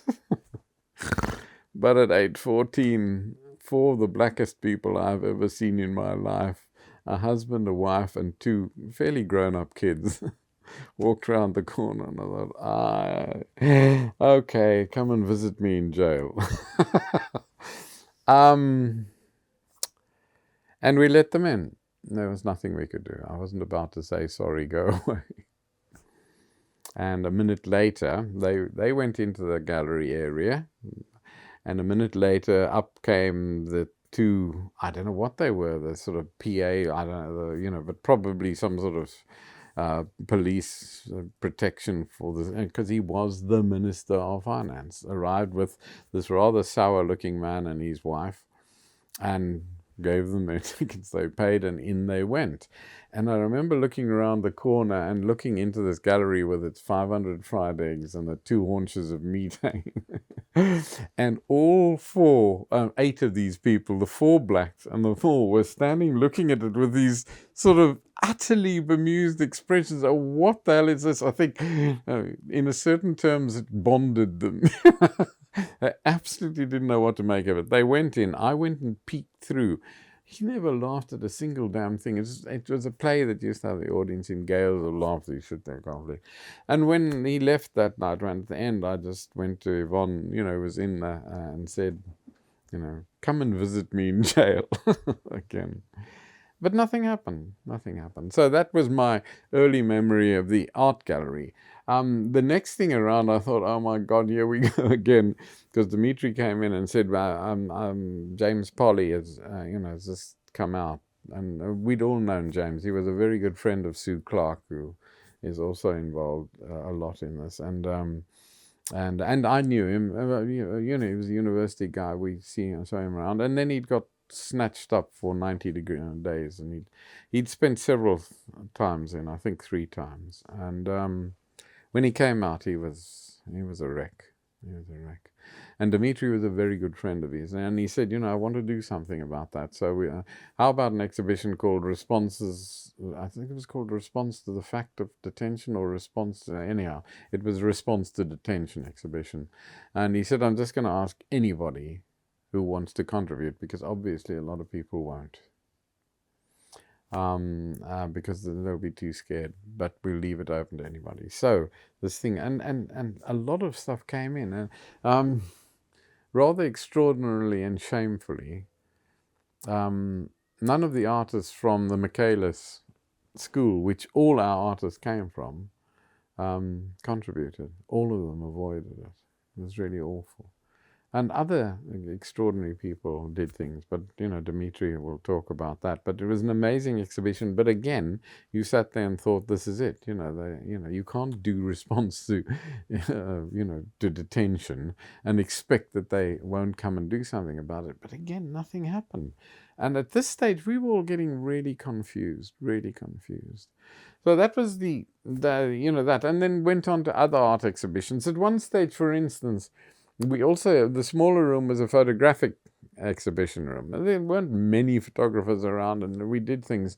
And then I used to come over here to London, and I would go into the photographer's gallery, where there was a wonderful visionary lady called Sue Davies ran it. And I tried to arrange to have an exhibition taken out there, but it's just too expensive. And one day she said, well, buy a couple of books, tear the pictures out, put them on the wall. And I did. I would buy 2 copies, and we'd take them out there and we'd stick them up. And the most famous one from that kind of view was Diane Arbus. Diane Arbus is an extraordinary American photographer who specialized to a certain extent in photographing the exceptions to life in a way. Some people have called it the freaks of life, but she photographed the tallest man, strange, midget circus people, what's it now? Something vertically challenged circus people, I don't know. She had an amazing, amazing photographer who subsequently committed suicide. And I put her stuff up, and it was extraordinary. People used to stand and fight in the gallery. They would fight with each other, the audience, yelling, screaming. I can't tell you how many times we had to go out and sort of mediate between people who were saying this sort of rubbish shouldn't be up on a wall, and other people saying this is the greatest photography. It was wonderful. And we did that for a long time. I mean, we had about 8-10 exhibitions of very famous photographers based on that sort of thing. So that was the art gallery, and it ran mostly until we, finally several of the artists sort of fell by the wayside. There were a couple of the originals who never had an exhibition there. But Richard Wake did, and, now the other side of things with the artists was the wonderful prize that we gained from that was Gerrit Hilhorst. Gerrit and his wife Margaret. And when we shifted to the other side and we went out, and there's a picture in the book of the original frontage, which I took back then. And it looked awful. It was a very old building which had shabbily fallen to pieces. And, one day I took, Gerrit out there and I said, what can you do with that frontage? We need our name out there. And Gerrit went off, and being an artist, he came back with his drawing, and I said, excuse me, and our name was there, but there was this amazing set of tubes coming out of this extraordinary blue. It was just extraordinary. I said, yeah, that's great. How are we going to do that? He said, no, don't worry, I'll do it. You guys are going to have to help, but I'll do it. So we couldn't get scaffolding. We didn't have enough money for scaffolding, but we had just enough money to get a cradle. So we would clamber to the top of this 2-story building, and you had to go onto the roof, and then you clambered over the edge of this thing into this cradle, which could lower itself up and down the front. And Gerrit and everybody else had to take a turn. I was up there one day. I'm terrified of heights, and we had to scrape the front down first. And Gerrit was a sort of real Hitler. He wouldn't allow an ounce of paint. He said, this has got to last if we don't do it properly. And finally, he actually gave up on almost all of us. There was a man called Muhammad Robertson, and his name was Khami, and he'd come in as a sort of laborer. And Khami was the only person Gerrit would trust up there with him, and they would scrape and away. And then he started painting, and he went to endless expense. He said the blue is particularly bad color. It's a very difficult color. It fades very quickly, so I'm having to get this one very expensive thing. And I think he found financing for it. I can't remember how it happened. And out of that came that extraordinary frontage, which is now in various art books on South Africa. It was and it caused a sensation. People used to come and drive past to look at it, and tourists would come and stand outside this utterly amazing frontage, which was all Gerrit. He also then. One of the other things was his wife Margaret, who was drop-dead gorgeous blonde, long blonde hair. It was the end of the hippie period. She wore these flowing things, and she was really beautiful. And we used her shamelessly. Across the road from us, there was the Panasonic warehouse, the local dealership. And one day I said to her, we need a tape recorder. And she went wandering over and came back about an hour later, followed by 2 completely besotted, adoring men carrying 2 new Panasonic tape recorders. I say Panasonic because they were fantastic. Everybody said they'll break immediately, and they never did. 8 years later, we still had one. 7 years later, we still had one of them. Two of these things, they said, we're just lending them to you. Well, they never asked for them back, you know. And we every now and then we would let Margaret loose on some poor unsuspecting male and get other good things from them. So that was the artist side of things. Now, we're now looking to a stage where we get to what we were going to do in the slightly bigger photographic studio. I actually now, on the top floor of the broken down bit, there was a whole set of rooms as well. And I took them over. We used them, finally our printing press is up there too. And I had a dark room and a studio up there, which was great, you know. So, so I got my studio one way or the other. So now we had a venue. It was a little bigger than we'd been expecting, and we realized we needed something very big to start it off with. And as Athol and Barney had thought all those years earlier with Yvonne, we said, why didn't we do People Are Living There? It had a 3-week run in Cape Town, was sold out. There's a lot of people who will still want to see it, and that had been about 4 or 5 years before. So why don't we start with that, so at least it'll be popular and we'll get some money to keep us running. And so we were going to ask Athol to do that. And Yvonne phoned him and spoke to him about it and said, you know, he's not keen on that, not keen. So we knew we had to sort of pressurize him. So I can't remember how this was arranged, but, you know, Yvonne and myself and Melanie again went up to the aptly named The Wilderness in South Africa, which is this beautiful place, you know, near and along the sea and forests, etc. And there was a small sort of lagoon on which there was this hotel. Well, it was more of a semi-motel. It was actually lovely. And we went for a holiday. It was in early December. So this is 1971, early December. And to meet Athol and talk about the space and possibilities. And I'll never forget one night where we were sitting outside and there was a braai going, a barbecue, and the meat eaters were eating their meat, and I think Yvonne and I were having mealies, which is corn, you know, on the cob, and I can't remember. You know, we were sitting around and drinking the ever-present Tussenberg, and the night went on, and Athol's just an amazing talker at the best of times. And he started talking about possibilities. And it's not a night I will forget easily, because he told us in the first instance, now, previous to this, I'd been up to Port Elizabeth. We'd spent holidays up there, and in Athol's house, there was this little board on which he kept these pictures, which he loved these pictures, which were township photographs. He'd go and buy them from the various township photographers. And his favorite, by a long, long way, was this picture of a man with a cigarette in one hand and a pipe in the other, you know, which was the iconic picture from later. And that was on his board. I'd seen it. And he said to us, you know, remember that, remember that picture. And I said, yes, I always wanted to do something about that. And it's about identity. There's something about that we must be able to work with. But he said, and the second one was he told us about Robben Island. Now, he'd been doing a production of Antigone with Serpent Players. And just before they were due to open, I've read different things here, but the actor who was playing Haman, or Heman, was arrested and thrown onto Robben Island.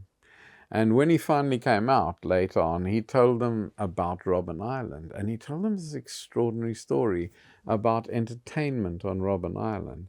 And what happened was, on the first night, what happened is the weekends, on Fridays apparently, everybody was put into their cells, and the doors were locked, and that was it. They didn't come out over the weekend. During the week, they worked in the quarries, but over the weekend, they were just locked in their cells and apparently not let out at all. I don't know the precise details of this. This is what Athol was saying. And what would happen is that through the long nights, and food obviously would be brought and shoved into the cells. through the long nights. He said the first day was there, this was happening, and they said, okay, film night, what are you going to do to him? And he said, what do you mean film night? And apparently you had to get up and enact an entire film because you had the time. So you had a film and you had to do the whole thing, and at the end, if they liked it, they applauded. But because they couldn't make any noise, they would rub their hands together. That was the form of applause. And he said on the island there were these mostly cowboy films were the tops. And he said some people you'd request, they'd say, we want to see Last Train to Gunhill or Shane. I doubt whether Shane, I don't know. Anyhow, any one of those movies would get played over and over again. And they turned to this guy and said, what are you going to do? So he did Antigone. He said he was about to open. He thought, bugger this. So he did Antigone for them. And apparently it became one of the most popular ones on the island. Somewhere along the line, I remember reading a thing from Nelson Mandela in which he said he saw it. Athol said, we'll do something involved around that. That was another thing. And then the third one was, there'd been a very big case with the Immorality Act, where whites and blacks were not allowed to sleep together. And a very big case had happened with a white librarian in a country town in South Africa.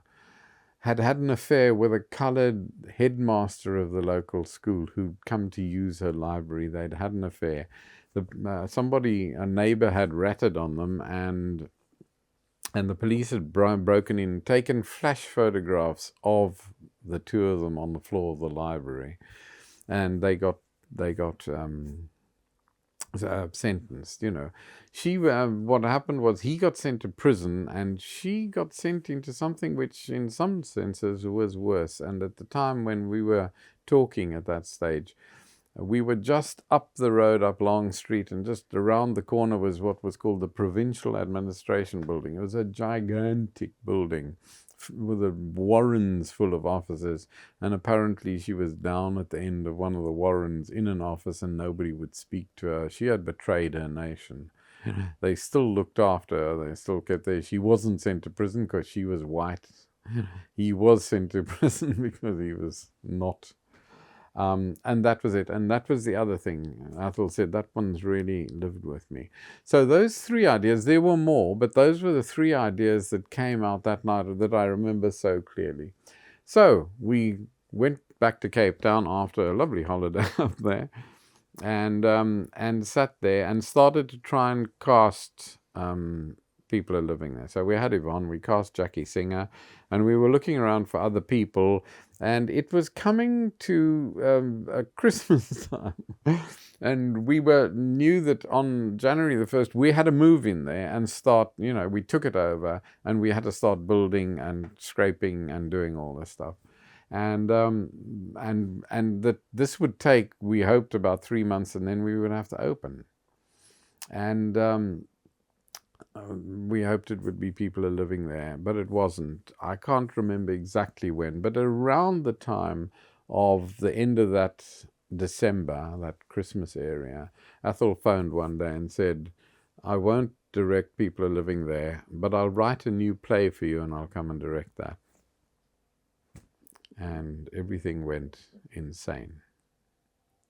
Right at the beginning, when we were doing Barney came down from Johannesburg. We were going to do this big fundraising event with the star turn, the sort of big name being Janet Sussman, who very generously had said she'd leave a holiday, which she used to take every year in South Africa, and come and do this with us, which was great. And so we had Percy, and Yvonne was going to be it, and Athol flew down from Port Elizabeth to be part of it, and they were charging an awful lot. It was done in the Barn Theatre, which had been donated by David Bloomberg, which is the first place I ever saw Yvonne act, and so it was going to be, quite an evening. And Barney came and he said, we need some black faces. I can't remember who else we had at that stage. It's a bit blurry that whole night, but Sue Clark had this friend, Fats, that I'd sort of just met, but and she was a poet. And I said to Sue,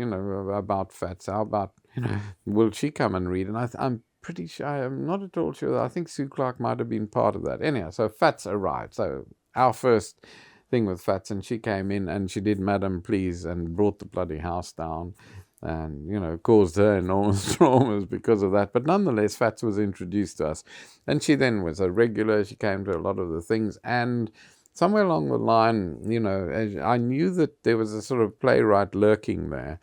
And spoke to Sue about her quite frequently, and Sue said, no, she's a really good writer, and she wants to be involved.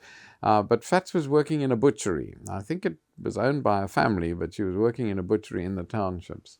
And she, I went out once to a township home to have tea with her mother, a formidable lady, and her son at that stage. This was quite late on.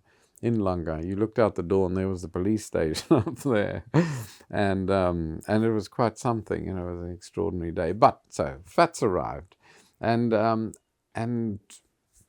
we thought, how do we get her involved here? How do we get her in here? So I thought the only way we can do this is by employing her as a stage manager. So it was the entry point for God knows how many people. Became a stage manager and then worked their way up. And so Fats arrived and said, yeah, well, that's fine. I think she actually took a salary cut from her butchery job. And I said to her, it's about encouraging you as a writer, getting you into here so you can see firsthand how things work. And she was very good at that. She was a terrible stage manager. She really wasn't good because she was so busy looking at everything else. Stage managers are concentrate on what they're doing and nothing else. But she worked her way up. And then fortunately, Rob Amato came in and commissioned, and not commissioned, but produced Sacrifice of Crowley, which they did it was an outside production in a way. And, Rob, I think, paid the actors. He was a very wealthy man at that stage. And we staged the first thing. Then they went to Joburg, but when she came back, she was back in there, and now she was coming in. And one of the other things I'm really proud of this place is we were the first theatre into South Africa to have resident playwrights. The first. I mean, apart from Athol right at the beginning, then there was Peter Dirk Ace. And then, we encouraged quite a lot. I mean, Jerry was not really a resident playwright because she wasn't living on the premises, which the others were. And then there was Fats became a resident playwright over quite a long period of time in different areas. And we then had a man called Andries Olifant who actually finally ended up writing the whole Arts Council South Africa document, and he never actually got a play done because he left before he did, but he was there for a while. So Fats came in as resident playwright and worked her way up. Now, there's an extraordinary happening. Again, one of those areas which were the beginning of the end of South Africa for me. And it's really interesting because I've actually read an article that Fats wrote about this, and her memory and my memory are just so different. Not different in the actual mechanics, but different in the time space, because she remembers it after 76 riots and I remember it before. And, it's her memory, and, God alone knows my memory isn't all that great, but it's such a clear memory, and just to share it, there were things happening in the townships. There were the shots being fired. One of my best friends, a journalist called Terry Herbst, got trapped up on a roof one day by people, and this was before the big explosion in Johannesburg in 76. And one day Fats in 76, and this is why it's so extraordinary, because she remembers obviously with great clarity as I do, and it was a Thursday.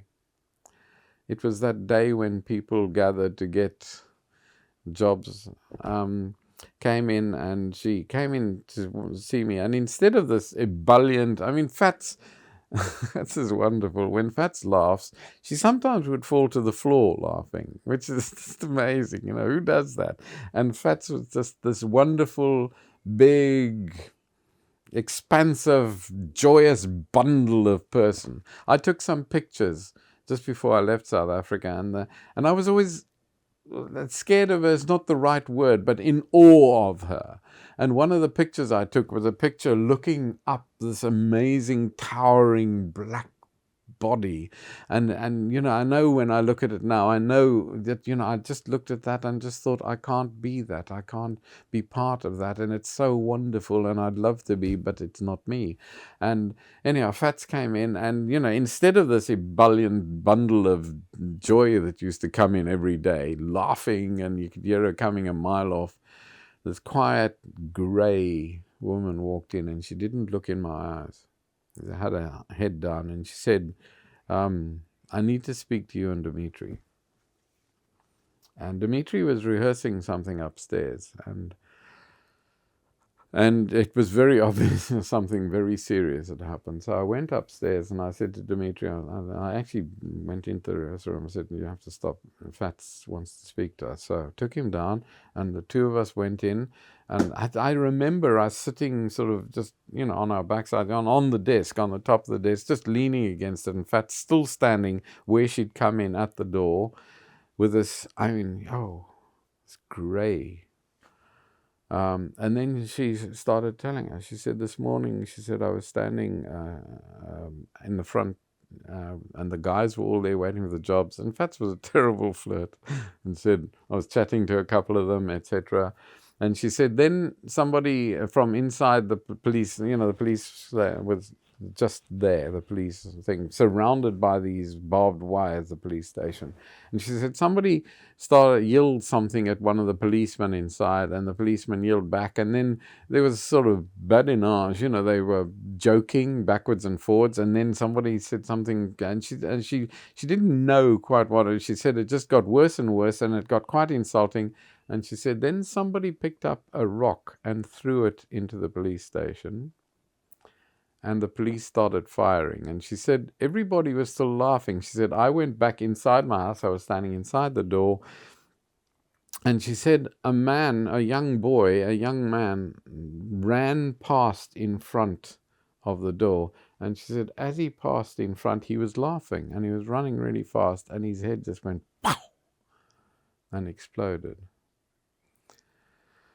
And she pointed down at her jacket, and she said, and there was this little stain just on the jacket, and she said, this is his blood. And she said, it took my mother and myself nearly an hour to clear our front garden because there was brains and blood everywhere. And she said he kept running for several steps, and then the body fell. And Dimitri and I were standing there. What the hell? How do you respond? There's nothing. And then she looked at us for the first time, and she said, I've come to tell you that I hate you. I hate you. And if I hadn't come in here today, I would never have come inside this theatre again. And she turned and walked away. And Dimitri and I just stood there, and there's no response. There's nothing you can say. And he went back to rehearsal, and I went on with the job. And she came in the following day, and she was so deeply shaken. And it took her quite a long time. Now, the really odd thing is she remembers it 6 months later, I think, and in a different way. I don't know, maybe it's my nightmare, I don't know. But it was anyhow. Out of that came something which I now constantly...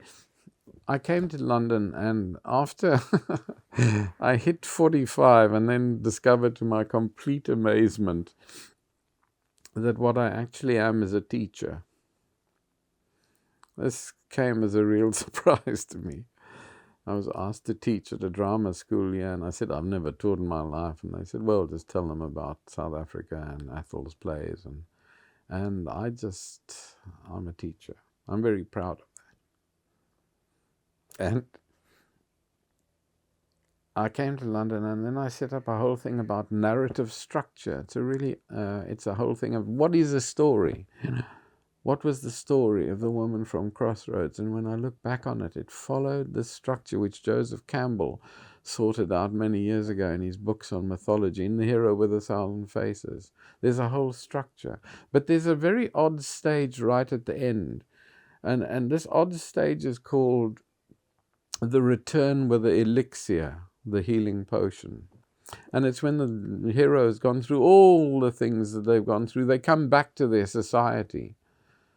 And they come with a healing potion that they've learned. So that healing potion can be learning, it can be love, it can, it's all kinds of things. And it's actually quite difficult to explain. When I first started doing this thing over here, I was trying to explain to people what this was. And one day I found to my, out of the blue, popped the story. And I said, I come from a society in which there was such a hero who spent 27 years on, in the worst place, trapped in a cave on an island. And at the end of that time, he came back to his society like the hero. He'd gone through all of that, the supreme ordeals, all these things, all the stages which we'd gone through had been there. And then he comes back and he says to the whole society that are standing in front of him, thank God for him, standing in front of him, he says, there's something I have in my hand here, the healing potion. But there's a catch. And the catch is that all of us have to take it. White, black, colored, Indian, all of us have to take it. And then he opens his hand, and in the hand are 3 words. I forgive you. And that is the healing potion. And okay, so he sets up all those things, the Truth and Reconciliation Commission, one of the great men ever, and heals as many people. Now, the problem with this is, of course, that you sit there, and as I say to the students, I have to sit with Fats and say, I forgive you to her. What for? She never did anything to me. She never took anything from me. She did nothing but contribute to my life. But I have to say it. And worse still, she has to say to me, I forgive you, and I was the cause. All of us whites were the cause. And yes, the thing goes back, and historically you can work through all sorts of things. But the 2 groups together have got to finally say, we can't go. And then I tell them the story of Fats and that man and say, how can anybody ever forgive that? But that's South Africa. And that's Nelson Mandela. And that's just, we're lucky. It could have been the most terrible bloodbath. Did the space change things? Yeah, in small ways. As I said right at the beginning, there are knock-on effects. There are teeny tributaries. We were another tiny tributary. We were one small moment, and we helped in some ways and probably hindered in other ways. But we did change things. We were part of a process. It's what always gets me when you start talking, when you start looking at boycotts, and specifically cultural boycott. I never understand that. I have tried to say this to people over here. Cultural boycotts are immoral. I don't care what anybody says to me about that. A cultural boycott is an immoral thing. Why is it immoral? Well, if you have any belief in what you do, if you have any belief in what you say, in what you're attempting to say through a piece of theater, a piece of art of any kind, if you believe that thing can communicate to somebody else, then you are absolutely culpable in the death of whoever. If you don't believe in change, what the hell are you doing in theater? What are you doing art for? And if you then withdraw from people that chance, you're just as guilty as they are. We had, I mean, the playwrights boycott was on, and we were really fortunate. Wonderful writers, Trevor Griffiths, Stephen Polyakov, Woody Allen, even in different areas, gave us their rights, which we were really lucky to get. And we tried to use them as best as possible. But for instance, we ran up against this cultural boycott in two things. Edward Bond, who subsequently became very important in my wife's life, and she loved him, and he's a lovely, actually Yvonne kept me quite far away from him because she kept thinking I was probably going to dive tackle him about all this again. But, he's a good, honorable man, and we asked him for his rights to do Saved. A very heavy-duty play. It's called the Baby Stoning play. I actually subsequently directed a production of it at Lambda, and it is a stunning piece of work. And we wanted to do it to say to our audience who had got quite damaged by the playwrights boycott, they got left behind, this is what the latest areas look like. This is what's happening all over. We had a whole set of plays gathered around the place. Peter Weiss's The Investigation, which is sort of really a fantastic read. He just uses the actual text of a fairly minor trial from the Holocaust. And it's extraordinary. It's an amazing, nearly 4-hour-long play, which we were doing. And just an interesting sidelight on that was that when we offered these to our early company, one of the actors came back and said, "Oh, no, please, no. We should really only do things about the beauty of life." So we never did Peter Weiss's The Investigation. And when we asked Edward whether we could do his play, he turned us down. And I had this correspondence going backwards and forwards, I think 4, 5, 6 letters, just trying to sort of explain to him why. And he knew who we were, and he just kept saying no in all of it. And the final letter from him came back and said, "Look, I'm sorry, I can't allow you to do it. I'm part of the cultural boycott. I have told the ANC that I will not let anybody in that country do my plays." Now, we wept, and the censors cheered. They did the censorship job for them. He had no faith in the power of his plays to change anybody's perception. That's really bad. And on the other hand, there's another playwright who shall remain nameless, whose play we wanted to do. It was an interesting, very theatrical piece. It was a good piece of theatre, a little bit, I thought over and wanky, but I knew that if we had Vincent Ibrahim playing the main role in that, and our way of casting it, it would actually make a really strong point in South African terms. And I went to the agent who said she'd write to him, and she did, and came back to me and said, he's uneasy. There's the cultural boycott and there's all that kind of thing. He's uneasy. So I wrote him a personal long letter, which he passed on to him. And he wrote back a very nice letter saying, "It's interesting. Yes, I'm thinking about this," because I'd said, we've got this very good young actor, and it would make a real point. And I can't remember how this precisely went, but finally we got a letter back from him saying, "No, thank you very much for your inquiry, but because of the cultural boycott, I can't let this happen."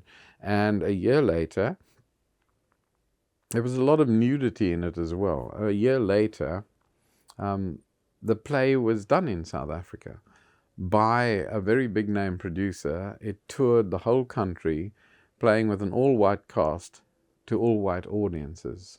made a fortune. Cultural boycott. So the play that should have been there didn't get there, and the play that should have been there in a different area did get there and played to the wrong people. Cultural boycotts are, people should think clearly about them. Do you believe in what you're doing? And if you do, you send the medicine where it's needed. When I came to Britain, finally, I found that there was an awful lot of what was called agitprop theatre, which was preaching to the converted. So a lot of people felt very comfortable about what they were doing and how they were doing it. But in fact, all they were doing was, well, I'll leave that word open. Cultural boycotts are immoral.